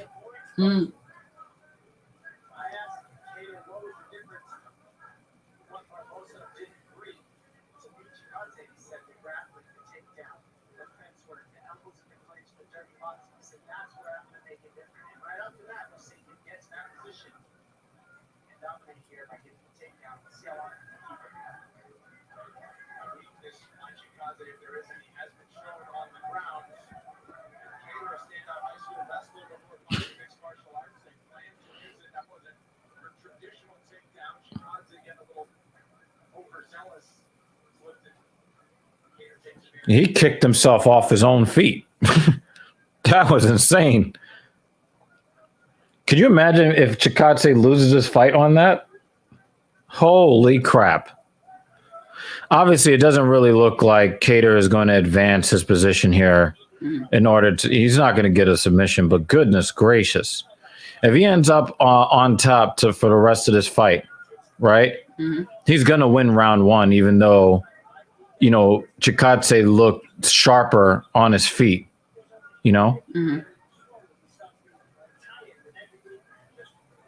Oh, shit. Wow. I'm glad you came back anyway. He's looking at his coaches right now.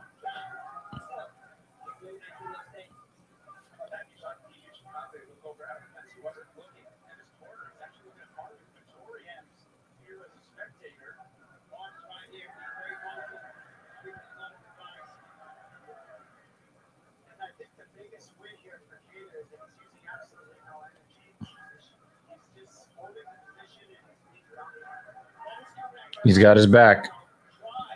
And he just did a mat return. And that's what you get with a lot of these guys who are really, really skilled in kickboxing, right? You get these guys who are really skilled in kickboxing, right? When they ground,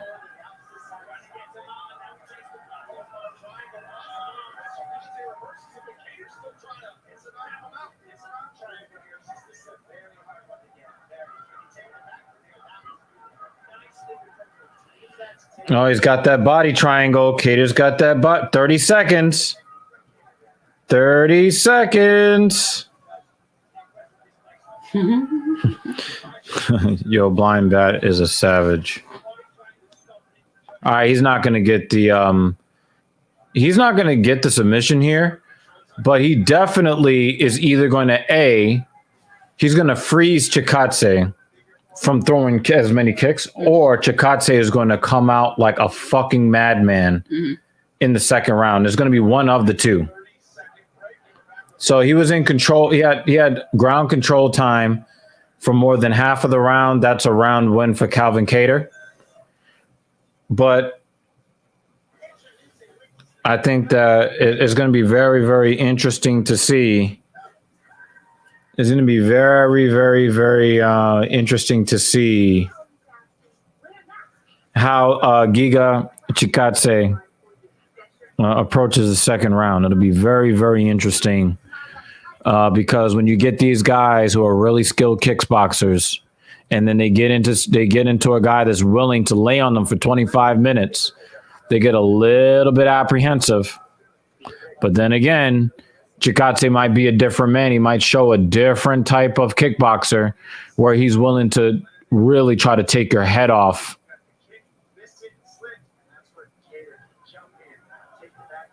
Look at that physical strength of Calvin Kattar. And of course, the greatest thing that happened for Kattar is that he didn't take a lot of shots to the head in that first round, because that's really what I'm looking for. If Calvin Kattar is going to lose, take minimal damage to the head, get out of there with your wits about you if you're going to lose. And if this fight is going to go long, try to avoid taking damage to the head. I think Calvin Kattar has taken all the punches he can to the head for the rest of his career in that one fight against Max Holloway. Oh, look at that. Look at that. He's searching for that liver with that kick. Mm-hmm. Oh, that stepping right hook. Woo!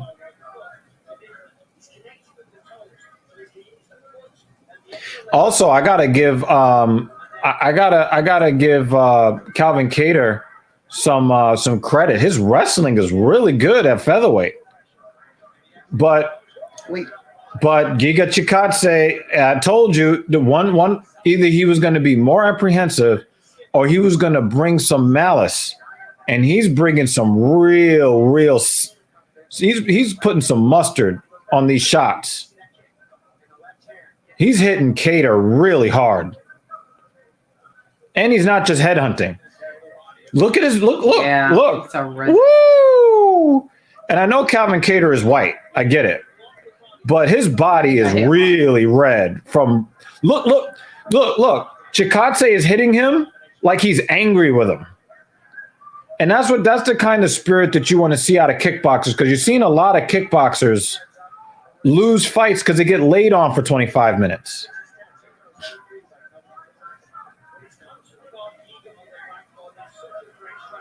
Nice shot from Kattar there. But every time Giga gets hit, he's a little bit, but every time he gets hit, he comes back and hits Kattar harder. But the thing is, I don't know with Calvin Kattar, man. Nice feint from Kattar there, even though it only worked out to Giga's benefit. To see that Giga did react to that feint, that if this fight continues on, I think it helps Kattar.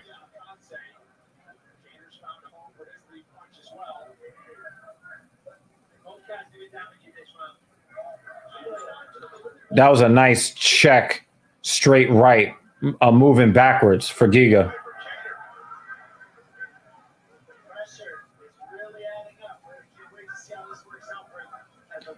Yo, Giga is hooking off.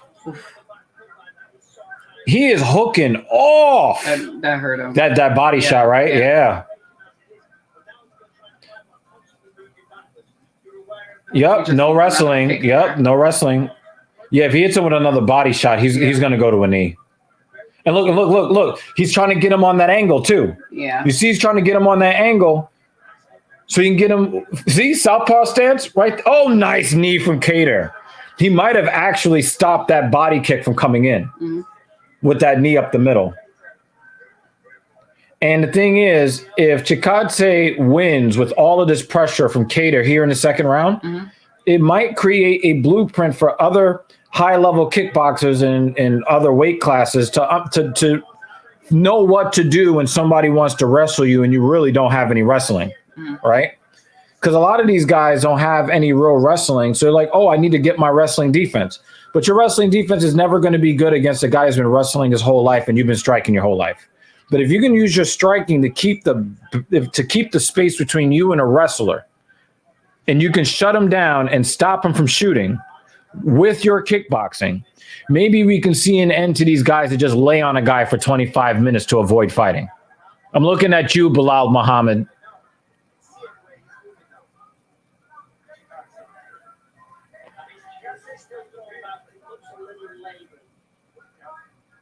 Yeah, you called it. I swear they're watching. They're one of our 4 viewers. Oh! Spinning back elbow for Kattar! Stopped him right in his tracks. And now Chikadze is real loopy. He's loopy with his strikes. Oh, yep, he stumbled. Yeah. Uh-oh, Kattar's trying to take him out. Uh-oh, Chikadze might have talked all that shit. And he could get knocked out here in the second round. This might be fight of the night right here, regardless of how long the fight goes. He's trying to finish the fight right here.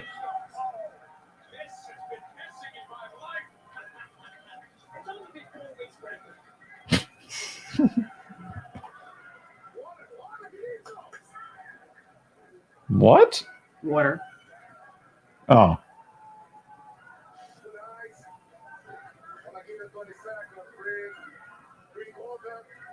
Yo, both of them are throwing fucking haymakers, yo.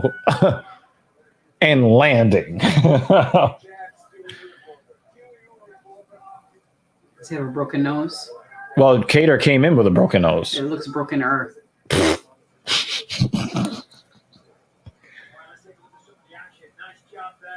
Chikadze was definitely, I don't know. Who do you give that round to? Because Chikadze was really sharp for most of the round. Within that back elbow from Kattar. Oh, my God. Give props to Chikadze there because he could have crumpled like a paper bag right there. The answer is always yes.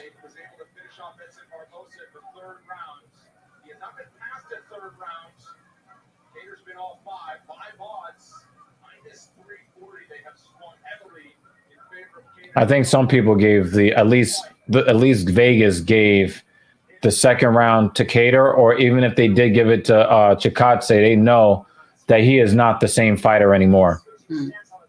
Look at him. Look at him. His footwork is off. His defense is off. Kattar's got him in a lot of he's got him in a lot of trouble right here. And if Chikadze ever wants to be champion, he's going to need to weather this storm that's coming here in round 3 from Calvin Kattar. Calvin Kattar is like, listen, I didn't get hit 500 times just to fold to you. His defense is terrible right now. And I'm talking about Giga right now. Nice elbow, lead elbow from Kattar. Yeah, Chikadze is way off now. He's in a lot of trouble. I would not be surprised if Chikadze gets KO'd right here in the third. Yep, he just stumbled again. Oh, shit. Now Kattar is doing to Chikadze what Max Holloway did to him.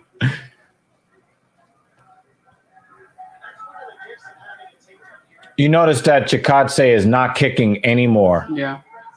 And the thing is, if he hit him with a cat, yeah, he's way off. And just like Mike Tyson used to say, everybody's got a game plan until you punch him in the face. Mm-hmm. And he's been punched enough times where he's not utilizing his kicks. His kicks are just even. I mean, that was not a very good kick. That was a better kick from Chikadze there. Low kicks. Yeah, the low kick.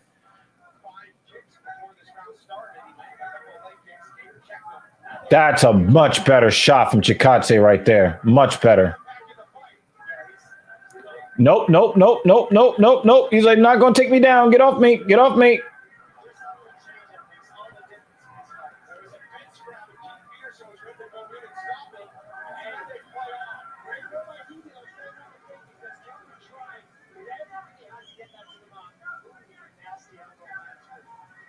It looked like they both landed there. Chikadze's nose is now fucking leaking from the side, not through it. Look, he's way off balance. You see he's over his center.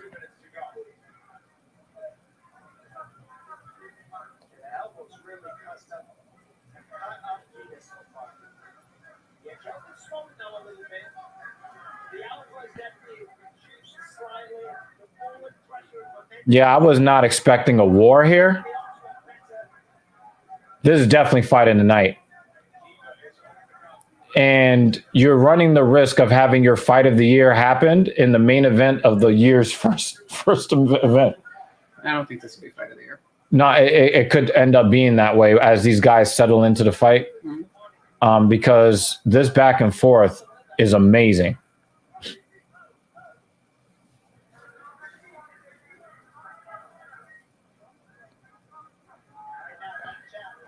Oh my God.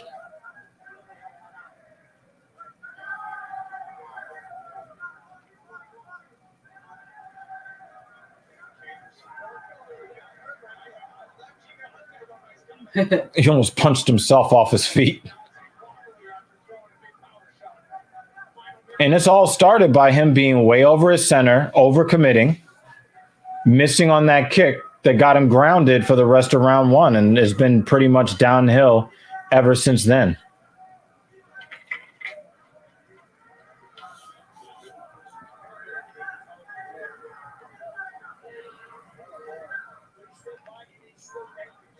It looks like Giga is getting really close to requiring a finish to win. Because I can see. Just gotta kick him again.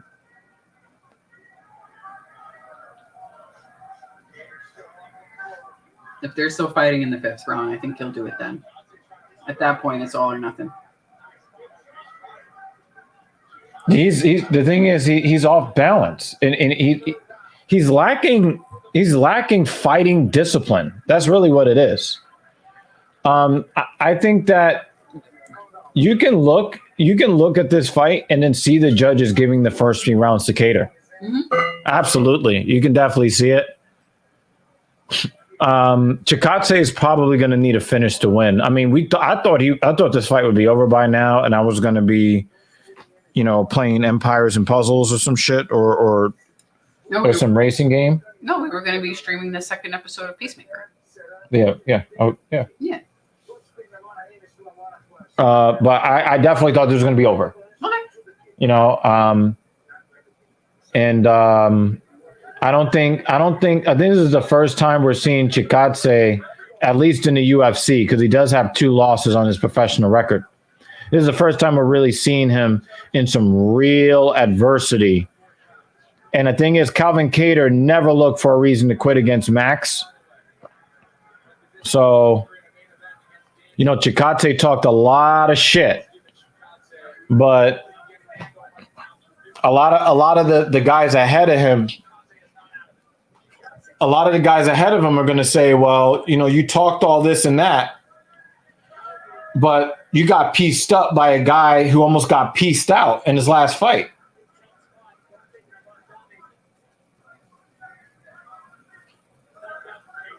Yeah, Kattar is really leading with that left jab. Yeah, see? You did say he was going to try to bring that kick back. Mm-hmm.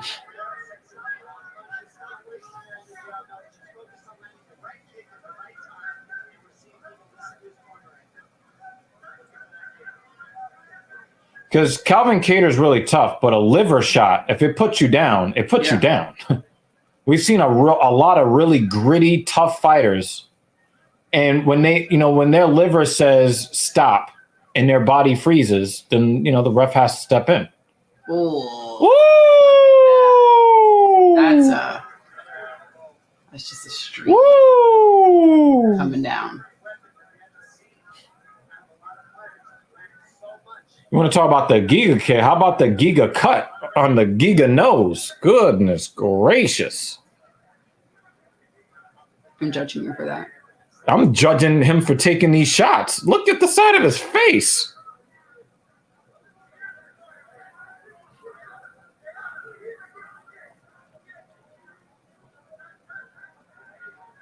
I mean, if he's going to lean back, then kick him.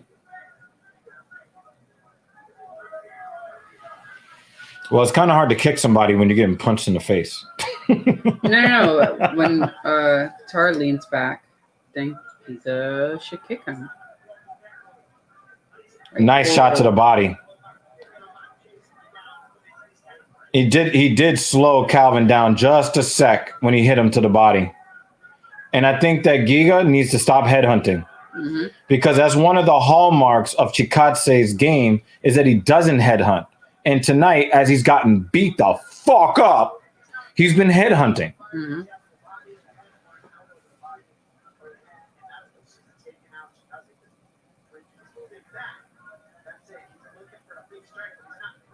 Nice little straight right from Chikadze. That was kind of nice.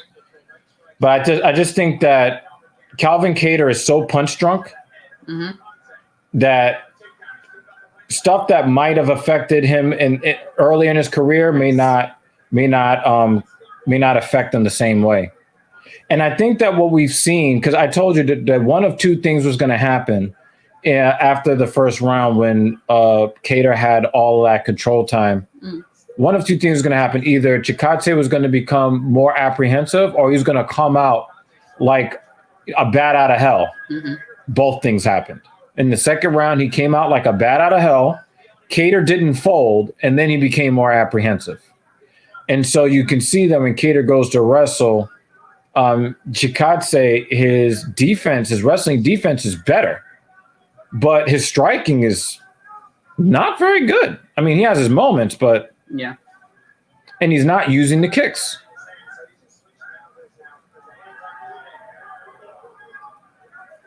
Look, he's headhunting. And his coaches have to tell him to kick. Oh, that's ugly. That was ugly. That is ugly. Those two elbows that he stepped in with. Oh, my God. That was disrespectful.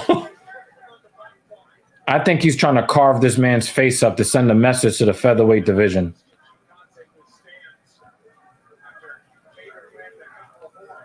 Kattar's hit him, he's going to hit him 200 times.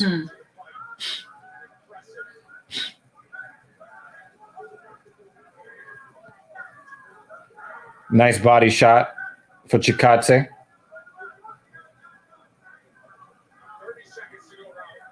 And good for Chikadze for not folding. Yeah. He's not folding. He's not looking for a way out. Good on him. I just don't like the shit talking and, I've got the Giga kick. Like what? I haven't seen you do a kick I haven't seen another man do.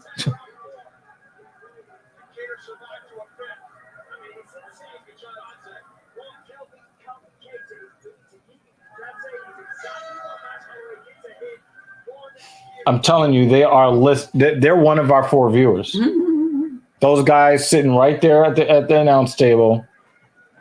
That's why you guys should subscribe to the Talking Shit podcast. The UFC does. I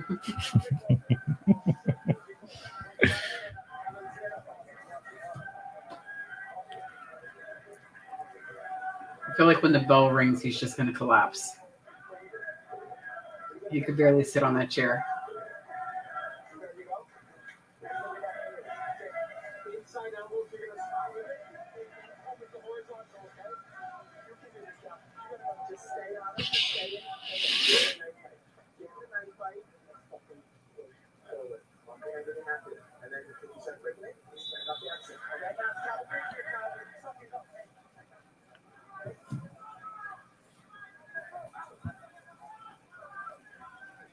one feather in Kattar's cap is he didn't rush back into fighting. He took more than a year off.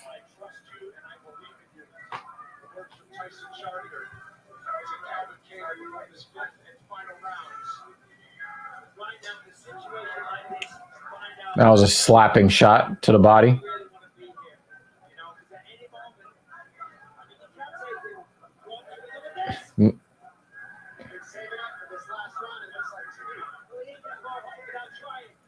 Mm-hmm. Yeah, but I think after that flurry, I think we're gonna settle right back. I think he's gonna settle right back into the same. Like Kattar just has to weather this for like another 20 seconds, and then Chikadze will fall right. See, he's fell right back into the same pattern.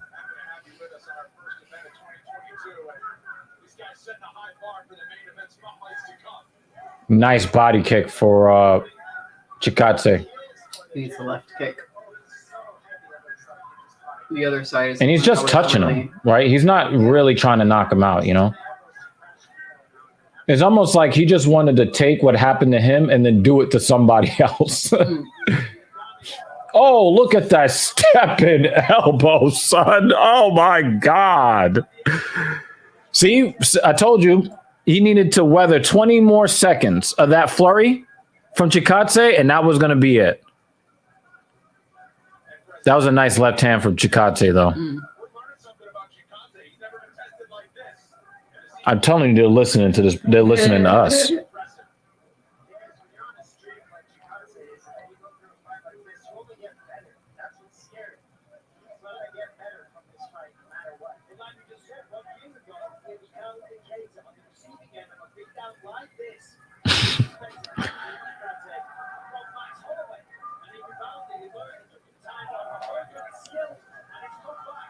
Now Kattar's pouring it on with some of those power shots. I think that he senses it. It might be time to put him down. Because Kattar is definitely loading up a little heavier on these shots. Now, one of the reasons why he may not have scored the KO yet is because Chikadze is rolling with a lot of these shots. He's not just taking them flush.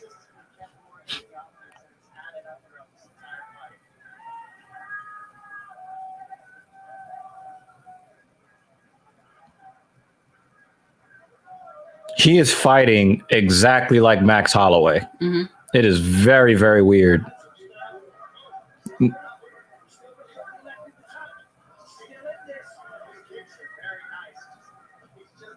Yep.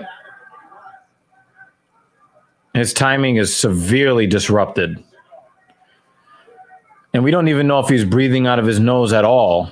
Yeah. And look at the pressure that Kattar's putting on him, too.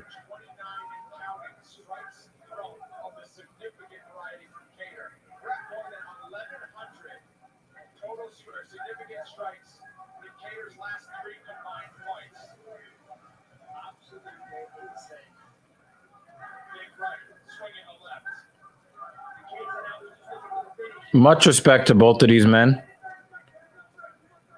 Much respect to both of these men. Oh, what a big right from Chikadze. Stiff left, but too little too late. I don't think he's got enough in the tank to get the finish. And he hasn't been hit with any leg kicks, and he's got no power. And the thing is, we've seen him punish guys in the past. Mm-hmm. What a spinning back fist from Kattar. Wow. There's a new cut. He's collecting them. Going down his face. Yeah, he's collecting them. Going here. Now there's one here. Yes, you see it? Yep. Gash. Yep. And he's black and blue under his other eye.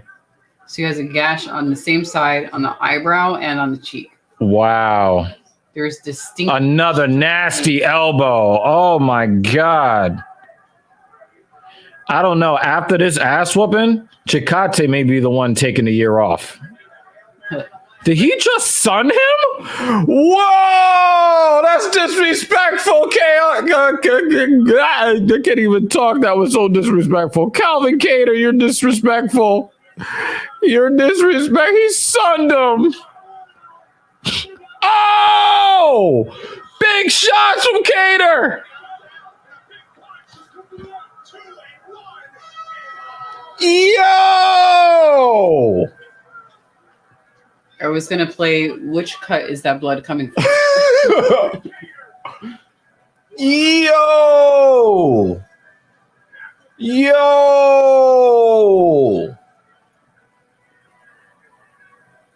I would say, hey, Max, are you watching? But Max doesn't watch other fighters fight. He's probably streaming Warzone right now. Wow. That is a 4-1 or a 5-zip shutout. I think 5. Chikadze might have to take a year off after that. Because we saw that happen to that bitch ass that was picking on the singer. Right? He had to take more than a year off after Max Holloway fucking removed his soul. And then Max Holloway does it to Calvin Kattar. He goes out for more than a year. Mm-hmm. After what just happened to Chikadze, if he's smart,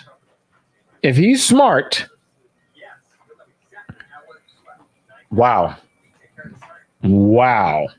That is not the way I saw that happening. Wow.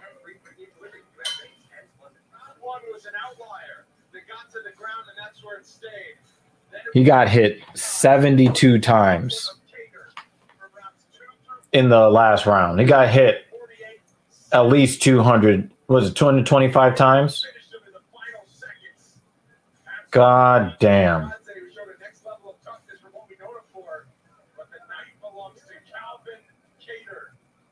Look at that eye closing up.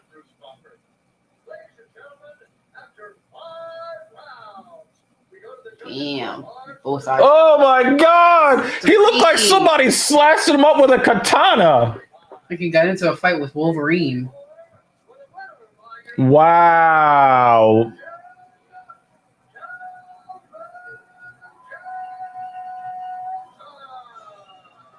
I know Alex is like, what were you saying? I took the easy fight? What was that you were saying?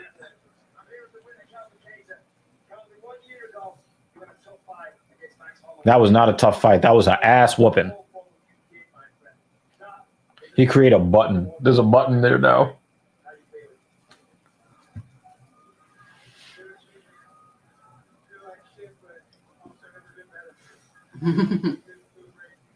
He has a button here. Yeah. And a button here.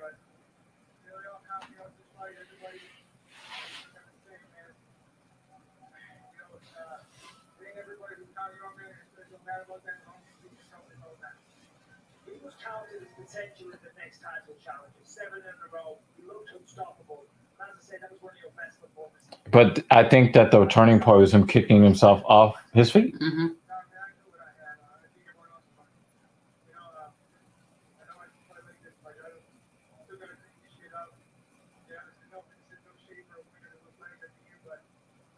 He doesn't look that bad to me.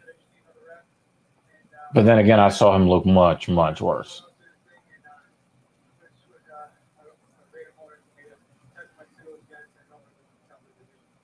Well, you clearly could be one of the most exciting fighters in the division. Everybody in the apex here was on their feet. Well, that's because they all came from Boston.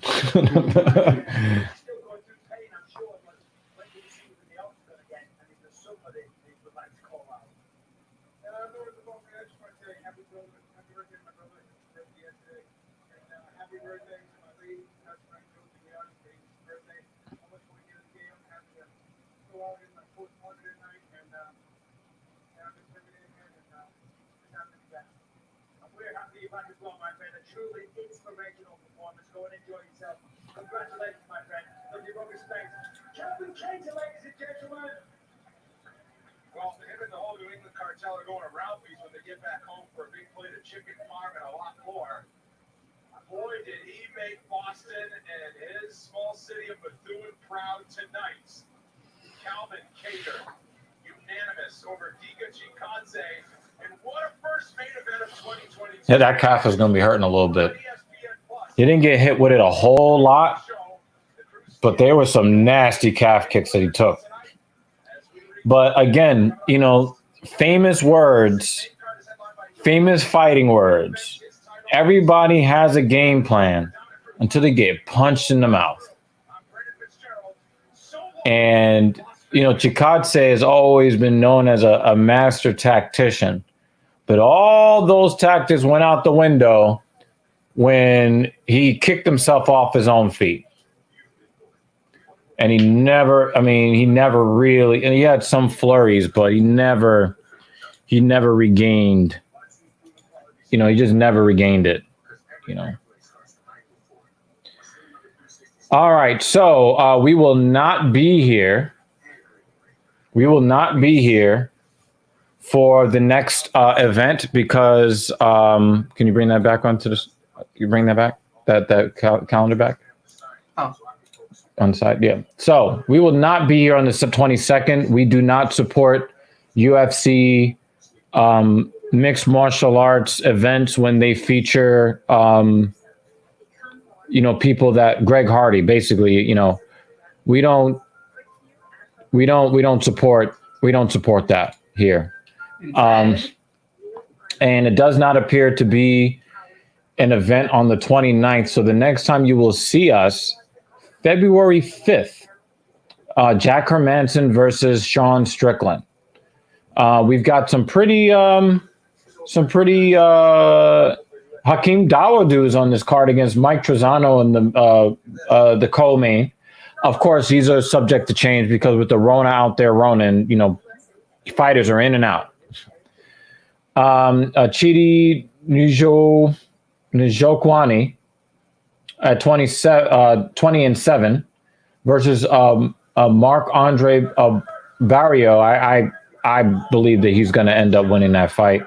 Alexis Davis against Julia Stoliarenko. Not really interesting. Don't really have a pick for that. Jaitan Almeida versus Danilo Marquez.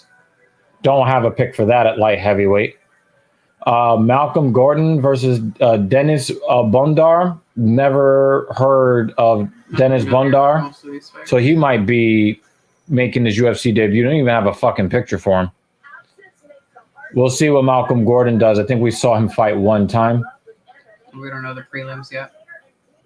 Yeah, they don't have the prelims up yet. So 3 weeks. Yeah, and we don't even know if any of these fights are actually going to happen because you just don't know with Omicron Cronin. Very interesting fight card tonight. A couple of disappointing. It was okay. But most of it was pretty entertaining. One of the fights with some of the most action was one of the most boring fights with Chikadze and the other chick. I know a lot of times it sounds like I'm biased against the female fighters, but it's just something about Caitlin Chikadze that just puts me to sleep. She's very technically skilled, and she still finds a way to bore me. That's a very special skill in itself, I guess. But I thought the card was pretty good. We got a very, very unexpected turn. I was not sure that Kattar was going to take the power of Chikadze or the precision of Chikadze. Mm-hmm. But the thing is, Chikadze was not precise when he needed to be. No. And that's what cost him the fight. And I think that when missed opportunities. Yeah, lots of missed opportunities for Chikadze, lots of them. But I think that Kattar did what he was supposed to do. He had Chikadze on his back foot. Chikadze likes to stand. He likes to stand and trade. Mm-hmm. And Kattar did not let him do that. Kattar did not let him do anything. I was impressed with Kattar's ability to take Chikadze's power. Because I thought that he cut. Yo, have you seen a guy cut that many times in a small area? It's some Wolverine shit. Hell yeah. Tornado claw. That was nuts. Drill claw. Berserker Rise. That's what he got hit with. I mean, oh my God, look at Chikadze's face. Big cuts that we saw. We haven't even seen the little ones, the little nicks. Oh my God.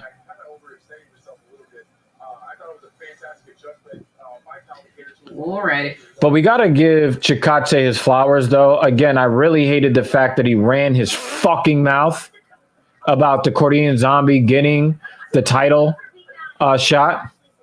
But it's like, why are you worried about who Alexander Volkanovski is fighting next when you got to fight Calvin fucking Kattar? And this is what happens when you look past your opponent. This is what happens. Fight your fight that you signed the contract for. I didn't realize there was a 50-44. Yeah. The third judge. Do you see how his head dropped when he heard that 44? Like, damn, they gave him a 10-8 in one of these rounds? Yeah, there was so much other stuff. I didn't hear the actual scores. Yeah, it was 50-45, 50-45, 50-44. You should have seen the look on his face after he heard 44. Well, I actually know what it was. I was trying to look at his face so I could find all the cuts. That's what it was. I was distracted by the cuts in his face. Oh, man. He looked like he... Do you remember when the Machines beat the Admiral? I know exactly what you're talking about. I know exactly what you're talking about. Yep. They're coming. The Machines are coming. All right. You got to open the gate. We have a really bad TV show to watch now. Oh, yeah, that's a horrible TV show in a really good way.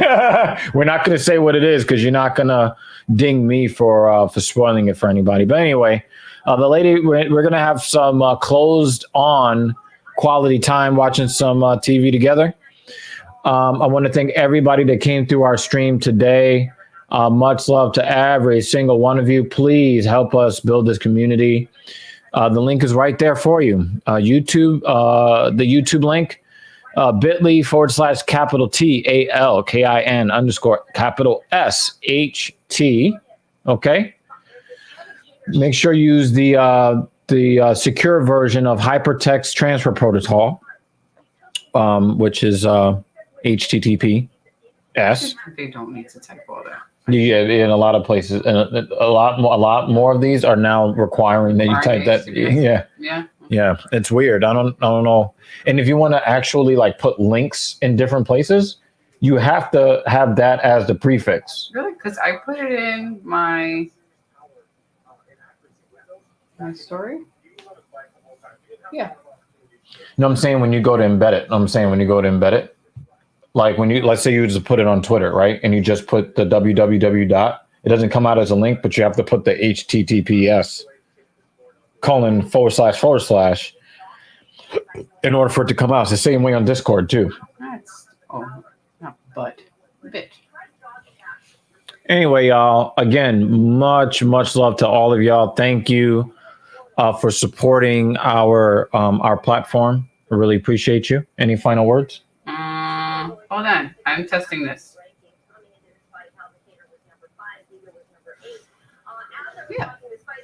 Yeah, then it must not work everywhere. Then it's probably not working everywhere. But yeah, even on Twitter. And Twitter, a lot of times you have to go in and fix it.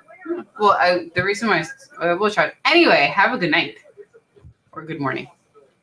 Yeah, wherever you are, right? Wherever you are in the world watching us, we appreciate you. Thank you so much for rocking with the Talking Shit podcast. Have a good night.